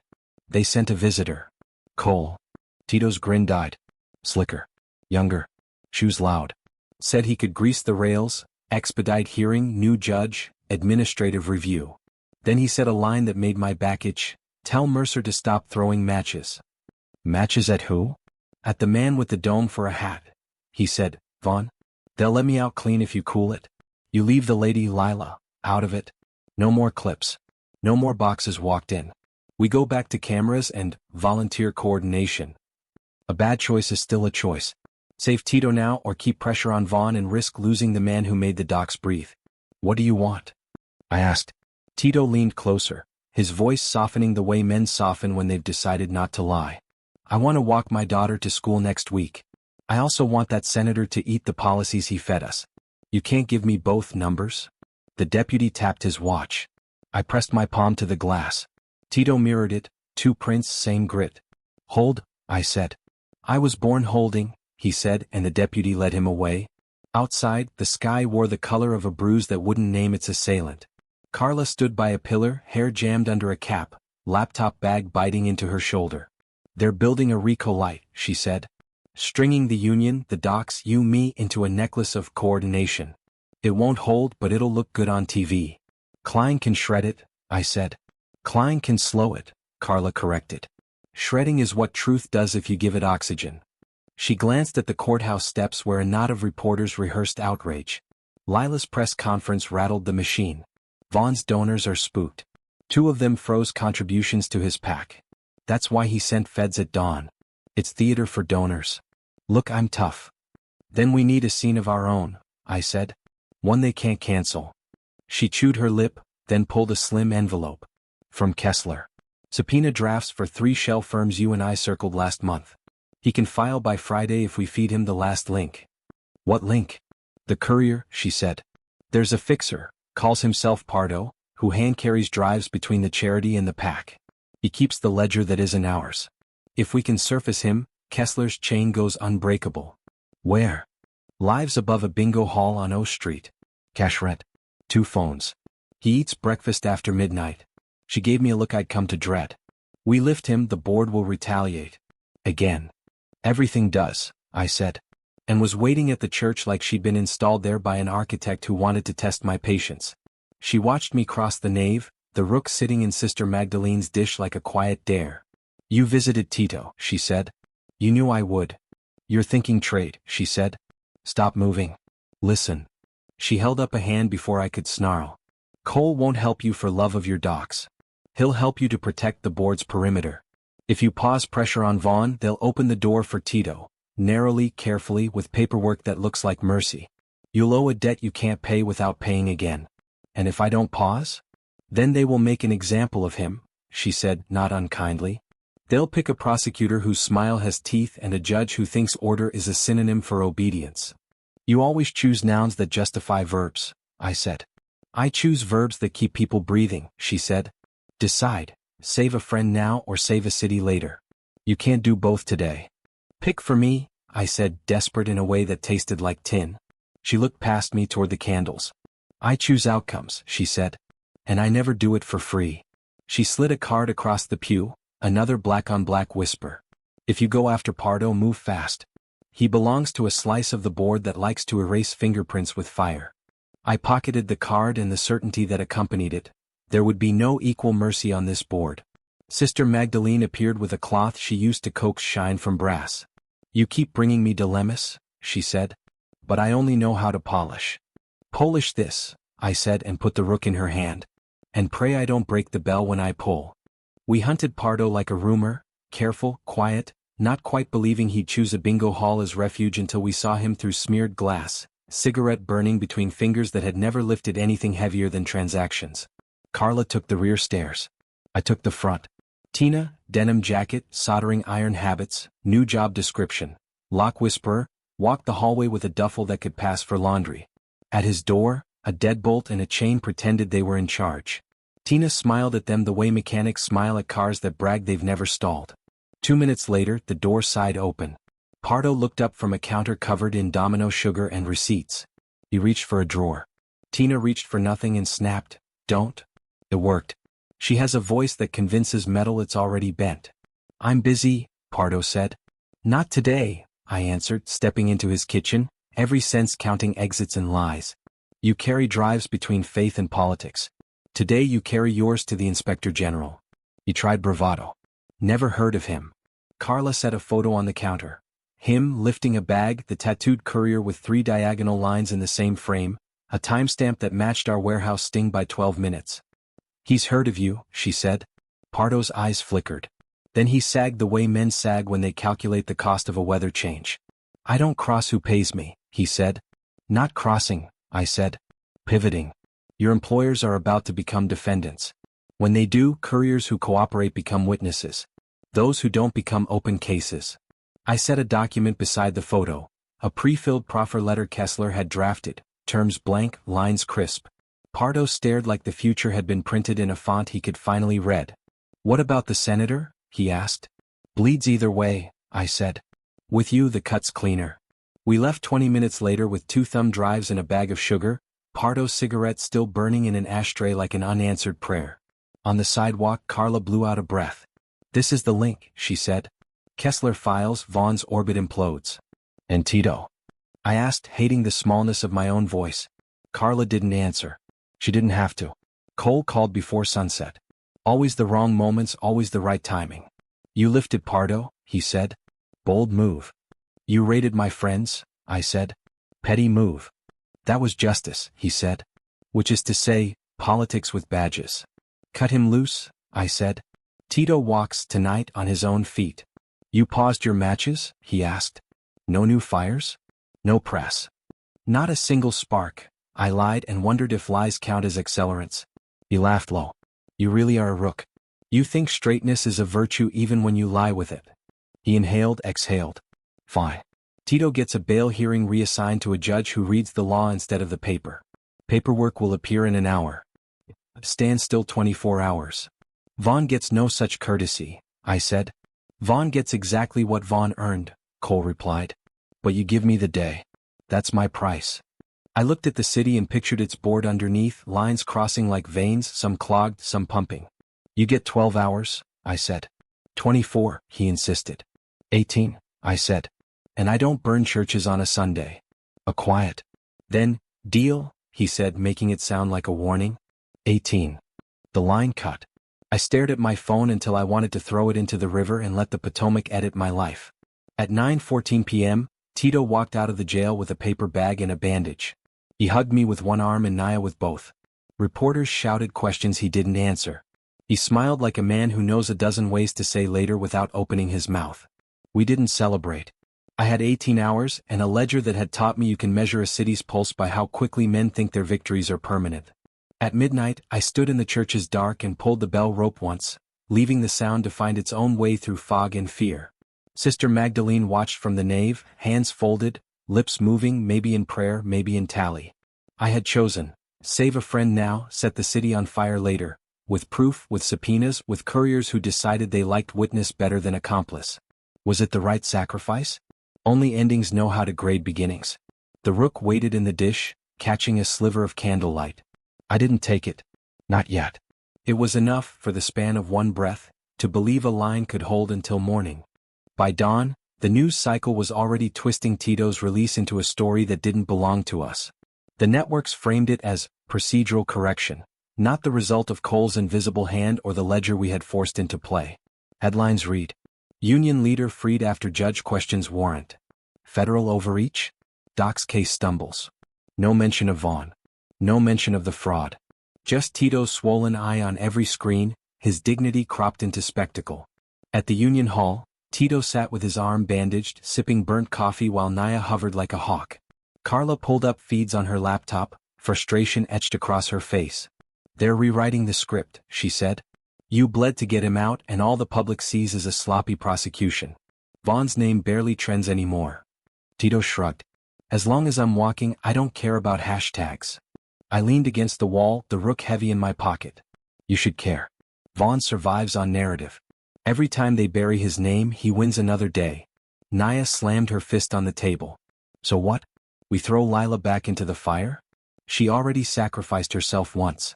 You want her dragged through another week of headlines? No, I said. We use what we have. Pardo's drives. Kessler's subpoenas. The chain is ready. Carla's eyes flicked up. You're thinking public again. Yes, I said. Bury Vaughn in his own numbers. Make the subpoenas visible, undeniable. A show of law, not rebellion. Tito grunted. You think law wins here? No, I said. But it wounds him differently. And wounds pile. And called me at noon. No greeting, just the sound of wind as if she were walking a rooftop. You pushed the chain through Kessler? She asked. Yes. Then brace. Vaughn's donors will counterfile. Injunctions, motions to quash, jurisdictional games. They'll slow it until the press cycle dies. Then we keep it alive, I said. You keep bleeding people, Jonah, she shot back. Lila's on thin ice. Tito's marked. That customs clerk, they're dismantling him one headline at a time. How many sacrifices before the ledger is satisfied? I swallowed. The ledger doesn't demand. The board does. Same thing, she whispered, then hung up. That evening, Kessler confirmed the filings. Subpoenas for Vanguard Relief Logistics, 3 shell corporations and Vaughn's donor pack were in motion. He met me in a parking garage, documents clutched like contraband.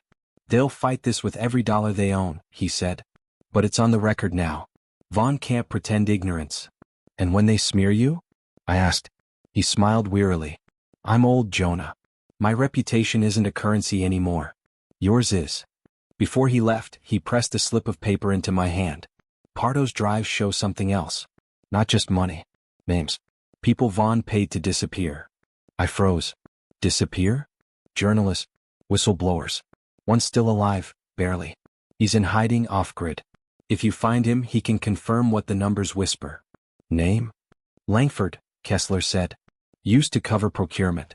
Vaughn buried him when he got too close. The paper burned in my palm. Another sacrifice waiting to be counted. At night, I walked the parish lot. Children still played tag between stacks of crates. Families carried boxes home with quiet dignity. For them, the board was abstract. They cared only that blankets stayed warm and soup stayed hot. Naya joined me, her voice low. Tito's alive. But every day we play your game, more of us get marked. I won't lose another Jorge. I know, I said. Do you? She asked, stopping me cold. Or are we just ink in your ledger? Marks you circle when the math gets interesting? Her words cut deeper than Vaughn's op-eds. You're not numbers, I said. You're the only reason the ledger matters. She studied me. Then prove it. Make your next move about us, not him. At 3 a.m. Carla woke me with a call. Her voice shook. They've moved on Lila. Reporters camped outside her house. Vaughn's people leaked sealed custody records. She's trapped. I sat up, rage tightening my chest. I'll get her out. No, Carla said quickly. If you show up, they'll spin it as collusion. A disgraced man hiding with the senator's bitter ex-wife. You'll bury her. Then what? She asked for one thing, Carla whispered. She said, tell Jonah not to save me. Tell him to finish Vaughn. The line went quiet. I sat in the dark, the rook in my palm, and realized what the ledger had been trying to teach me all along. Sacrifice wasn't an accident. It was the only language the board understood. And now I had to decide whose blood would buy the next square.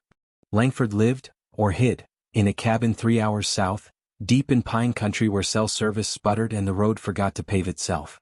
Kessler's note gave only coordinates and a warning: if he runs, don't chase. He's learned to run. Carla drove, eyes red from nights without rest. Tito sat in the back, arms still in a sling, insisting on coming despite the risk. If this guy's got truth, he muttered, I want ears on it. We reached the cabin just before dusk. Smoke trickled from a bent chimney, proof of life or a clever lure. The porch sagged under the weight of neglect. I knocked twice, the sound dull against rotting wood. A shadow moved inside. Then a voice, raspy but sharp. Names. Mercer, I said. With friends? We're not here to hurt you. The door opened an inch. A single eye glared out. Mercer. The analyst. You should be dead. Working on it, I said. Can we talk? A pause, then the door creaked wider. Langford stood there, thin, hair gone to wild gray, beard untrimmed, clothes hanging like rags. But his gaze was steady, unbroken. He waved us in. The cabin smelled of dust, coffee grounds, and fear preserved in wood. Papers littered the floor. A typewriter sat on a desk, half covered in cigarette burns. On the wall, tacked clippings yellowed with time. Articles about contracts, storms, missing funds. Some bore his byline, dated nearly a decade back. You came for proof, he rasped, sinking into a chair. You've got it? I buried it so deep it almost buried me. He pulled a box from beneath the desk, slid it across. Inside, notebooks, cassettes, envelopes filled with receipts. Each marked with a year, a storm, a name. One envelope read, Vaughn, 2013. Another, Cole, confidential. Why didn't you publish? Carla asked. They killed the first editor who tried, Langford said flatly. Car crash official story. Second one disappeared. Third told me if I filed another piece, he'd print my obituary instead. So I walked. Better a ghost in the woods than a corpse in the morgue. Tito leafed through one notebook. His breath caught. This is Jorge's storm. You logged it. The shortages, the diversions. You knew. I knew too much, Langford said. But no one listens to a man with ink-stained fingers. They listen to senators, donors, boards. Always the board. I touched the envelope marked Vaughn. This could end him. Langford's eyes burned into mine. Or end you. Evidence is heavy. Carry it too long, it crushes you. Pass it wrong, it vanishes. That night, we built a fire outside the cabin, too wary to sleep. Langford sat across from me, face lit in flickers. He spoke like confession. You know why I disappeared? Not just fear. Guilt. One of the names in that ledger, circle and notch, I wrote it. I thought it was analysis. Clean, detached. Then I saw the bodies it matched. My numbers killed as surely as their greed. I said nothing. Because I knew. My own numbers had weight. Jorge. The customs clerk. Lila trapped in headlines. Each sacrifice traced back to circles I once thought were just math. Langford leaned forward. You think you're different, Mercer? You're not. You've just chosen to keep playing. The words cut, but I didn't flinch. The difference is I don't hide anymore. He studied me. Then, with a sudden clarity, he smiled. Then maybe you're the one who finishes it. By dawn, Langford gave us the tapes. Old recordings of Vaughn on donor calls, of Cole negotiating contracts. Grainy but unmistakable. Enough to collapse Vaughn's wall of denial if played in the right room. He refused to come with us. They'll kill me before I testify. Better I stay a rumor. Rumors are harder to bury than bodies. Tito clasped his shoulder. Then let your rumor make noise. As we left, Langford called after me. Mercer. Remember, every sacrifice buys time. Use it. Don't waste it. Back in the car, Carla cradled the box on her lap like a child. This is it. This isn't just bruises. This is the knife. I nodded, though my chest ached. Every win came at cost. The ledger had been right. Storms weren't random. Neither were sacrifices. As we drove north, I stared at the rook in my palm. Its edges dug into my skin, drawing a bead of blood. I let it. A reminder. Straight lines cut both ways. The board wanted more blood. The question wasn't if. It was whose. We drove through the night, headlights carving tunnels into the dark. Carla clutched Langford's box like it might vanish if she blinked. Tito sat slumped in the back, silent, his face unreadable. I kept the rook in my pocket, its edges carving into my thigh, reminding me that straight lines hurt. By dawn we reached the city. Sirens wailed in the distance, reporters clustered outside federal buildings, and Vaughn's smile beamed from every screen, his op-ed still replaying like an anthem of denial. He looked steady. But I knew what we carried. One box. One ghost's life work. Enough to shift the board. Kessler met us in a basement office that smelled of mildew and dust. He wore the same suit as yesterday, wrinkled, threadbare, but his eyes sparked when Carla set the box down. "Langford," he whispered. "I thought he was dead." "He's alive enough to haunt," I said. Kessler sifted through the tapes, careful hands turning evidence into weapon. He stopped at one marked 2013 Vaughn. The cassette hissed when played, then Vaughn's voice spilled out, younger but unmistakable. "Donors want guarantees. If we divert half the relief, we can reimburse them in contracts next cycle." Optics? Manageable. People forget storms. They never forget profits. The room froze. Tito swore under his breath. Carla covered her mouth. Kessler looked at me pale. "This isn't bruises. This is murder with receipts." "Then file it," I said. He shook his head. "Not yet. Chain of custody. Verification. If we rush, they'll claim fabrication. We need a strategy." "We don't have time," I snapped. "They've already raided the docks, smeared my son, cornered Lila. Every delay is another body." Kessler's gaze hardened. "And every mistake is an acquittal. That night and found me in the church. The bell hung heavy above, the rook waiting in Sister Magdalene's dish. 'You've got Langford's tapes,' she said. Not a question. Yes. You want to play them tomorrow live? Yes. She stepped closer, eyes like knives. Then hear me, you'll sacrifice the board's shadow, but they'll take a piece from you in return. Vaughn will burn Lila, your son, maybe even Kessler. Cole will let it happen. That's how equilibrium is kept. Then let them," I said.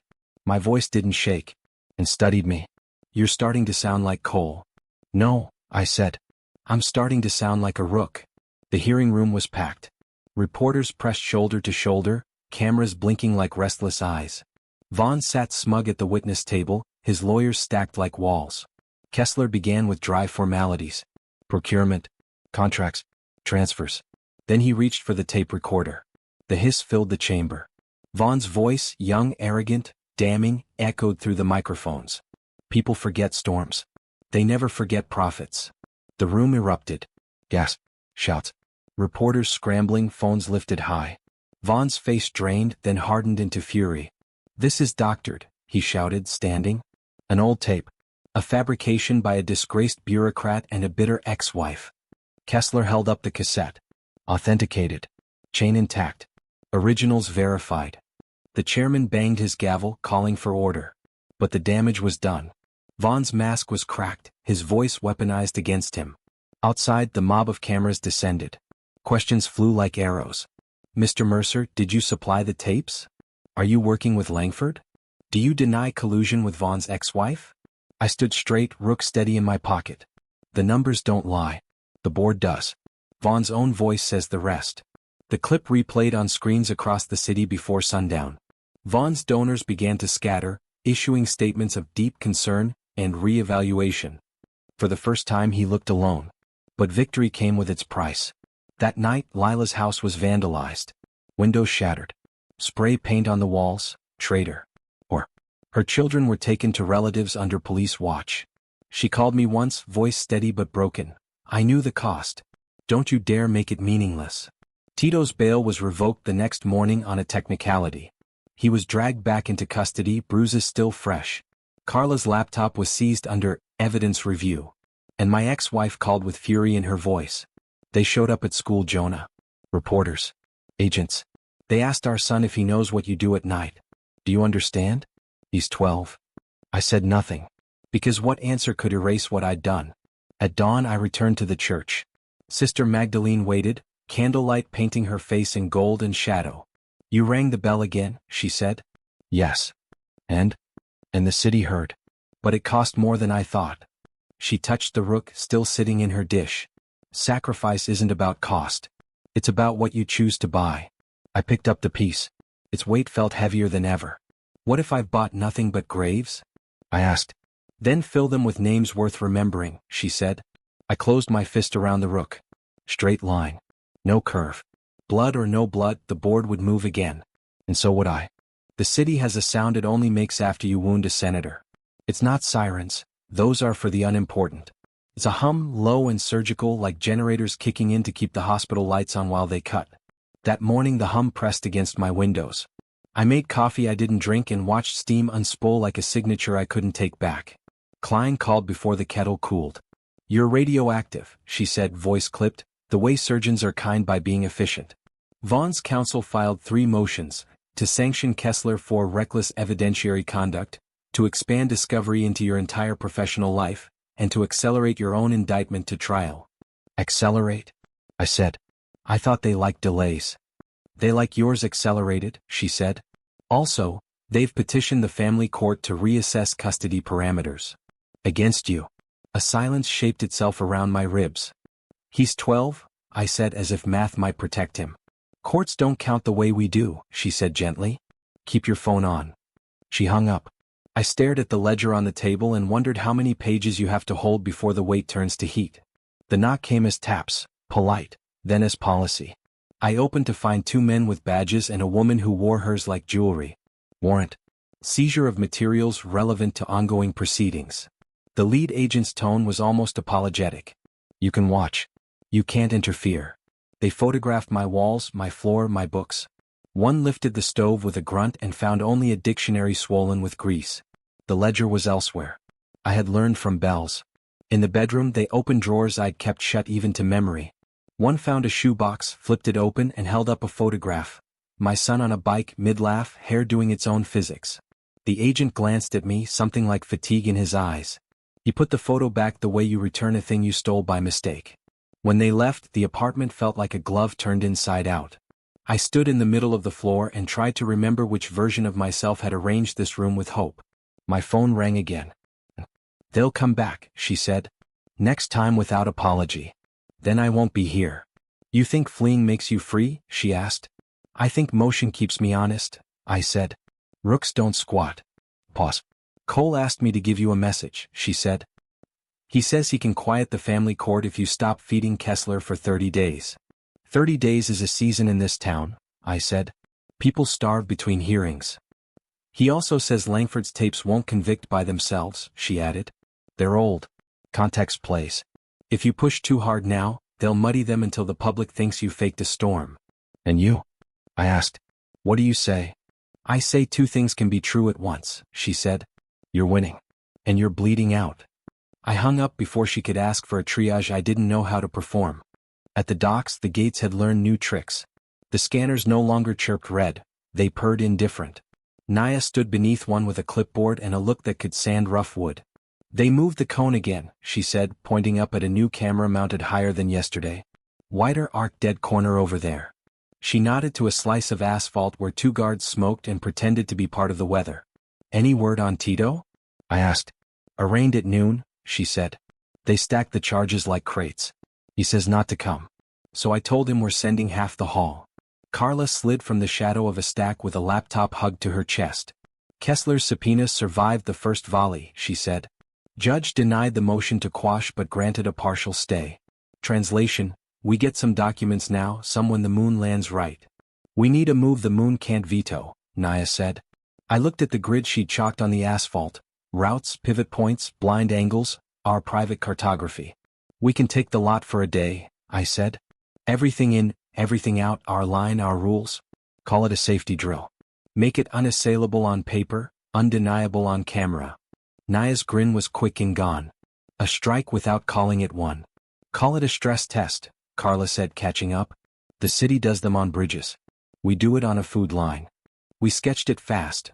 Buses to block the outer ring, forklifts prepositioned, Tina's analog ghosts to make the new cams stare at their own eyelids for 90 seconds on the hour. Families queued by name, not badge. Medical crates cracked open in the street, not a warehouse. If they tried to stop it, they'd be stopping blankets and glucose, not politics. Even Vaughn's comms team knows that clip goes bad. Tomorrow, Naya said, tapping the chalk with authority. Dawn. Tonight, I corrected. We don't leave them a news cycle. Carla checked her watch. Then you have 4 hours to fix your other life. My other life? I asked. She tilted her head toward the river. Your son. We met in a park that hadn't decided if it was for children or joggers. He sat on a bench, backpack at his feet, kicking the same crack in the concrete he'd scuffed months back. My ex-wife stood a few paces away, arms folded, eyes doing a job words were too tired to try. Hey, I said. Hey, he echoed. We watched a pair of crows lecture a squirrel like professors in black coats. He laughed despite himself. The sound cut me kinder than any blade. Bad people are saying things, I began. He shrugged, a boy's armor.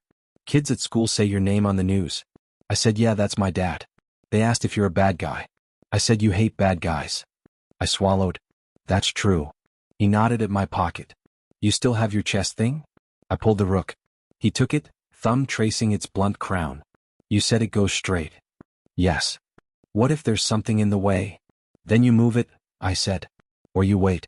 Or you change boards. He handed it back. Don't let them take it. I won't. My ex-wife came over, voice low. They want to depose me. They want to know where you go, who you see, what you say at night. They want to turn me into a witness against you.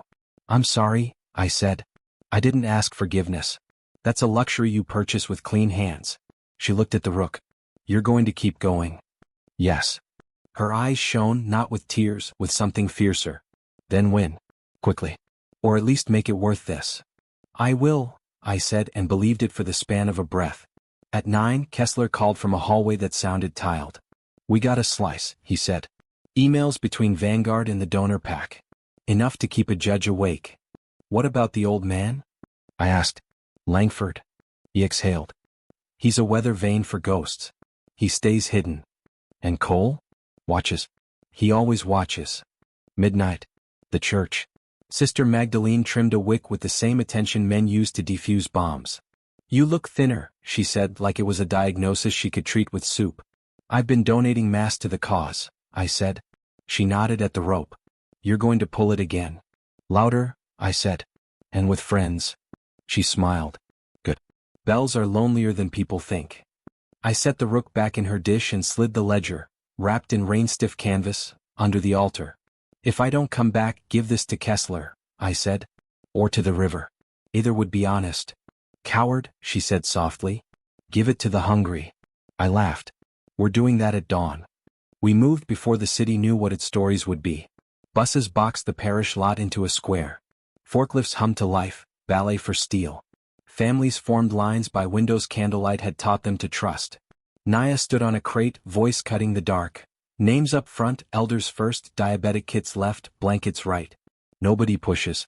We have enough, today we have enough. Tina's blackout rolled across the camera grid in smooth analog waves, 90 seconds blind, 30 seeing, 90 blind again, so the feed looked like a heartbeat, not a hack. The new mass cone drifted just off the bus line as if bored. The first private truck arrived at 5:23, annoyed at physics. The driver climbed out with a clipboard and an attitude. Saw the lines, the blankets, the soup, the kids with mittens too big. Put the attitude away like a pocket knife you don't need at a picnic. At 5:31, a patrol car glided to the curb. 2 officers scanned the scene, found no riot, no politics, just logistics without permission. They radioed. The radio answered with static that sounded like the word stand by. At 5:35, a black SUV idled across the street. Cole's silhouette in the rear seat, a profile I could draw from memory, nose like a cut, jaw like an assignment.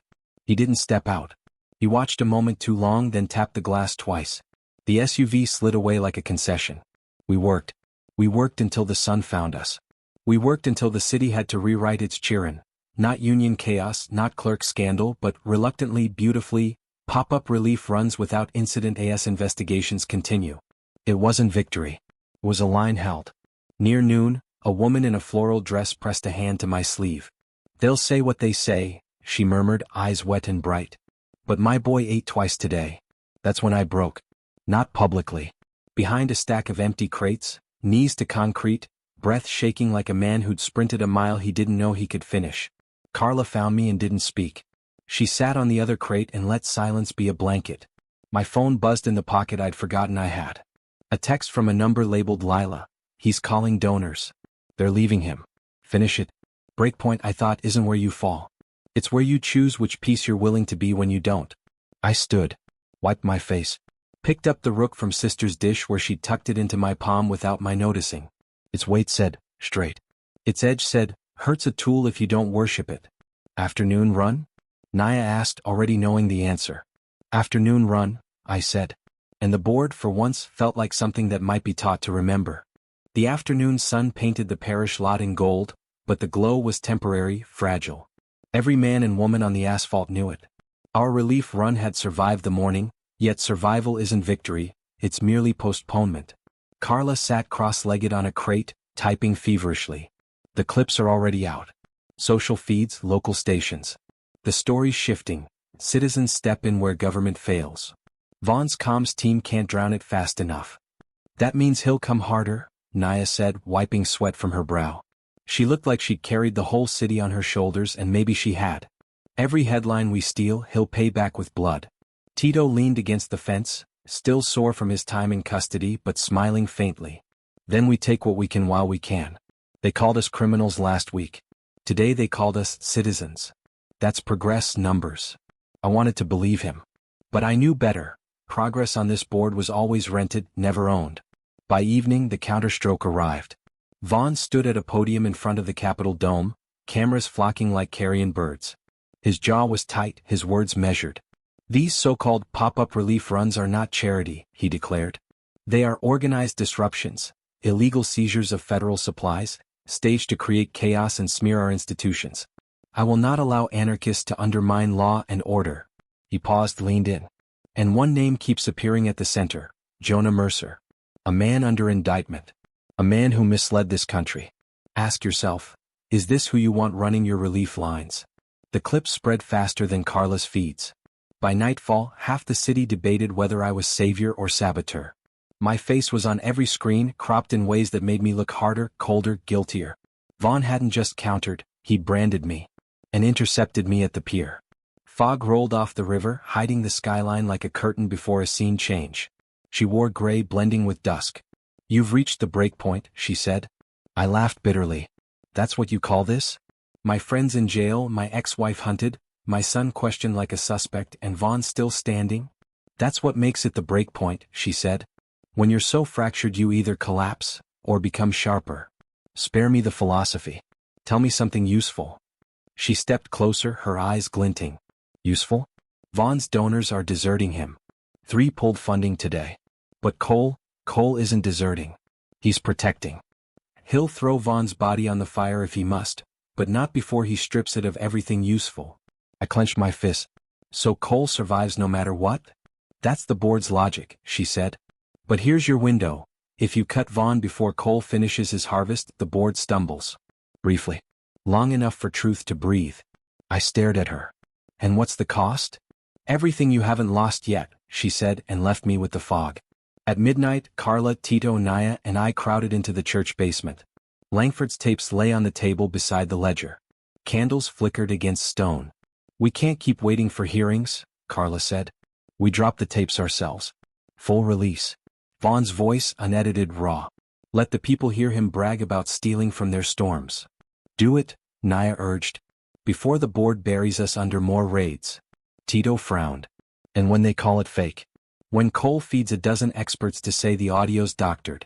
Carla looked at me. That's why we need a face. Not just a tape. A witness. My stomach tightened. Langford. She nodded. If he stays in hiding, they'll shred his name. But if he speaks, even once, even for 5 minutes, it anchors the tapes. I shook my head. He'll be killed. He already lives like a ghost, Naya said softly. Maybe ghosts burn brightest when they step into light. I stared at the ledger. Circle and notch. Sacrifices written in ink. Langford's name already lived there. I went back to his cabin at dawn. He was waiting on the porch, cigarette in hand, as if he'd been listening to the decision blow through the trees all night. You want me to step out? He said. Yes, I admitted. He chuckled, bitter. Funny. Spent 10 years hiding so my truth wouldn't get me killed. Now you want me dead on stage. I want you remembered, I said. The board wins when you stay a rumor. But if you speak, Vaughn falls. He inhaled smoke, exhaled resignation. And after Vaughn? Then Cole, I said. And after Cole, whoever sits next. Langford stubbed the cigarette against the porch rail. You're a fool, Mercer. But maybe that's what it takes. He went inside, returned with a battered tape recorder. You'll have 5 minutes? Use them. That night, Carla set up the stream, encrypted, mirrored, impossible to kill. Langford's face filled the frame, gray and lined but steady. He spoke his truth. The diversions. The contracts. Vaughn's words played back in his own voice. Storms, Langford said, staring into the camera, were their business model. And I was the man who wrote it down. The feed spread like fire. By morning, every station replayed it. Vaughn was no longer just wounded, he was bleeding in public. But the cost came swiftly. Langford's cabin burned that night. His body never found. When I heard, I felt nothing at first. Just silence. Then rage, hot and clean. The ledger had claimed him. Another sacrifice. Another straight line cut through a life. At the parish lot, I rang the bell myself. Its clang rolled through the city like thunder. People stopped in the streets, looking up, listening. The breakpoint wasn't collapse. It was clarity. If the board demanded sacrifices, then let it choke on mine. I closed my fist around the rook. This wasn't just survival anymore. This was war. The city woke to fire. Langford's stream played on every screen, spliced and replayed until Vaughn's words, "People forget storms, never prophets," sounded like scripture. Protesters filled the streets with cardboard signs, "Relief, not profit." Who owns our storms? By noon, Vaughn's office announced he was temporarily stepping back from committee duties, citing a need to focus on family. It was a wound disguised as grace, but everyone smelled blood. Donors cut ties. Staffers quit. A man who once walked marble halls now looked like a shadow on his own lawn. We had cracked him. But Cole had not moved. That silence chilled me more than Vaughn's collapse.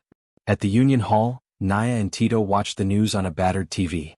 Carla scrolled feeds, her fingers shaking from adrenaline. "It worked," she breathed. "He's finished." "Not finished," Tito said. "Cornered. Rats bite hardest when the wall closes."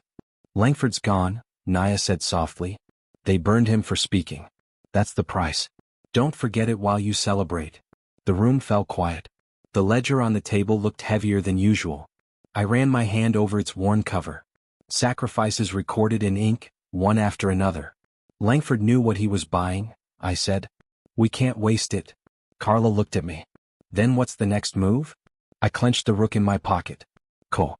Vaughn was never the king. Just a pawn dressed in marble. Cole's the hand moving every piece.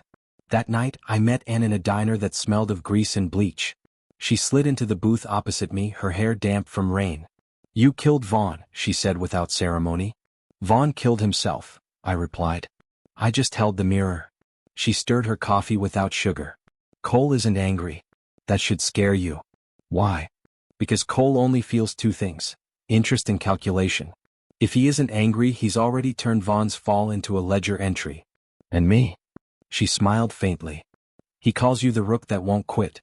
He's curious. That's rare for him. It means he's watching closer than ever." I leaned forward.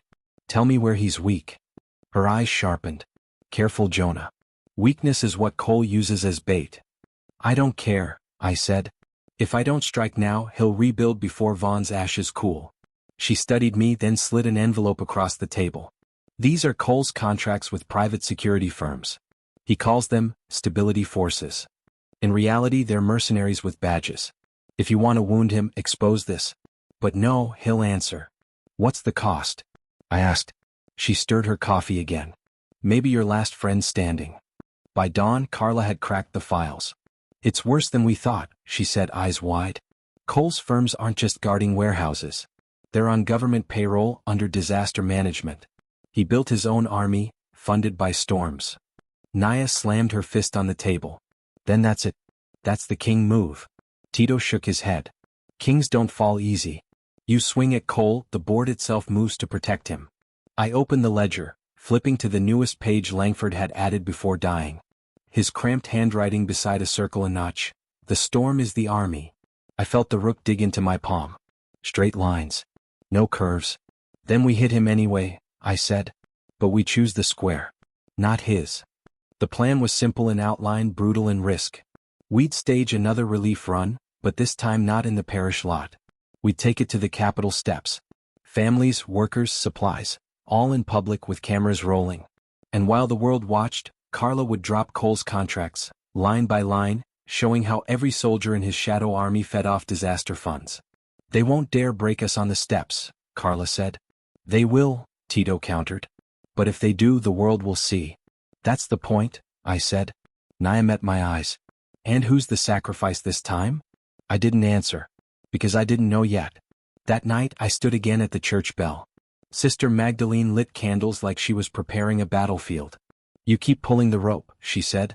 Each time louder. "What are you hoping for?" "That heaven answers." "No," I said. "That the city listens." She touched the rook in my hand.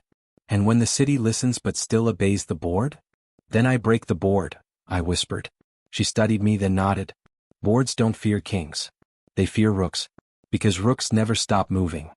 The next morning, as the first crates rolled toward the Capitol, my phone buzzed. A single text from an unknown number. "Nice move, Rook. Let's see if you survive your own gambit." See, Cole had finally spoken. And I knew the breakpoint wasn't just mine anymore. It belonged to the whole city. Dawn painted the Capitol in pale light, the dome gleaming like a coin too bright to spend. Trucks rumbled into the plaza, forklifts humming as volunteers unloaded crates. Families lined up quietly, some clutching papers, others clutching nothing but hope. We weren't hiding this time. Cameras flashed as soon as we rolled the first pallet onto the steps. Reporters swarmed, microphones thrust forward. Carla set up her rig, live-streaming the scene from 3 angles. On every screen the headline began to crawl. "Relief run at Capitol, protest or service?" Tito stood tall despite his sling, barking orders with the cadence of a dock foreman. Nia organized the line, her voice steady, her clipboard clutched like scripture. I stayed near the center, rook in my pocket, feeling its weight as a promise. The first clash wasn't physical, it was narrative. Vaughn's remaining staffers arrived with clipboards and slogans, trying to paint us as agitators. "Unauthorized occupation," they shouted. "Interference with federal relief." Carla answered by projecting Cole's contracts on a screen mounted to the side of a truck. Pages scrolled. Invoices, signatures, budgets diverted into stability services. The words burned brighter than our banners. Reporters gasped, lenses zoomed in, questions erupted. "Senator Vaughn's donor tied to mercenary firm? Confirm?" "Mr. Mercer, are you alleging Cole profited directly from storm contracts?" I faced the cameras. "Not alleging. Showing." I pointed to the screen. "Every dollar meant for blankets paid for bullets. Every meal denied became a man with a gun. This is not relief. This is control." The crowd murmured, louder each second. For the first time I felt the city shifting under my feet. Then the SUVs arrived. Black, windows tinted, engines growling. Doors opened. Men stepped out in uniforms that weren't military, weren't police, gray tactical gear marked with a private emblem. CFG. Cole Stability Force. The air tightened. Reporters whispered, cameras swung. Families shrank back, clutching their children. The mercenaries moved in formation, silent, precise. Their commander raised a megaphone. "This assembly is unlawful. Disperse immediately." Tito laughed, raw and fearless. "Unlawful? Feeding people? Try selling that on TV." The commander repeated his demand. The crowd didn't move. Nia stepped forward, standing between the line of families and the armored men. "You touch them, the world sees you," she shouted. "You're not saving order. You're strangling it." The standoff crackled like static. Then one mercenary raised his baton. For a second I thought he'd strike. Instead, his hand trembled. He lowered it. His eyes flicked to the families, then away. Cracks. Even Cole's pieces had cracks. Carla seized the moment. She cut the live feed from Vaughn's op-ed and replaced it with Langford's tape, Vaughn's voice spilling into the plaza. "People forget storms. They never forget profits." The sound rolled over the crowd, over the mercenaries, over the cameras. Reporters shouted questions. Families chanted, "Relief, not profit. Relief, not profit." The commander's mask slipped. He barked orders, but hesitation spread like fire. Some mercenaries shifted uneasily, grips loosening. Others glanced at the cameras and froze. Cole was losing control in real time. Then the black SUV door opened. Cole stepped out himself. Impeccable suit, calm stride, eyes like polished steel. He didn't shout. He didn't need to. His presence was enough to bend the air. "Jonah Mercer," he said, voice smooth, carrying. "You've made quite the spectacle." I stepped forward. "Truth tends to be messy." He smiled faintly. "Truth is what survives after the spectacle ends." And you've endangered everyone here for your crusade. I held up the rook. Cameras zoomed in. No, Cole. You endangered them. With your contracts. With your mercenaries. With your storms. The only crusade here is survival, and you turned it into profit. His eyes narrowed just slightly, the first crack I'd ever seen. Careful, rook. Straight lines are predictable. And predictable pieces are easy to remove. The crowd shouted louder, drowning him. Chants rolled through the plaza, echoing off marble. Relief, not profit. Carla's stream hit peak viewership. Cole's face, calm, cold, cornered, was everywhere. For the first time, he wasn't the hand moving the board. He was a piece under the light. The mercenaries hesitated again. One by one they stepped back. Not defying him outright, but refusing to advance. Cole stood alone in his perfect suit, cameras catching every detail. He adjusted his cufflink, a man reclaiming dignity through ritual. "Enjoy your moment, Mr. Mercer," he said. Moments pass. Boards endure. Then he turned, slid back into the SUV and was gone. The stability force melted away with him, leaving only the echo of chants and the glint of morning sun on marble. By evening, the relief run was on every channel. Headlines split the same way they always had. Mercer's underground defies law, stages Capitol protest. Private security tied to Cole confronts citizens. Langford tapes confirm relief profiteering. But for once, Vaughn's name was buried. Cole's name trended instead. The board's shadow had been dragged into daylight. At the church, Sister Magdalene rang the bell herself this time. The sound rolled across the city like judgment. "You moved the rook into open ground," she said when I entered. And the board blinked. I set the rook back in her dish. "For how long?" She smiled, weary but proud. "Long enough for people to see the game. And once they see, they don't forget." I looked at the ledger. So many sacrifices inked into its pages. Langford. Jorge. The clerk. Lila's safety. My son's innocence. All traded to bring the board into the open. The breakpoint wasn't just mine. It belonged to the city now. And I knew, whatever came next, the board would never be invisible again. The Capitol steps still smelled of diesel and sweat 2 days after the relief run. The chants echoed in the marble even when the plaza stood empty. Vaughn's name had turned to poison, donors bleeding out, allies resigning, and the press circling like hawks over a corpse. But corpses don't always stay down. They twitch, they claw, they drag others with them into the grave. Vaughn was twitching now. Kessler called me at dawn. His voice carried the brittle edge of someone who'd been awake too long. "Vaughn's been indicted," he said. "Wire fraud. Conspiracy. Procurement abuse. It's all in the motion." I should have felt triumph. Instead I felt wary, like a soldier who hears silence after artillery and knows it's not peace, it's reload. "And Cole?" I asked. "Untouched," Kessler said. "Every line points to Vaughn, none to him. Like Vaughn was built to be the fall guy." "He was," I said. At the Union Hall, the mood was electric. Workers gathered around the TV as anchors replayed the indictment filing. Naya leaned on her clipboard, eyes fierce. "This is it," she said. The storm profiteer himself, shackled. Tito raised his coffee. To Jorge. To the clerk. To Langford. They didn't bleed for nothing. But Carla didn't join the toast. She stared at her laptop, frown deepening. "What?" I asked. "Cole's firms are still active," she said. "They didn't even blink. Vanguard collapsed, sure, but the Stability Force contracts? Still running. Vaughn's indictment doesn't touch them. Because Cole built Vaughn to fall," I said. Naya slammed the table. "Then we go after Cole next." Tito shook his head. "You saw him on those steps. He's not Vaughn. He doesn't sweat. Doesn't flinch. You hit him wrong, he'll break us." I opened the ledger, tracing the marks. Vaughn's name circled. Next to it, a new notch already carved before the ink dried. Cole. That evening I was summoned. Not asked. Summoned. A black SUV waited outside the parish, engine idling. The driver said nothing, just opened the door. I considered walking away. But rooks don't sidestep. They move straight. The ride took me to a high-rise downtown, glass walls gleaming like armor.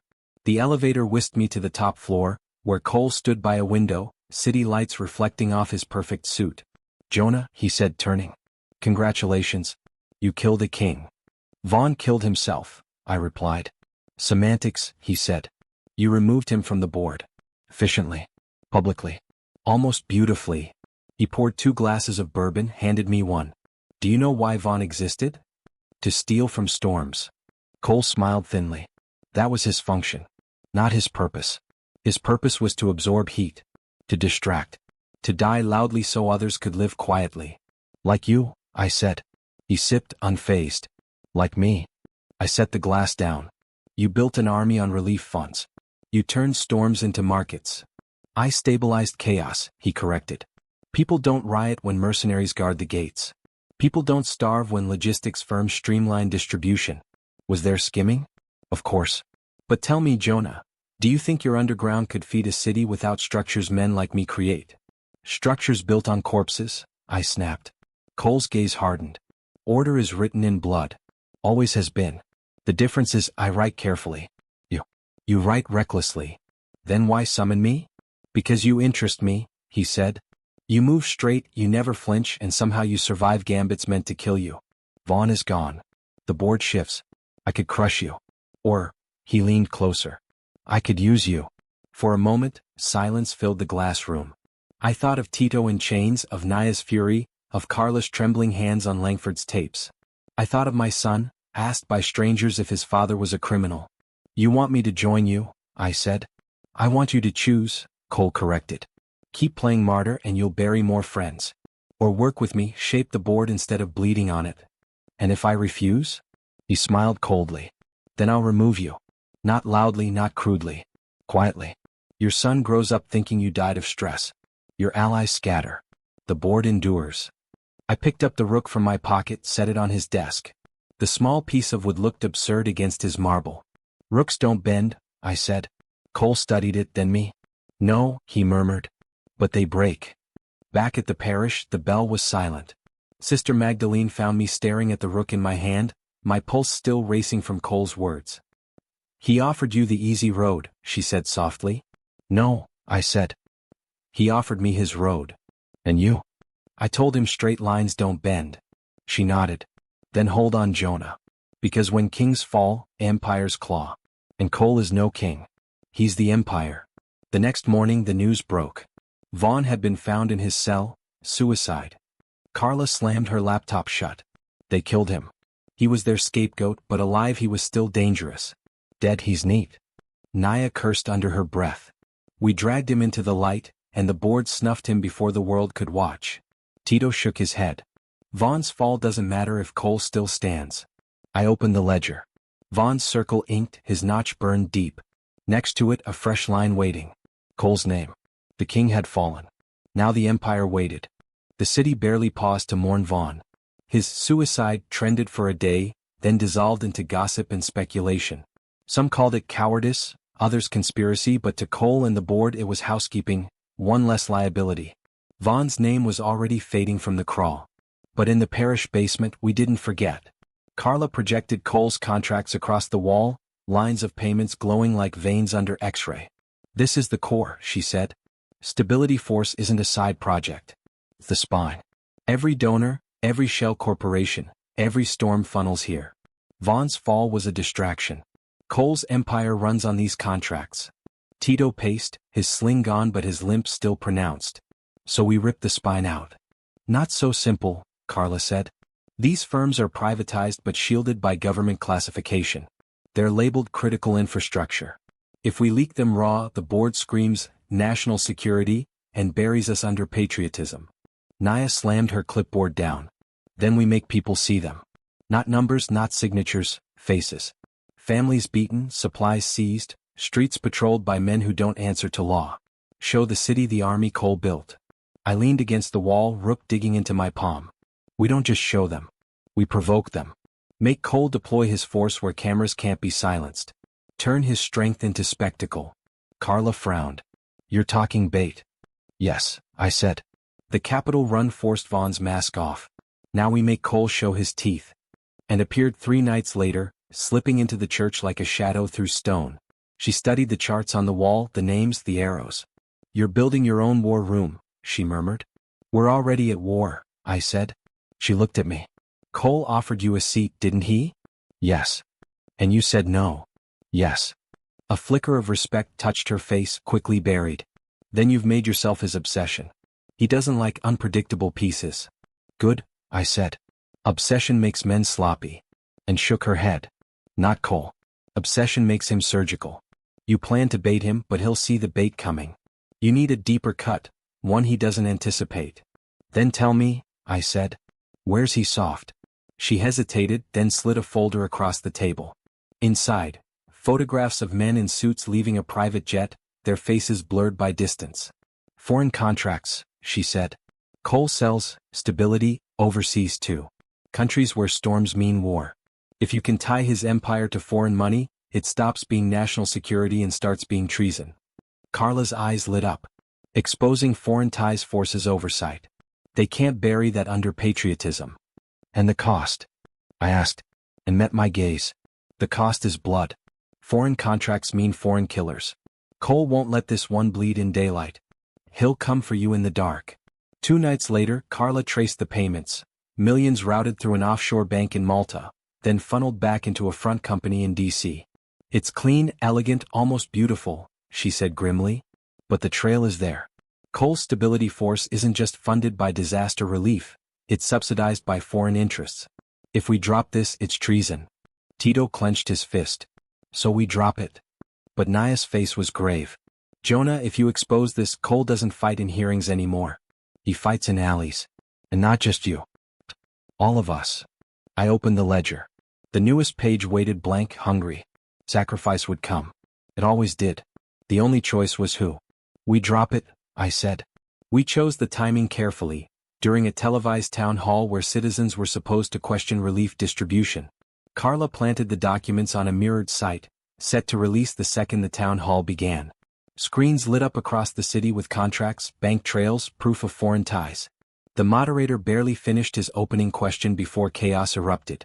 Reporters shouted, citizens jeered, the hall shook with the weight of revelation. And Cole? Cole wasn't there. He didn't need to be. His silence was louder than Vaughn's collapse. That night, the counterstrike came. Carla's apartment was ransacked. Her hard drives gone, her notes burned. She survived only because she'd been with us at the parish. Tito's cousin was beaten in the street, a warning written in bruises. And me, my ex-wife's voicemail came at midnight, her voice trembling. Jonah, men were outside the house. I took him, your son, I took him to my sisters. Don't come here. Don't call. Just end this before they end us. Her voice broke. The line cut. I sat in the dark, rook in my hand, ledger open before me. Circle and notch.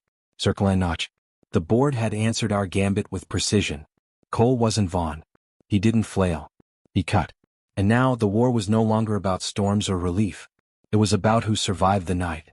At dawn, Sister Magdalene found me still sitting, rook clenched tight. She knelt beside me, her voice soft but unyielding. You look like a man who finally knows what kind of enemy he faces. Yes, I whispered. And I'm still moving. She touched the rook in my hand. Then don't stop. But remember, Jonah, rooks don't win alone. You'll need more than sacrifice to end an empire. Her words hung in the air as the bell tolled once, a sound heavier than iron. The king had fallen. Now the empire was sharpening its knives. The city felt different after the leak. Not freer, more brittle, like glass under too much weight. People whispered Cole's name now, not Vaughn's. The press circled, hungry for the next headline, while the board's machine worked double time to patch holes. But beneath the noise, something shifted. For the first time, Cole's empire had bled in daylight. And that meant he'd come hunting at night. Tito called me to the docks at dawn. Cranes loomed overhead like giant bones. The air stank of oil and salt. He walked me past a line of shipping containers, then stopped at one whose doors hung open. Inside lay crates stamped with Cole's emblem, CFG. Tactical gear. Rifles. Riot shields. Enough to arm a regiment. Customs tipped us off, Tito said. A shipment mislabeled as medical supplies. Thought you'd want to see how relief money buys bullets. I stepped inside, running my fingers over the cold steel of a rifle. It felt heavier than any number in the ledger.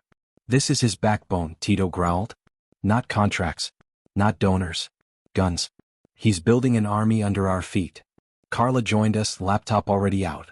I mapped the shipment logs. There's more, 4 containers headed to private depots around the city. If we can intercept one, we prove Cole's stability force isn't just paperwork. It's war stock. Intercept. I asked. She nodded. Expose it live. Cameras, feeds, the works. Make him deny what everyone can see with their own eyes. Naya folded her arms. And what if the mercenaries show up before the cameras? You've seen them. They don't bluff. I held the rook in my pocket, its edges sharp against my skin. Then we make them choose, obedience or conscience. Just like at the Capitol. Tito smirked. You really think cameras stop bullets? No, I said. But hesitation does. And hesitation spreads. That night we set the trap. Carla's crew rigged a live feed at Pier 14, where one of the containers was due to land. Naya organized volunteers to form a line, families and workers armed with nothing but banners and cell phones. Tito stood at the front, jaw clenched, a bandage still on his hand from his last arrest. I walked the perimeter, scanning the shadows. The ledger sat heavy in my bag, the rook warm in my fist. Every move now felt like writing in blood. The truck rolled in just after midnight, unmarked, its driver stone-faced. Volunteers swarmed with cameras as Tito waved it down. This is humanitarian cargo, Tito announced loudly, every word for the microphones. We're here to verify delivery. The driver sneered, but when he opened the back, the truth was undeniable. Crates of tactical gear, rifles gleaming under floodlights. Gasps rippled through the crowd. Carla's feed exploded online. This is Cole's relief, I shouted. Guns for storms. Riot shields for hunger. This is where your money goes. The chant rose, relief not profit. Relief not profit. Then the SUVs arrived. Black engines, low windows tinted. The mercenaries stepped out, CFG emblems on their chests, visors down, batons ready. The crowd stiffened but didn't scatter. Cameras caught every second. The commander barked through a megaphone, "This is an unlawful seizure. Disperse immediately." "No," Naya shouted back. "This is our storm, our food, our lives. You disperse." Tension thickened like smoke. A mercenary lifted his baton. The crowd braced. I stepped forward, rook in hand, raising it high. "Look at the cameras," I yelled. "The world sees you. Will you beat families to protect crates of guns?" For a heartbeat, nothing moved. Then one mercenary lowered his baton. Another shifted uneasily. The commander snarled, but hesitation spread, just as I'd hoped. Carla whispered into her mic, "We're live to 2 million viewers." The commander froze, calculation flickering behind his visor. He barked an order.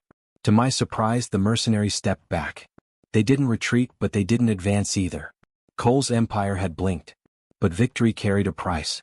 As the trucks rolled away under police escort, Carla pulled me aside, face pale. "They'll hit back harder," she said. This wasn't just embarrassment. This was defiance. Cole doesn't tolerate defiance.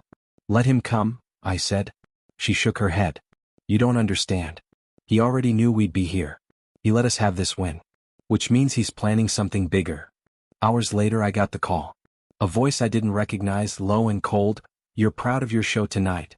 But shows end. Remember your boy." The line cut before I could answer. My knees went weak. For all the ledger's marks, for all the sacrifices I'd counted, nothing pierced deeper than those two words, "your boy." Cole hadn't blinked. He'd simply chosen the next piece to sacrifice. Back at the church, Sister Magdalene watched me pace, rook clenched so tight my palm bled. "You've seen his army," she said softly. "Yes." "You've wounded it." "Yes." "And now he aims for your heart." "Yes." She placed her hand on mine, steadying it. "Then guard it, Jonah. Guard it with everything. Because if the rook falls, the board closes forever." The bell tolled once, heavy, final.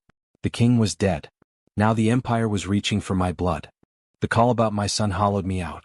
I'd been threatened before, arrests, indictments, raids, but never that clean, that precise. 2 words, "your boy." It felt less like a warning than a signature. I didn't tell Tito, Carla, or Naya right away.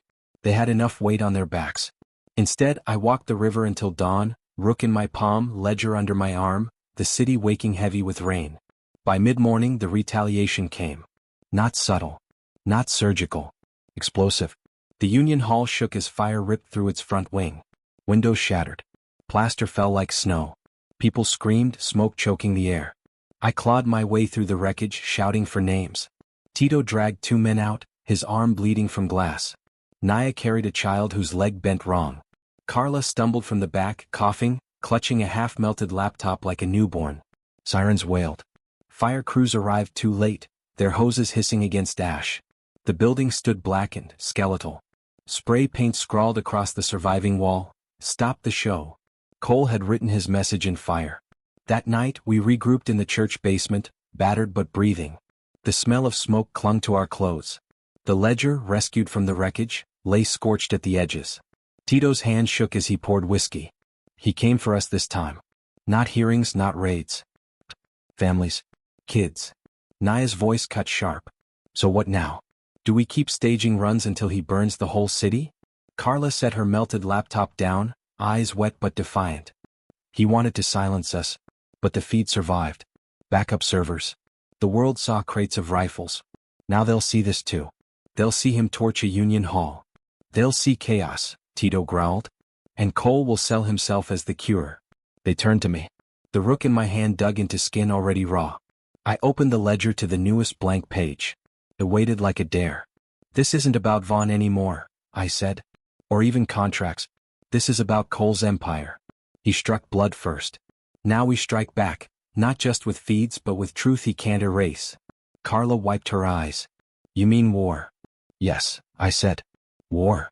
And found me later that night in the pews above the basement. She sat beside me without speaking, her presence cold and steady. He burned your hall, she finally said. Yes. He's escalating. Yes. And your response? I stared at the rook. Escalate. She studied me. Careful. You're speaking Cole's language now. He thrives in escalation. He knows how to bleed slower than you. Then I stop bleeding, I said. She tilted her head. Or you bleed louder. I looked at her, exhaustion grinding every word. Why are you here, Anne? To warn me? Or to measure me for a grave? Her eyes softened. To see if the rook can still stand after fire. And maybe, to choose if I stand with him. At dawn the headlines split again. Union Hall bombed in overnight attack. Mercer's underground blames Cole's security force. Officials decry dangerous escalation. Reporters camped outside the parish. Families gathered with nowhere else to go. Children clung to blankets that still smelled of smoke. I stepped outside, cameras flashing. My voice carried over the crowd. You saw the crates. You saw the contracts. And now you see the fire. This isn't relief. This isn't order. This is empire. And empire fears truth. But we're still here. And we're not done. The chant began again, hoarse but strong. Relief, not profit. The cameras rolled. Cole's name trended. And somewhere, in some glass tower, he watched, already planning the next cut. That night, Sister Magdalene lit candles around the scorched ledger, her voice low and steady. You carry too many graves, Jonah. I count them, I said. Counting keeps them from being erased. She touched the rook, its wood darkened with soot. And this piece? What will you do with it now? Keep moving, I said. Until the empire cracks. The bell tolled once, its sound rolling over a city that now understood the stakes. The king had fallen. And the empire had declared open war. The city smelled like smoke long after the Union Hall had cooled. Ash clung to the air vents, to clothes, to the pages of the ledger. It wasn't just a fire, it was a message. Cole's empire doesn't warn twice. But even empires bleed when they burn. Carla mapped the fallout on her cracked laptop. The bombing backfired, she said, voice hoarse from smoke inhalation. Feeds caught it and backup servers spread the footage. Hashtags, Cole burns relief, storms for sale, empire of ashes. Half the city believes him guilty. Half isn't enough, Tito muttered, arms still wrapped in gauze.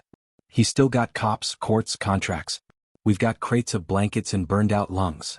Naya slammed her fist on the table. Then we make him bleed more. You saw those shipments. We know where the depots are. Let's hit them. Tear down his arsenal in front of the cameras. That's war, Carla said quietly. It already is, Naya shot back. I sat in silence, rook in my pocket, ledger open before me. Circle and notch. The page waited, empty, hungry. Cole had forced us into escalation. Now the only choice was how far. That night and met me at the pier. Fog clung to the water, muffling the city's noise. She leaned against a piling, cigarette glowing faintly. Empire of ashes, she said, nodding toward the skyline. Fitting phrase. You've branded him, Jonah. I didn't brand him, I said. He branded himself with fire. She exhaled smoke. You're planning strikes. Don't bother denying it. Naya's too loud, Tito's too stubborn, Carla's too desperate. Cole will anticipate. Then what do you suggest? Patience, she said. Cole thrives on predictable enemies. He expects you to lash out. Surprise him. Strike where he thinks you can't. Where's that? Her eyes glinted. Inside the board itself. I frowned. You want me to infiltrate? I want you to expose, she said. Cole's mercenaries aren't loyal. They're contractors. But, scare. Some resent him. Find the cracks. Turn 1. Risky, I said. Necessary, she replied. You won't topple an empire by burning its depots. You topple it by making its soldiers doubt the king. The opportunity came sooner than expected. At dawn, a young mercenary broke ranks during a patrol near the docks. He slipped away, helmet off, rifle slung low. Our people intercepted him before his commander noticed.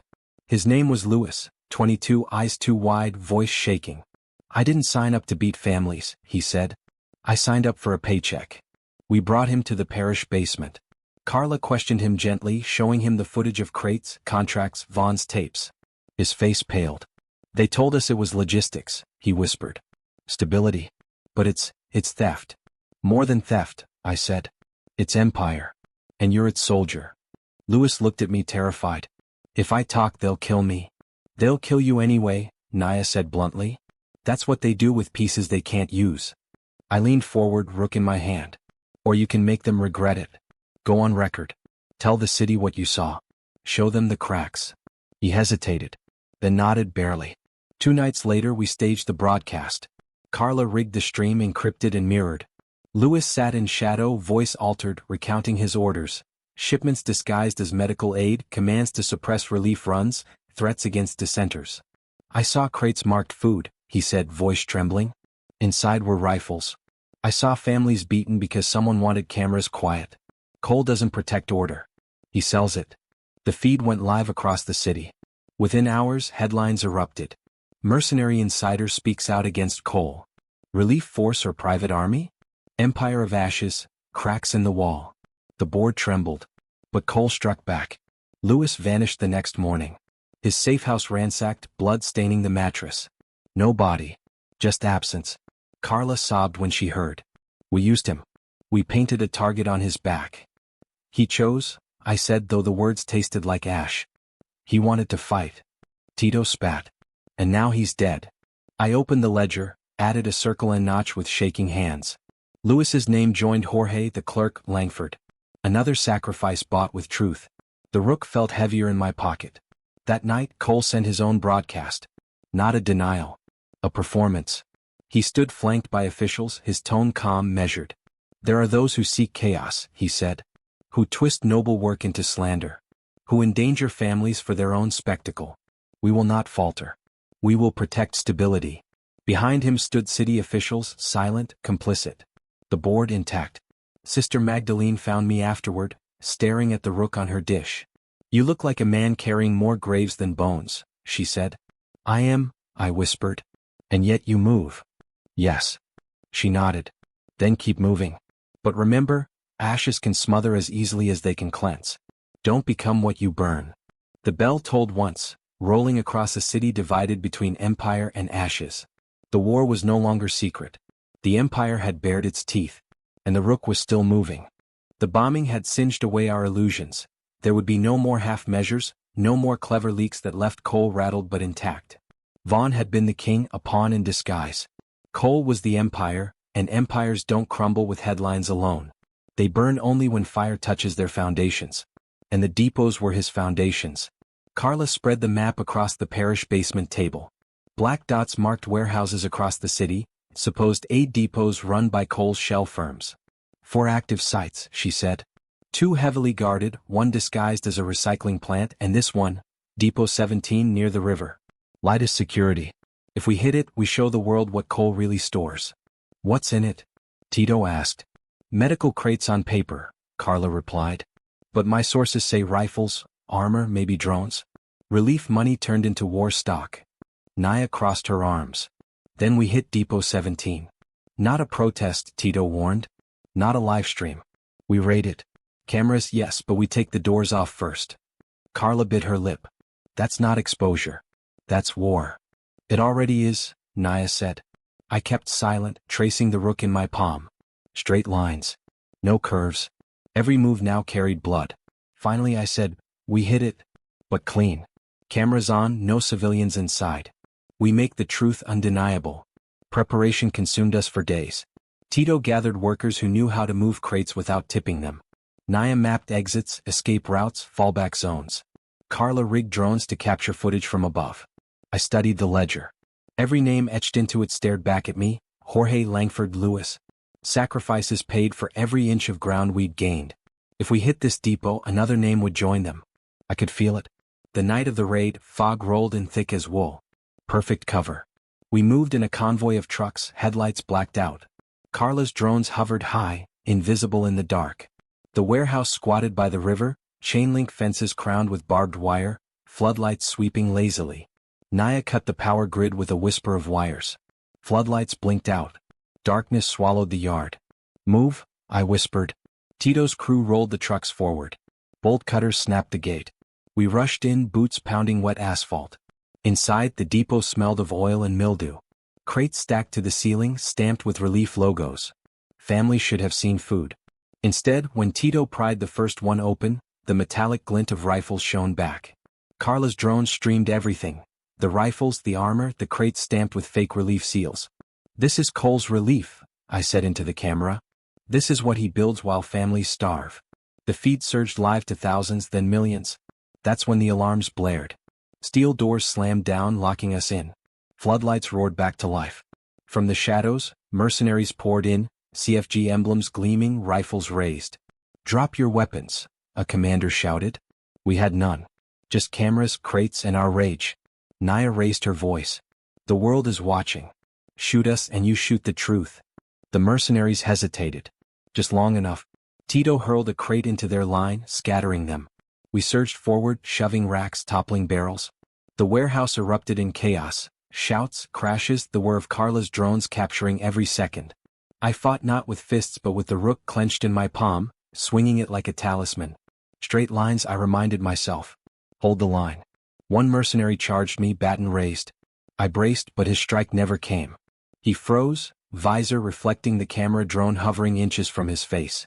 The world was watching. He lowered his baton and stepped back. Another crack in Cole's wall. But not all cracked. Gunfire erupted near the loading bay. Naya dragged a wounded worker to cover, blood soaking her sleeves. Tito roared, charging the mercenaries barehanded, forcing them back with sheer fury. Carla screamed over comms, "They're jamming the feed. I'm losing signal."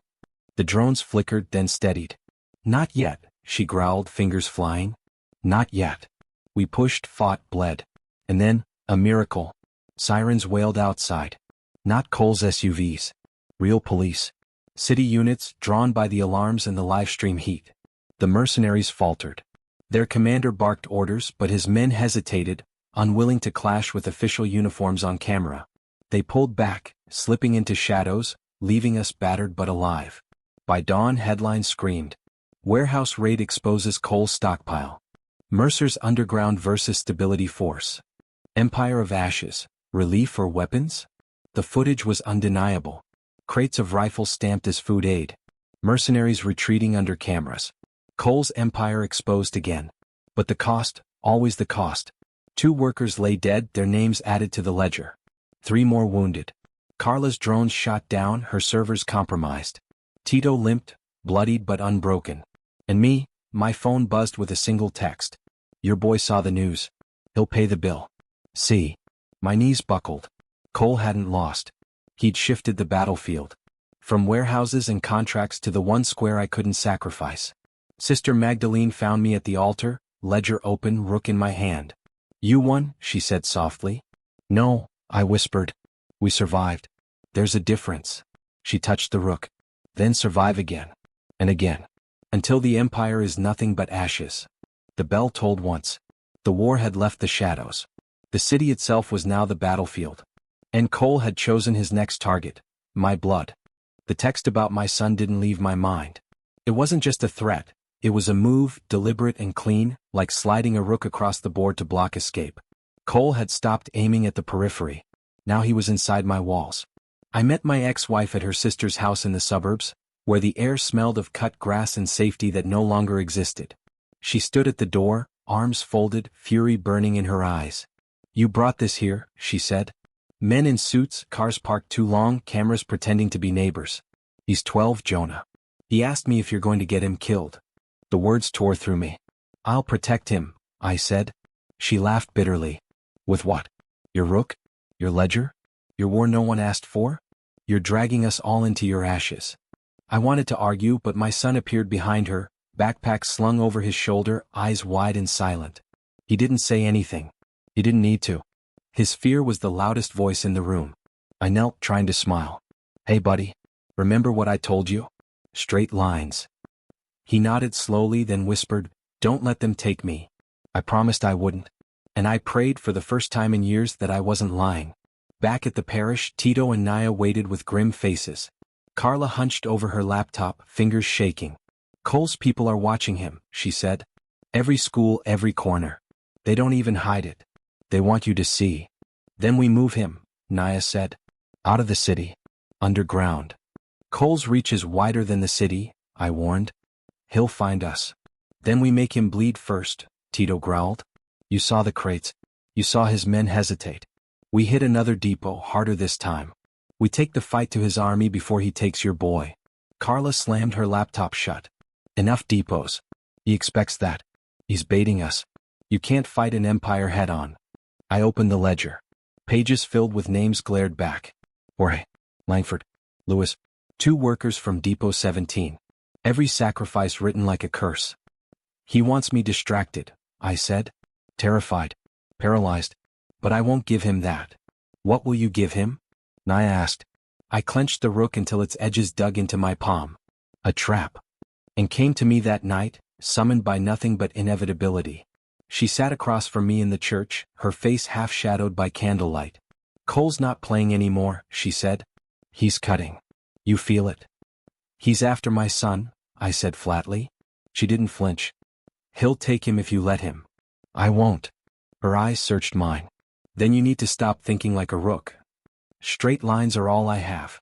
No, she said. You have something else now. People. A city that finally sees the board. You're not alone anymore, Jonah. Don't carry this as if you are. I wanted to believe her. But loneliness was safer than trust. Still, I listened. The plan came together in whispers and chalk lines. Cole had another shipment scheduled, Depot 12, Midtown, disguised as emergency shelter supplies. We'd leak the location, lure his mercenaries into a public confrontation, then expose their violence live. But that was only the surface. The deeper move was mine. Use the raid as cover to move my son out, shielded by the chaos. 2 operations one night. Tito hated it. You're splitting us. That's suicide. It's survival, I said.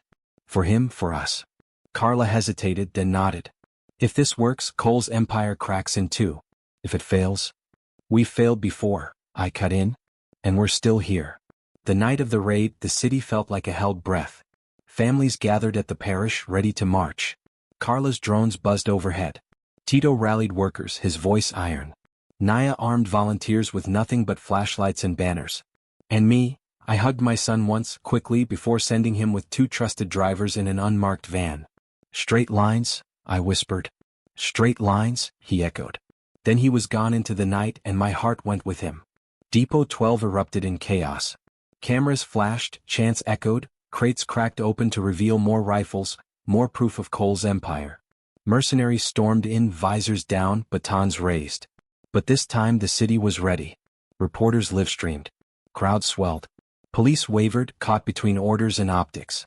And somewhere in the chaos, my son's van slipped through the streets, shielded by the noise. I fought like a man already dead, rook in hand, ledger burning in my bag. Straight lines. No curves. Every strike, every shout, every sacrifice carved deeper into the empire. By dawn, the headlines screamed louder than ever. Cole's army clashes with citizens. Empire of ashes, Midtown violence exposes private force. Where does the board end? We had survived again. Barely. But when I returned to the parish, the van was waiting. My son stepped out, safe, eyes tired but alive. My ex-wife hugged him tight, tears streaking her face. For the first time in months, I breathed. Sister Magdalene rang the bell herself. The sound rolled across a city that now saw fire not as spectacle but as truth. You saved him, she said softly. For now, I whispered. But Cole won't stop. She looked at the rook in my hand. Then neither will you. The ledger lay open, another notch waiting. Another sacrifice ahead. The empire still stood. But so did we. The raid on Depot 12 should have broken Cole. Rifles disguised as food, mercenaries caught on camera swinging batons at families. It was a spectacle that should have gutted him. But Cole didn't flinch. He escalated. By morning his face filled every screen. Come, boys. The perfect bureaucrat. The city has been hijacked, he declared. Extremists exploit fear, weaponize families, and turn relief into chaos. My stability force was created to restore order. And order will be restored. He spoke like a surgeon. No heat, no stumble. Behind him stood mayors, council members, even clergy, faces bought, borrowed, or threatened. The board in formation. Then came the decree, a temporary state of stability. Curfews. Patrols. Blockades around relief centers. Cole had just declared martial law without calling it by name. Tito punched the wall of the parish basement hard enough to split his knuckles. He's turning the city into a prison. Carla shoved her laptop toward me. Look, streets already blocked. Social feeds choked. Hashtags throttled. He's silencing us in real time. Naya slammed her clipboard down. So we fight back. Break the curfews. Flood the streets. If he wants a battlefield, give him one. No, I said. My voice cut through their rage. He wants chaos. He thrives in it. If we riot, he wins. Then what? Tito demanded. Sit and pray while he chokes us? I opened the ledger, its pages scorched and heavy. We hold the line. We show discipline where he shows brute force. We prove to the city he's the one burning it. And appeared that evening, sliding into the pews like shadow into stone. You've pushed him to reveal himself, she said. And now he's revealed the city too. It bends to him. It won't bend forever, I said. Her eyes narrowed. Careful, Jonah. Empires don't break because they're evil. They break because people stop believing they're inevitable. Right now, too many still believe in him. Then we make them stop. She tilted her head. At what cost? I looked at the rook in my hand. Whatever it takes. The first night of curfew, the city held its breath. Streets empty, lights out early, stability force patrols prowling like predators. We broke curfew deliberately. Small groups fanned out with cameras, filming mercenaries stopping families at gunpoint, raiding homes without warrants, seizing crates of food. Carla streamed every frame. Cole's narrative cracked. Not shattered but cracked. The second night, crowds swelled. Not rioting, marching. Mothers with strollers. Elders on walkers. Workers in reflective vests. Chants rolled through the empty avenues. Relief, not profit. Relief, not profit. Stability force tried to scatter them. Cameras caught every baton raised, every tear gas canister fired. The city was watching now. Not just ours. The nation. On the third night, Cole unleashed his worst. Armored trucks rolled into the square. Floodlights blinded. Loudspeakers boomed, disperse or face consequences. The crowd held. I stood at the front, rook in hand, ledger strapped to my chest like armor. Straight lines. No curves. Then the order came. Mercenaries advanced. Batons swung. Gas filled the air. Chaos. Screams. People falling. Tito shielded a boy from a baton strike, blood pouring from his scalp. Naya dragged elders through smoke, her face streaked with tears and fury. Carla clung to her camera even as gas burned her eyes. I rang the bell we'd brought from the parish, its clang splitting the chaos, rolling through the square like thunder. The crowd roared back, louder than the gas, louder than the trucks. Relief, not profit. The sound rattled the mercenaries. Some lowered batons. Some froze. The cracks widened. Cole wasn't there in body, but his voice thundered from the loudspeakers, calm, commanding. This is for your safety. This is stability. Obey.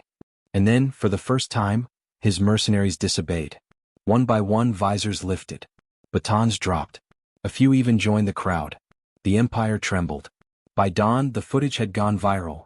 Stability force breaking rank, joining citizens. Vaughn's tapes had been proof. The depot raids had been evidence. But this was spectacle. Cole's image of inevitability cracked on live television. But the cost, always the cost. 5 dead in the square. Dozens wounded. Tito barely standing. Carla's servers fried. My son's safe for now, but my ex-wife's house marked with fresh graffiti. Traitors' blood. The ledger swallowed their names. Circle and notch. Circle and notch. Sister Magdalene lit candles for each of them, her hands steady though her eyes burned. You rang the bell, she whispered. And the city answered. I clutched the rook, its edges biting deep. The empire won't forgive this. No, she said. But empires never forgive. They only fall. The bell tolled once more, rolling over a city half broken, half reborn. Coal had turned the city into an empire of ashes. But in the ashes, something new was stirring. The square still smelled of gas and blood days after the clash. 5 dead, dozens wounded, mercenaries breaking rank. It should have been victory, a crack in Coal's empire. Instead it felt like a wound left open, festering. We patched the injured in the parish basement. Carla worked with bandaged hands on fried servers, whispering curses at dead screens. Tito leaned against the wall, stitches running along his temple, his eyes distant. Naya organized food lines, her voice hoarse but unbroken. And me, I sat with the ledger open, staring at the newest names written in ash. Coal had bled. But we had bled more. That evening and appeared in the parish, her footsteps echoing on stone. She looked sharper than usual, her hair tied back, her clothes crisp. You've shaken him, she said without preamble. Coal didn't expect defections. The footage hurt him. Then why doesn't it feel like a win? I asked. Because Coal adapts faster than you, she said. He'll turn the defections into a story of discipline, frame the dead as casualties of chaos. He's already rewriting the square. I rubbed my eyes. Then what now? She hesitated, then leaned in. There's someone close to you who isn't what you think. Who? Her lips tightened. You'll see. The betrayal revealed itself not in shouts but in whispers. Carla came to me first, eyes red from exhaustion. Jonah. I think someone leaked our plans.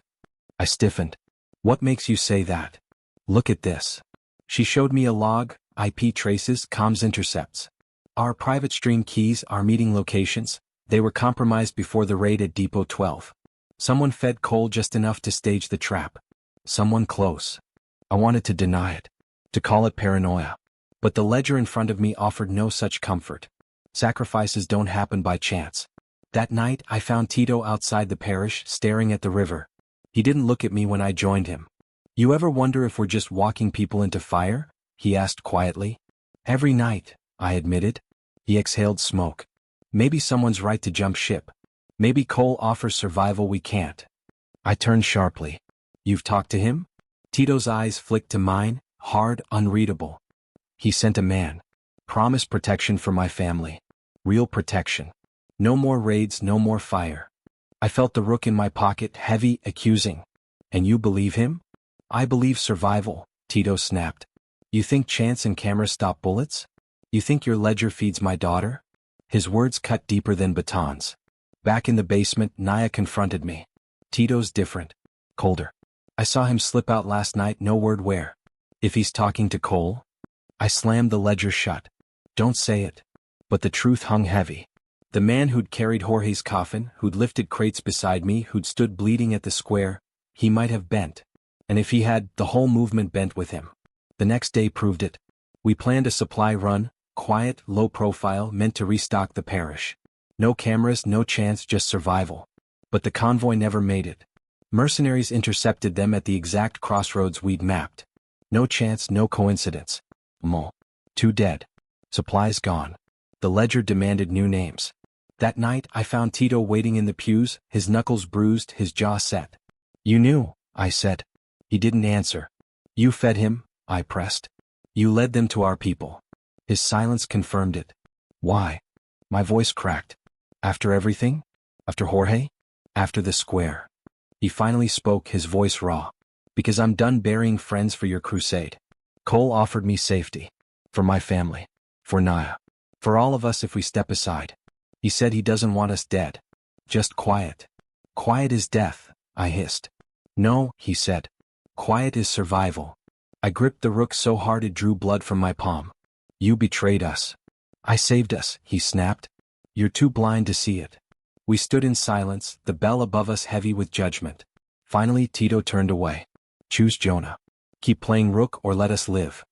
And then he walked out into the night, leaving the ledger open, another circle waiting. Sister Magdalene entered after he left, her hands folded. You saw it coming, she said softly. Yes. And now? I stared at the rook, its edges red with my blood. Now I decide if betrayal becomes sacrifice. The bell tolled once, sharp as a blade. The empire hadn't broken us. One of our own had. And that wound cut deeper than fire. The parish basement felt emptier without Tito's presence. His chair sat pushed back, a cigarette burn still smoldering on the edge of the table where he used to tap his lighter. Betrayal doesn't echo like gunfire, it lingers like silence. Carla buried herself in code, fingers trembling over her patched-up laptop. "We can't plan with him out there," she muttered. "Every message, every route, if he tells Cole it's over before it begins." Naya paced the length of the room, clipboard clutched like a weapon. "We need to cut him off. Publicly. Let everyone know he's with Cole now. Otherwise, half the workers will follow him." I said nothing. The ledger sat open in front of me, blank page waiting for a name I wasn't ready to write. That night I walked the river alone. The fog was thick, muffling the city's hum. Tito stepped out of the shadows as if he'd been waiting. "You look like hell," he said. "So do you," I replied. He lit a cigarette, the flame briefly illuminating the bruises on his jaw. "I didn't come to fight. I came to talk." "Talk," I snapped. "After you fed him our people?" His jaw tightened. "I didn't want blood. I wanted survival. Cole promised no more raids, no more fire. My daughter can walk to school without looking over her shoulder. Can you promise me that, Jonah?" I clenched the rook in my pocket. "Cole doesn't give peace. He rents it. And he collects interest in blood." Tito exhaled smoke. "Maybe. But at least he offers something. You offer graves and chance." We stood in silence, the river lapping at the shore like it wanted to drag us both under. Finally he said, "Walk away, Jonah. Before you get us all killed." I shook my head. "Straight lines don't bend." His eyes darkened. "Then don't be surprised when you break." He turned and disappeared into the fog, leaving the stench of smoke and betrayal behind. When I returned, Naya was waiting. She looked at my face and didn't need words. "You saw him?" "Yes." "Then it's true." I nodded, throat tight. She slammed her fist against the wall. "Damn him. After Jorge. After the square. He sold us for scraps." Carla's voice shook.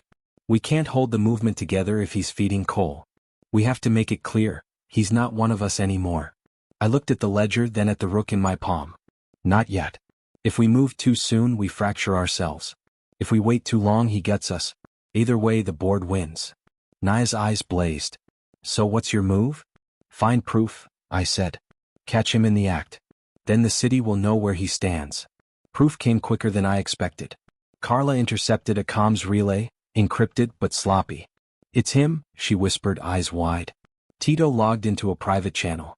Coordinates, times, details about our safe houses. "He's feeding Cole directly." The rage in Naya's face could have burned the parish down.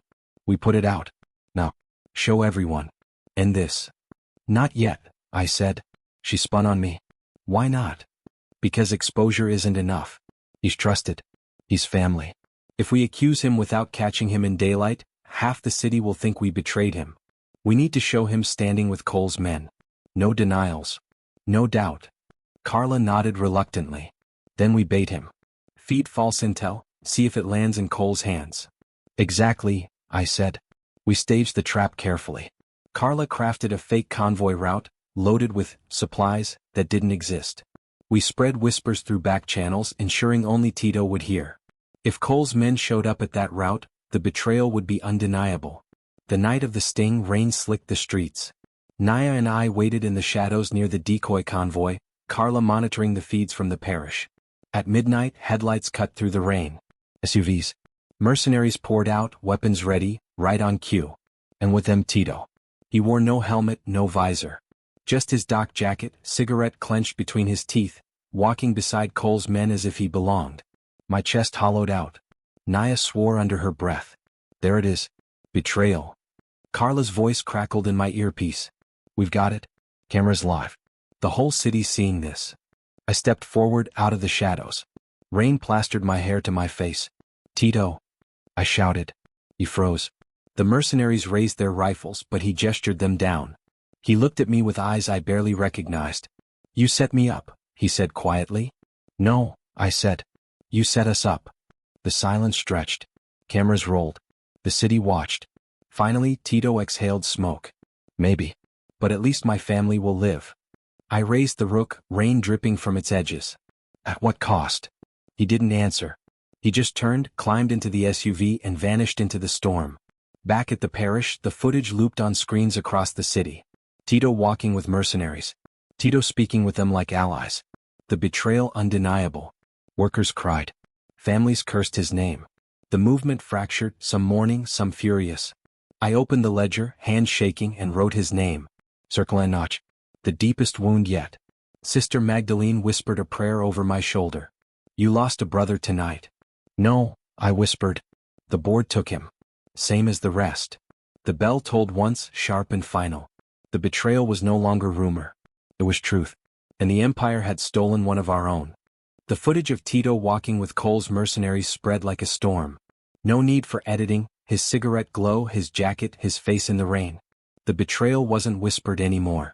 It was branded. But betrayal doesn't just wound the body. It poisons the blood.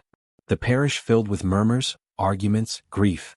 Families who had trusted Tito, who had marched beside him, carried crates with him, bled beside him, refused to believe the truth.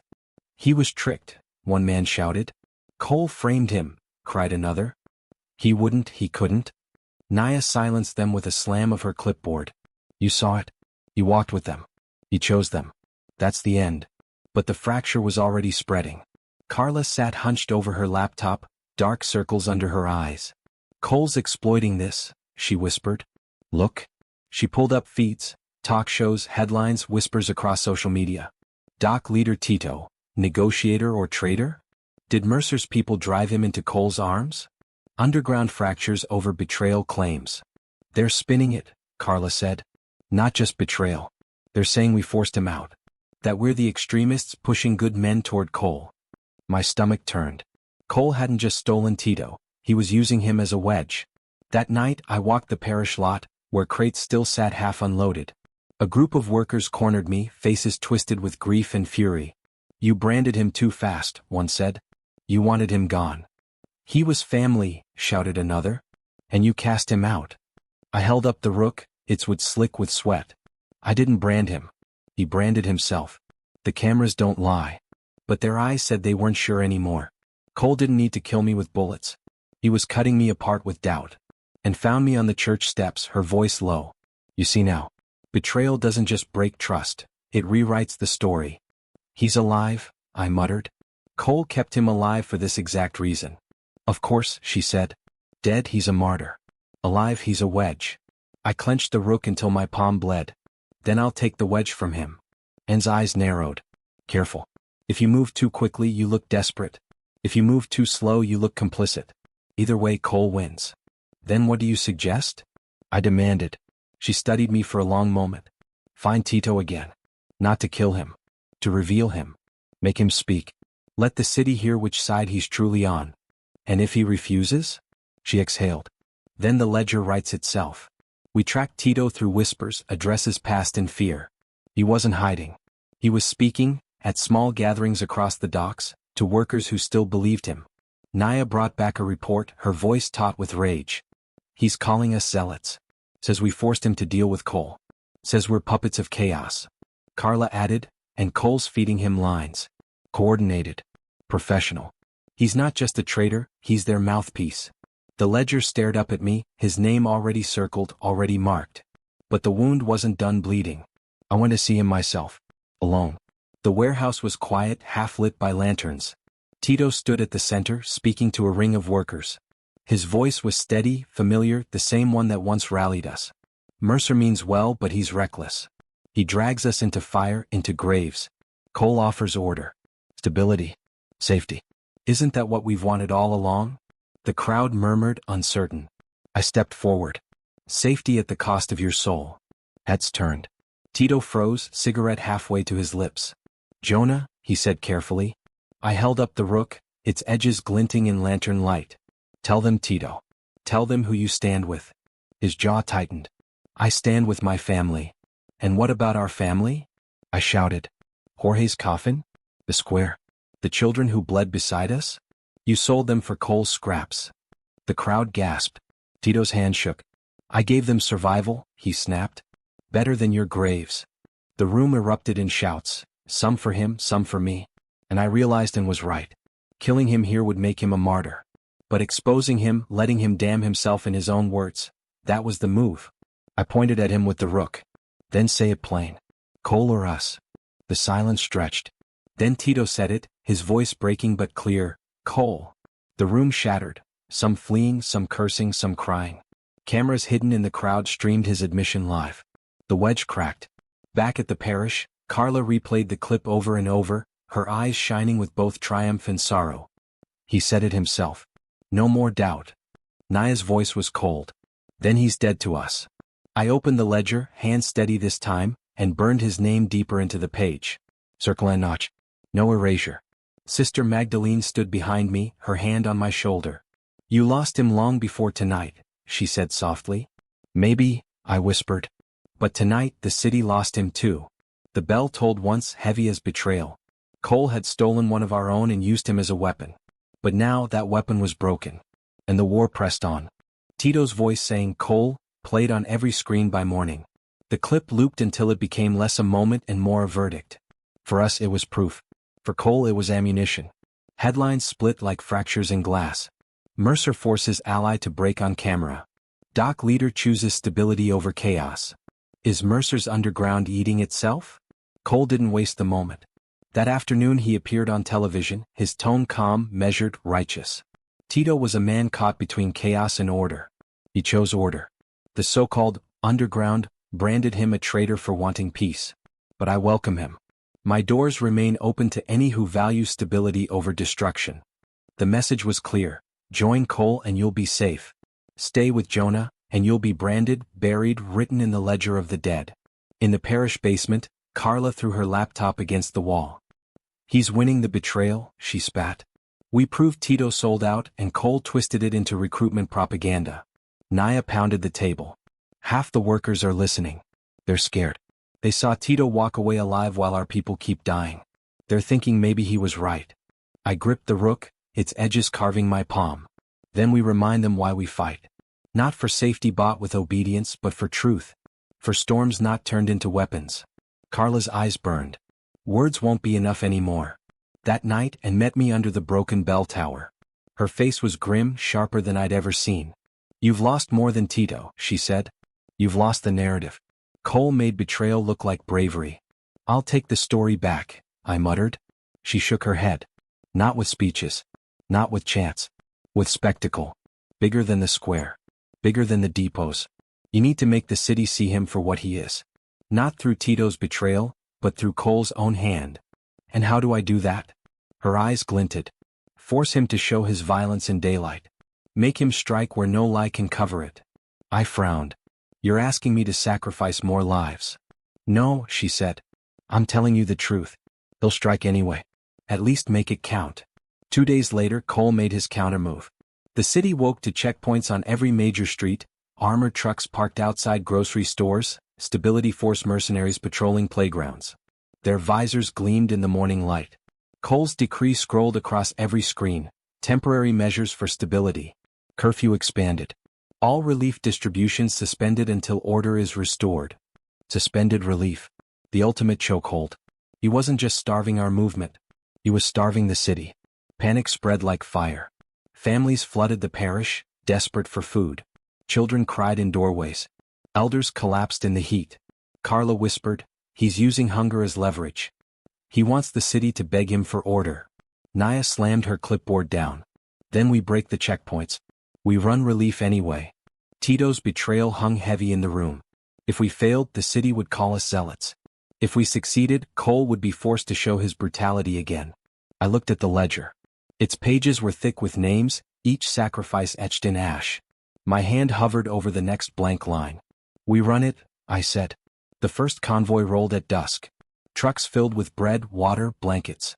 Families lined the route, desperate and brave. Carla streamed every second, her drones buzzing overhead. At the first checkpoint, mercenaries raised rifles. Cameras zoomed in. Children clung to their mothers.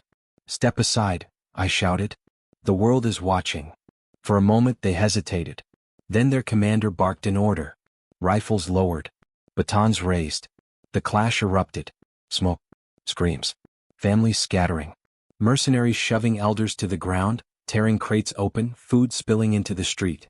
Carla's feed captured everything, rifles aimed at children, boots crushing bread meant for the hungry. I rang the bell we'd carried on the lead truck, its clang rising above the chaos. "The board starves you," I shouted. "Coal starves you." The crowd roared back louder than the gas. "Relief, not profit. Relief, not profit." And for the second time, cracks spread through Cole's wall. Some mercenaries dropped batons, refusing to strike. One ripped his emblem off and walked away live on camera. The spectacle and promised had arrived. But the cost carved deep. 2 volunteers dead. A dozen families wounded. Naya's shoulder shattered by a baton. Tito's betrayal still fresh, now wielded as Cole's excuse for harsher rule. Back in the parish, I wrote their names into the ledger with a shaking hand. Circle and notch. The ink bled like wounds. Sister Magdalene lit candles, her face lined with sorrow. "You forced him to show himself," she said. "And?" I asked bitterly. "And now the city sees," she replied. "Not just betrayal. Not just whispers. The empire itself, naked in daylight." By morning, headlines blazed. Stability Force crushes food convoy. Mercer defies curfew, families attacked. Empire of ashes, who protects the people? Cole's grip hadn't loosened, but for the first time the city's faith wavered. The betrayal of Tito had cut us open. Cole's countermove had starved us. But the spectacle had shown the truth. His empire would devour even the hungry to survive. The bell tolled once, rolling across a city bleeding but awake. The betrayal was complete. And from its ashes, a new fight would rise. The city woke brittle like a pain waiting for the final tap. Streets smelled of tear gas and stale bread ground into asphalt. Checkpoints hummed with idling engines. The bell's last clang still seemed to hang over rooftops, refusing to die. Klein called first, voice clipped but less steel than usual. "They're convening a special session," she said. "Not oversight. A public forum. Mayor, council, agency heads, Cole included. They're calling it a civic reckoning. You've been invited." "Invited to a firing squad?" "Invited to a stage," she said. "Same architecture, different lighting. They want both of you at microphones. Cole thinks he can bury you in calm sentences. He's not wrong. I don't do calm. Learn," she said. "Your anger is true, but it spreads like fire and scares the unburned. Show them the ledger without shouting. Let numbers look like names." She hung up before I could promise anything I wasn't sure I could deliver. We gathered in the parish basement. Naya with her shoulders strapped, Carla pale beneath flickering fluorescence, and Tito's chair empty like a threat. I set the ledger on the table. Its scorched edges looked ceremonial, as if the city had ordained the book by trying to erase it. "They'll seat me across from Cole," I said. "He'll talk order. I'll talk truth. We can't just trade speeches. We need to force a choice." "Put faces on the ledger," Carla said. "Jorge. The clerk. Langford. Lewis. The volunteers from the convoy. Photos, dates, transfers that touched them. Every entry a life, not a statistic." Naya's jaw flexed. "And if I'm there, I won't be quiet." "You'll speak," I said. "But pick your square. If you hit too soon, he calls you chaos. If you hit right, you become the voice the room can't recover from." Carla slid over a thumb drive. "Pull these slides when I signal. They're clean. Mirrored offsite. If they try to black out the stream, I can bounce to 5 channels." I slipped the drive into my pocket beside the rook. 2 talismans. 1 digital, 1 wood. Both heavy in different ways. And materialized in the nave the way storms gather. Without announcing, but with a pressure you can feel in your bones. She watched me from the aisle as Sister Magdalene polished brass that never stopped reflecting sorrow. "You'll be walking into his room," and said. He picked the carpet. He arranged the chairs. He wrote the first and last question. "I've walked into worse rooms." "No," she said. "You've walked into louder ones. Cole prefers carpet over drums. You drown on carpet if you forget to breathe. Then give me his seam." She considered me like a jeweler choosing where to cut. "He can't abide unpredictability. Say the thing he cannot prepare for, that you will surrender yourself if he will surrender the army. Trade your body for the city." I stared at her. "You want me to bargain with my life on camera. I want you to make plain what each of you is willing to surrender," she said softly. "He won't offer blood. You will. The room will hear that. What if they take me and keep the army? Then you've told the truth about empire," she said. "And sometimes truth needs a body to stand up on." She turned to leave, then paused. Don't be a martyr for theater, Jonah. Be a mirror he can't look away from. The forum took place in the old municipal auditorium, a room carved from another century's optimism. Chandeliers like frozen constellations. Velvet curtains bleached by time. Security thick as winter. Crowds filled the gallery, families with hand-lettered signs, dock workers in stained jackets, suits evacuated from their conscience by habit.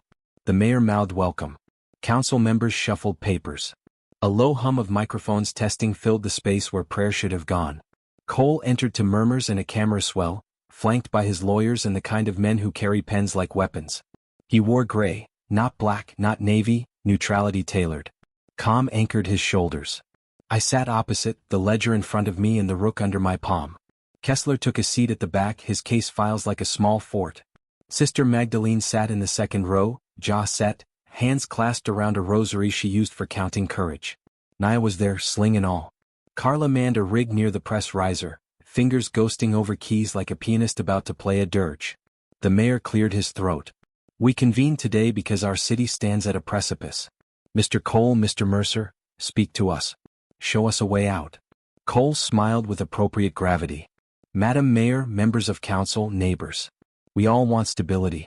We all want children safe, streets walkable, food delivered without fear. My organization was created in that crucible. We did not seek conflict, conflict sought us. And where government faltered, we stood. He talked for 6 minutes, unbroken. He used words like continuity, risk mitigation, supply integrity. He kept blood out of his sentences as if grammar itself could clot. The room calmed under the rhythm of his competence. Then he looked at me. And then there is Mr. Mercer, brilliant but reckless. He lights fires to expose shadows, then mourns the ash. Ask yourselves, do you want your city run by math that bleeds, or by people who keep the water running? The mayor turned to me. Mr. Mercer? Silence rippled around my name. I opened the ledger. The pages crackled like dry leaves. Stability without dignity is a prison, I said. Order without truth is a lie. This book is not math. It is a graveyard. I lifted the first page. Carla triggered the screen. Jorge's photo filled the projection, alive in one frame, a tarp in the next. The customs clerk. Langford's cabin. Lewis's eyes the day before he vanished. The volunteers from the convoy, their names stitched on church banners because the city wouldn't stitch them anywhere else. For each, there is a transfer, I continued, voice even, Klein's advice tucked under my tongue. A donor. A contract. A line item that turned weather into profit. The numbers point to Mr. Cole's firms not once, not twice, but as a habit. Cole didn't blink. Tragedies exploited by an opportunist, he said. Correlation is not causation. Then step away from the army, I said. The room stilled. I placed the rook on the table between us, the tiny square of wood ridiculous in that grand room. I'll make you a trade, Mr. Cole. I will surrender myself for prosecution for whatever charges you can conjure, if you disband the stability force now. Pull your men off the curbs, dissolve the contracts, return relief to the city. If your goal is order, you don't need an army to achieve it. If it's profit, you'll refuse. Gasps from the gallery. The mayor's pen froze mid-scratch. Kessler's head snapped up. Sister Magdalene's rosary stopped moving. Cole's jaw tightened a millimeter. It was the smallest movement I'd ever seen him fail to control. You grandstand, he said softly. You barter your martyrdom for applause. I won't play. So keep the army, I said. And tell them the truth. Order requires batons over bread. Murmurs turned to voices. The gallery wasn't a pond anymore. It was a tide. Cole leaned toward his microphone. Mr. Mercer, if you want surrender, start with your lies. Admit you doctored tapes. Admit you staged raids. Admit this ledger is a theater prop. I lifted the rook again. I admit only that I walk straight. And there are lines even your words can't bend. Carla flashed the next slide. The night at Depot 17, rifles and crates stamped with food logos. The checkpoint crush, bread scattered under boots. The square where mercenaries lifted their visors and walked away. No narration. Just footage. Cole said nothing. Silence did what speeches could not. From the gallery, a child's voice cut clear. Why did they hit my grandma? The room shifted around that question the way a building shifts around a bomb. Cole recovered first. We regret any excess, he said, and for the first time the word "we" sounded like a crack in marble. The mayor seized the opening. Mr. Cole, would you agree in the immediate term to a stand-down order? Limited. 30 days. Let our agencies reassess. He could have said yes and bled slowly. He could have said yes and lived. Instead, Empire spoke through his mouth. No. The word struck the room like a bat. It was small and it broke something big. Naya rose despite her sling. Then you admit the army is yours, she said. Not the city's. Yours. Cole faced her, tone patient. Ma'am, the city contracted stability because activists like you made distribution impossible. Activists? She barked a laugh that had bled for months. We're the ones feeding your failures. Sit with us while we hand out soup and tell me it's impossible. Applause, first scattered then not. The mayor hammered her gavel, but the gavel had learned it was smaller than hunger. I slid the rook back into my palm. You've heard us both, I said to the council. A trade offered. A stand-down refused. You can write new ordinances, or you can admit you serve a private army. Kessler stood in the back, that tired smile visiting his face again. He raised a folder, subpoenas I knew and teeth. Sister Magdalene bowed her head. I could almost hear the words, let this mirror not be wasted. The mayor whispered to an aide. Cameras caught it. A councilman leaned from his mic, voice strained. This body will consider emergency measures to suspend private enforcement within municipal limits, pending review. Cole's eyes sliced to ice. He checked a watch he always claimed he didn't wear. Beneath the dais, a low crackle built, the sound of phones vibrating, of instructions flowing outward. Carla met my gaze, fingers moving. He's going to move now, she whispered. Outside the room. I closed the ledger and stood. Then so do we. The reckoning hadn't solved anything. Reckonings rarely do. But it had drawn the line in indelible ink. He had said no to peace where a camera could hear it. And the city, for once, listened with its guard down. Outside, the checkpoint still hummed. Inside, a room full of people realized what humming meant. The rook fit back into my pocket like a key finding a lock. Straight lines, I murmured, and walked toward the doors. The council's gavel had barely cooled when the streets outside shook with sirens. The reckoning hadn't ended, it had detonated. Carla intercepted comms within minutes. He's deploying squads from 3 depots at once, she whispered, sweat on her brow as she typed. Orders are blunt. Clamp down on gatherings, confiscate supplies, detain leaders. He's not waiting for laws. He's writing them with boots. Naya swore. So this was never about the council. He used the forum to buy time, then hit the city before dawn. Kessler appeared at the parish steps, folder still in hand. I filed the subpoenas, he said. But courts move slower than tanks. You've got hours before the paper matters. And then? I asked. And then it'll matter a lot, he said grimly. We moved before the Empire could seal us in. Trucks scattered from the parish, carrying food and volunteers. Carla rode shotgun with servers strapped in the back, uploading footage live. Naya directed families into convoys like an air marshal in a storm. I rode at the front, ledger strapped to my chest, rook in my pocket. The city felt like a chessboard flipped mid-game. Pieces rolling across the pavement, players scrambling for memory of the rules. At the first checkpoint, mercenaries stopped us. Rifles raised, floodlights searing. Their commander barked, "Return to your homes. Relief is suspended under stability orders." I opened the truck door, stepped down, held the rook high. The council saw your crates. The world saw your batons. Will you add children's blood tonight too? Pause. Cameras caught the hesitation. Then the commander gestured. Rifles lowered. Trucks rolled on. Straight lines. Not victory but survival. By midnight the city was 2 cities. One side, Cole's empire. Checkpoints, curfews, armored patrols. Streets empty except for boots and floodlights. The other, our movement. Families clustered around improvised kitchens, drones buzzing overhead to capture what order meant without emblems. Volunteers ladling soup, kids chasing shadows under candlelight. The feeds streamed side by side. Empire in helmets, community in hunger and stubborn joy. The contrast bled across the country beyond our city's borders. But Cole wasn't beaten. He adapted. At dawn his voice filled the airwaves, calm, paternal. Do not be deceived by theatrics. A loud minority seeks to destabilize us with staged convoys and doctored feeds. My stability force remains the city's shield. Tonight, curfew will be absolute. Absolute. A word colder than the rifles behind it. And slipped into the parish at dusk, her presence quieter than the candlelight. He's losing the narrative, she said softly.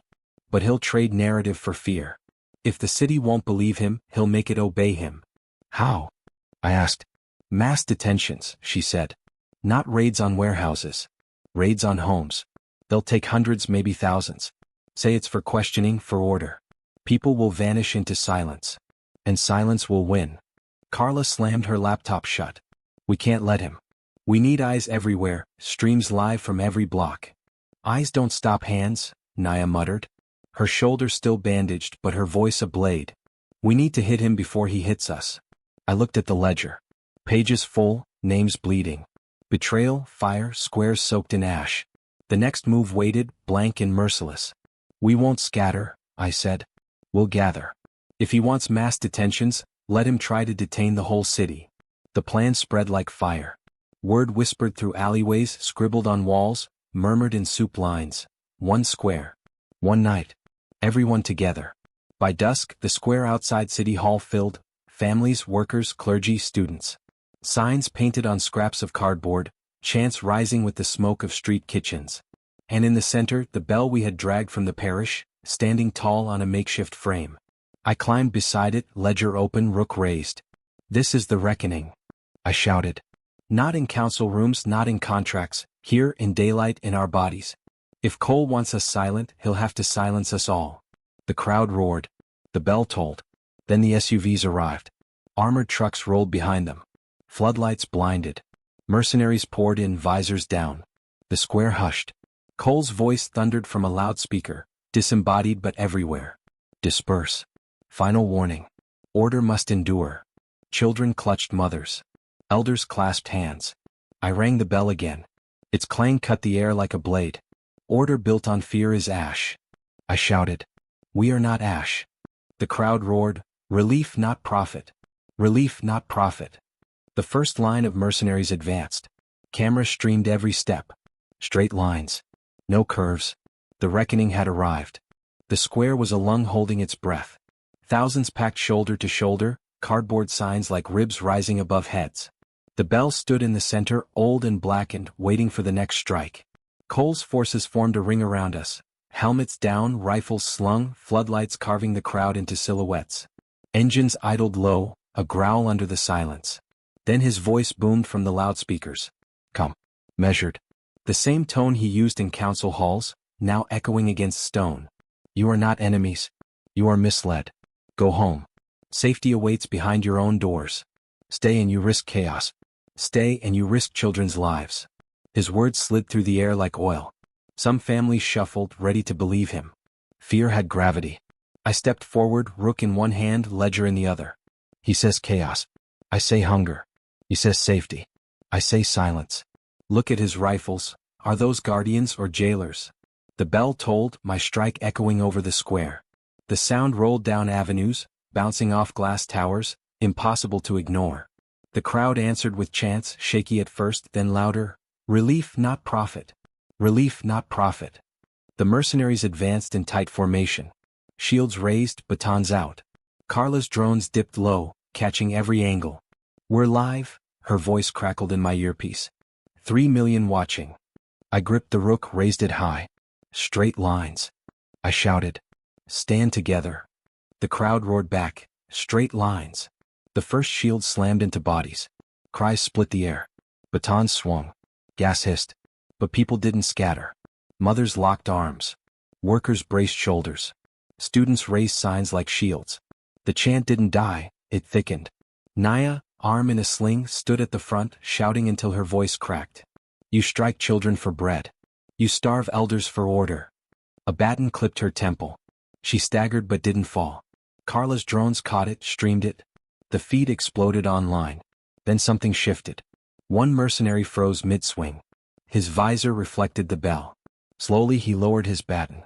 Another followed. Then another. Cracks spreading. Just like before. The commander barked, advance. But hesitation rippled through the line. Some obeyed, striking harder. Others stepped back, uncertain.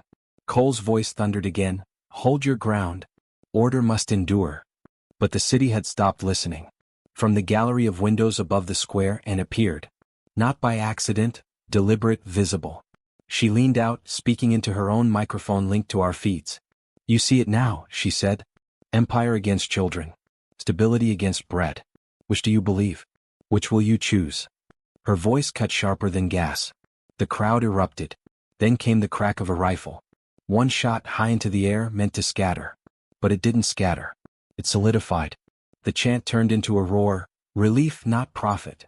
The sound surged like a wave, slamming against shields. Mercenaries staggered. Some dropped weapons. One ripped his visor off and hurled it away. The bell tolled again, not from my hand this time but from the crowd. Volunteers had taken turns striking it, each clang a vow. Cole's voice broke through static, harsher now. This assembly is unlawful. Disperse or face full force. I raised the rook toward the cameras. He calls us unlawful. Look at his law. Rifles where bread should be, contracts where graves are. We are not unlawful, we are alive. The ledger lay open on the bell's base, pages flipping in the wind. Names stared up at the sky, demanding witness. The standoff stretched, a line of tension drawn across the city's spine. One more strike could shatter it. Then silence. The mercenaries halted. Some dropped shields. Some knelt, visors lifted. The commander stood frozen, orders dying in his throat. The crowd surged forward, not with fists but with bread. Volunteers pressed loaves into mercenaries' hands. Children reached up, offering apples, crackers. Cameras caught it all. Soldiers meant to starve the city, accepting food from its people. A symbol bigger than any speech. Cole's voice returned, brittle for the first time. Stand down. Regroup. Fall back. The order was clear. The Empire had blinked. Engines roared. Trucks reversed. Floodlights dimmed. One by one, the mercenaries retreated, leaving the square filled not with silence but with chants that shook the towers. Relief, not profit. Relief, not profit. By dawn, headlines blazed.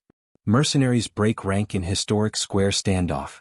Bell of the parish becomes city's voice. Empire of ashes, order retreats before bread. The reckoning had turned. But the cost weighed heavy. Dozens injured. 3 dead. Naya unconscious, carried from the square with blood matting her hair. Carla's servers fried from overuse. Families displaced again, unsure if tomorrow brought bread or bullets. I sat at the bell's base, rook in hand, ledger open. I wrote the names slowly, each circle and notch burning deeper into the page. Sister Magdalene stood beside me, her rosary clicking softly. The city chose tonight, she said. No, I whispered. The city survived tonight. Choosing comes next. The bell tolled once more, not from my hand, but from a worker who'd lost his brother in the clash. Its sound rolled across dawn, heavy and unbroken. The reckoning wasn't finished. It had only begun. The square smelled of smoke and sweat long after Cole's mercenaries retreated. Breadcrumbs littered the pavement where rifles had once gleamed. Families lingered under the first light of dawn, unwilling to leave, as if stepping away might undo what they had just witnessed. It felt like victory. But victories in this city came with prices stamped invisible until later. Back in the parish basement, Naya lay on a cot, bandages wrapped around her head. Carla sat beside her, eyes hollow but alight with determination. The feeds are everywhere, she whispered. Not just local, national.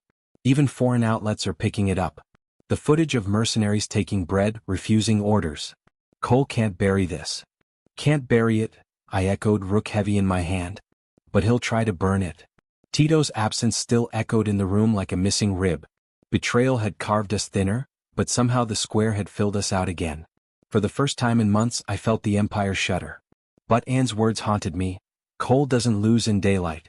He waits for dark. The dark came quickly. That evening rumors spread of raids, quieter than before, more surgical. Community kitchens smashed in alleys. Volunteers vanished walking home. Phones buzzing with last messages, they're at the door. Don't, then silence. Carla slammed her laptop shut, trembling. He's not fighting the crowd anymore. He's hunting the roots. Naya, groggy but fierce, rasped. He's bleeding us slow. I stared at the ledger. Its pages had grown heavy with names. Sacrifices for every flicker of light. Cole wasn't trying to stop the fire, he was smothering it, ember by ember. That night and found me on the church steps, moonlight cutting her face into halves. You struck him in public, she said. And for a moment he cracked. But now he'll strike where cameras can't see. You're his target, Jonah. Not your marches, not your chants, you. I gripped the rook. Then let him come. She shook her head. No. If he kills you, you become a martyr. He doesn't want that. He'll break you another way. He'll take your boy. The words sank like knives. Then I'll hide him deeper, I said. and stepped closer, her eyes searching mine. No hiding is deep enough. The only shield is to force Cole into the open again, to make him burn daylight he can't afford. And how do I do that? She leaned in, voice barely audible. Go after him. Directly. Force him onto the square, not you. Drag his empire's shadow into the center until even he can't stand behind it. 2 nights later, proof of his shadow appeared. Carla cracked a feed from one of Cole's private servers. Lists of names. Not just volunteers. Judges, council members, journalists. A blueprint of who to silence next. She showed me the file, her hands shaking. He's not just defending. He's planning purges. The reckoning scared him, and now he'll clean the board. I stared at the names. Faces I knew. People who had stood at the square. People who believed again. This is the trap, I whispered. What do you mean? Carla asked. He leaked it, and said, stepping from the shadows. On purpose. To bait you into reacting too fast. He wants you exposed. I closed the laptop. Then we use the bait. We show the city his list before he acts on it. Force him to deny his own handwriting. Put him on trial in the open. And frowned. That's a dangerous gamble. Reckonings are gambles, I said. The broadcast went live the next evening. Carla's feed projected the list across the city. Names, timestamps, Cole's own emblems stamped on the headers. This is not protection, I said into the cameras. This is Empire deciding who may speak, who may live, who may vanish. Every name here is a citizen, not a soldier. Every line is proof that Cole doesn't want stability, he wants obedience. The footage spread like wildfire. Screens lit up across bars, buses, living rooms. People who had doubted, people who had bent, people who had been silent, they saw their neighbors' names on the list. Cole's response was swift. That night, his mercenaries surrounded the parish. Floodlights blazed through stained glass. Loudspeakers crackled. Jonah Mercer, you are under arrest for sedition, conspiracy, and treason. Surrender and the city lives. Resist and it burns. The basement shook with fear. Families huddled.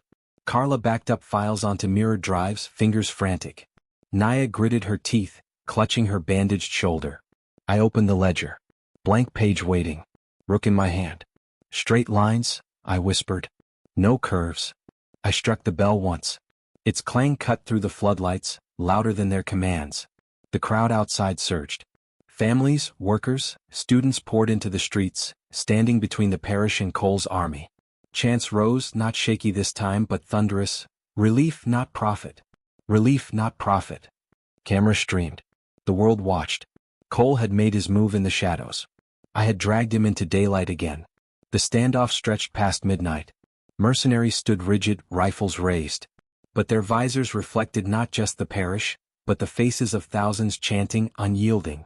Cole's voice boomed one last time, stand down or the city burns. I raised the rook to the cameras. Then let the city choose. Bread or batons. Truth or silence. We do not bend. The bell tolled again. And the reckoning became more than a word, it became the city itself.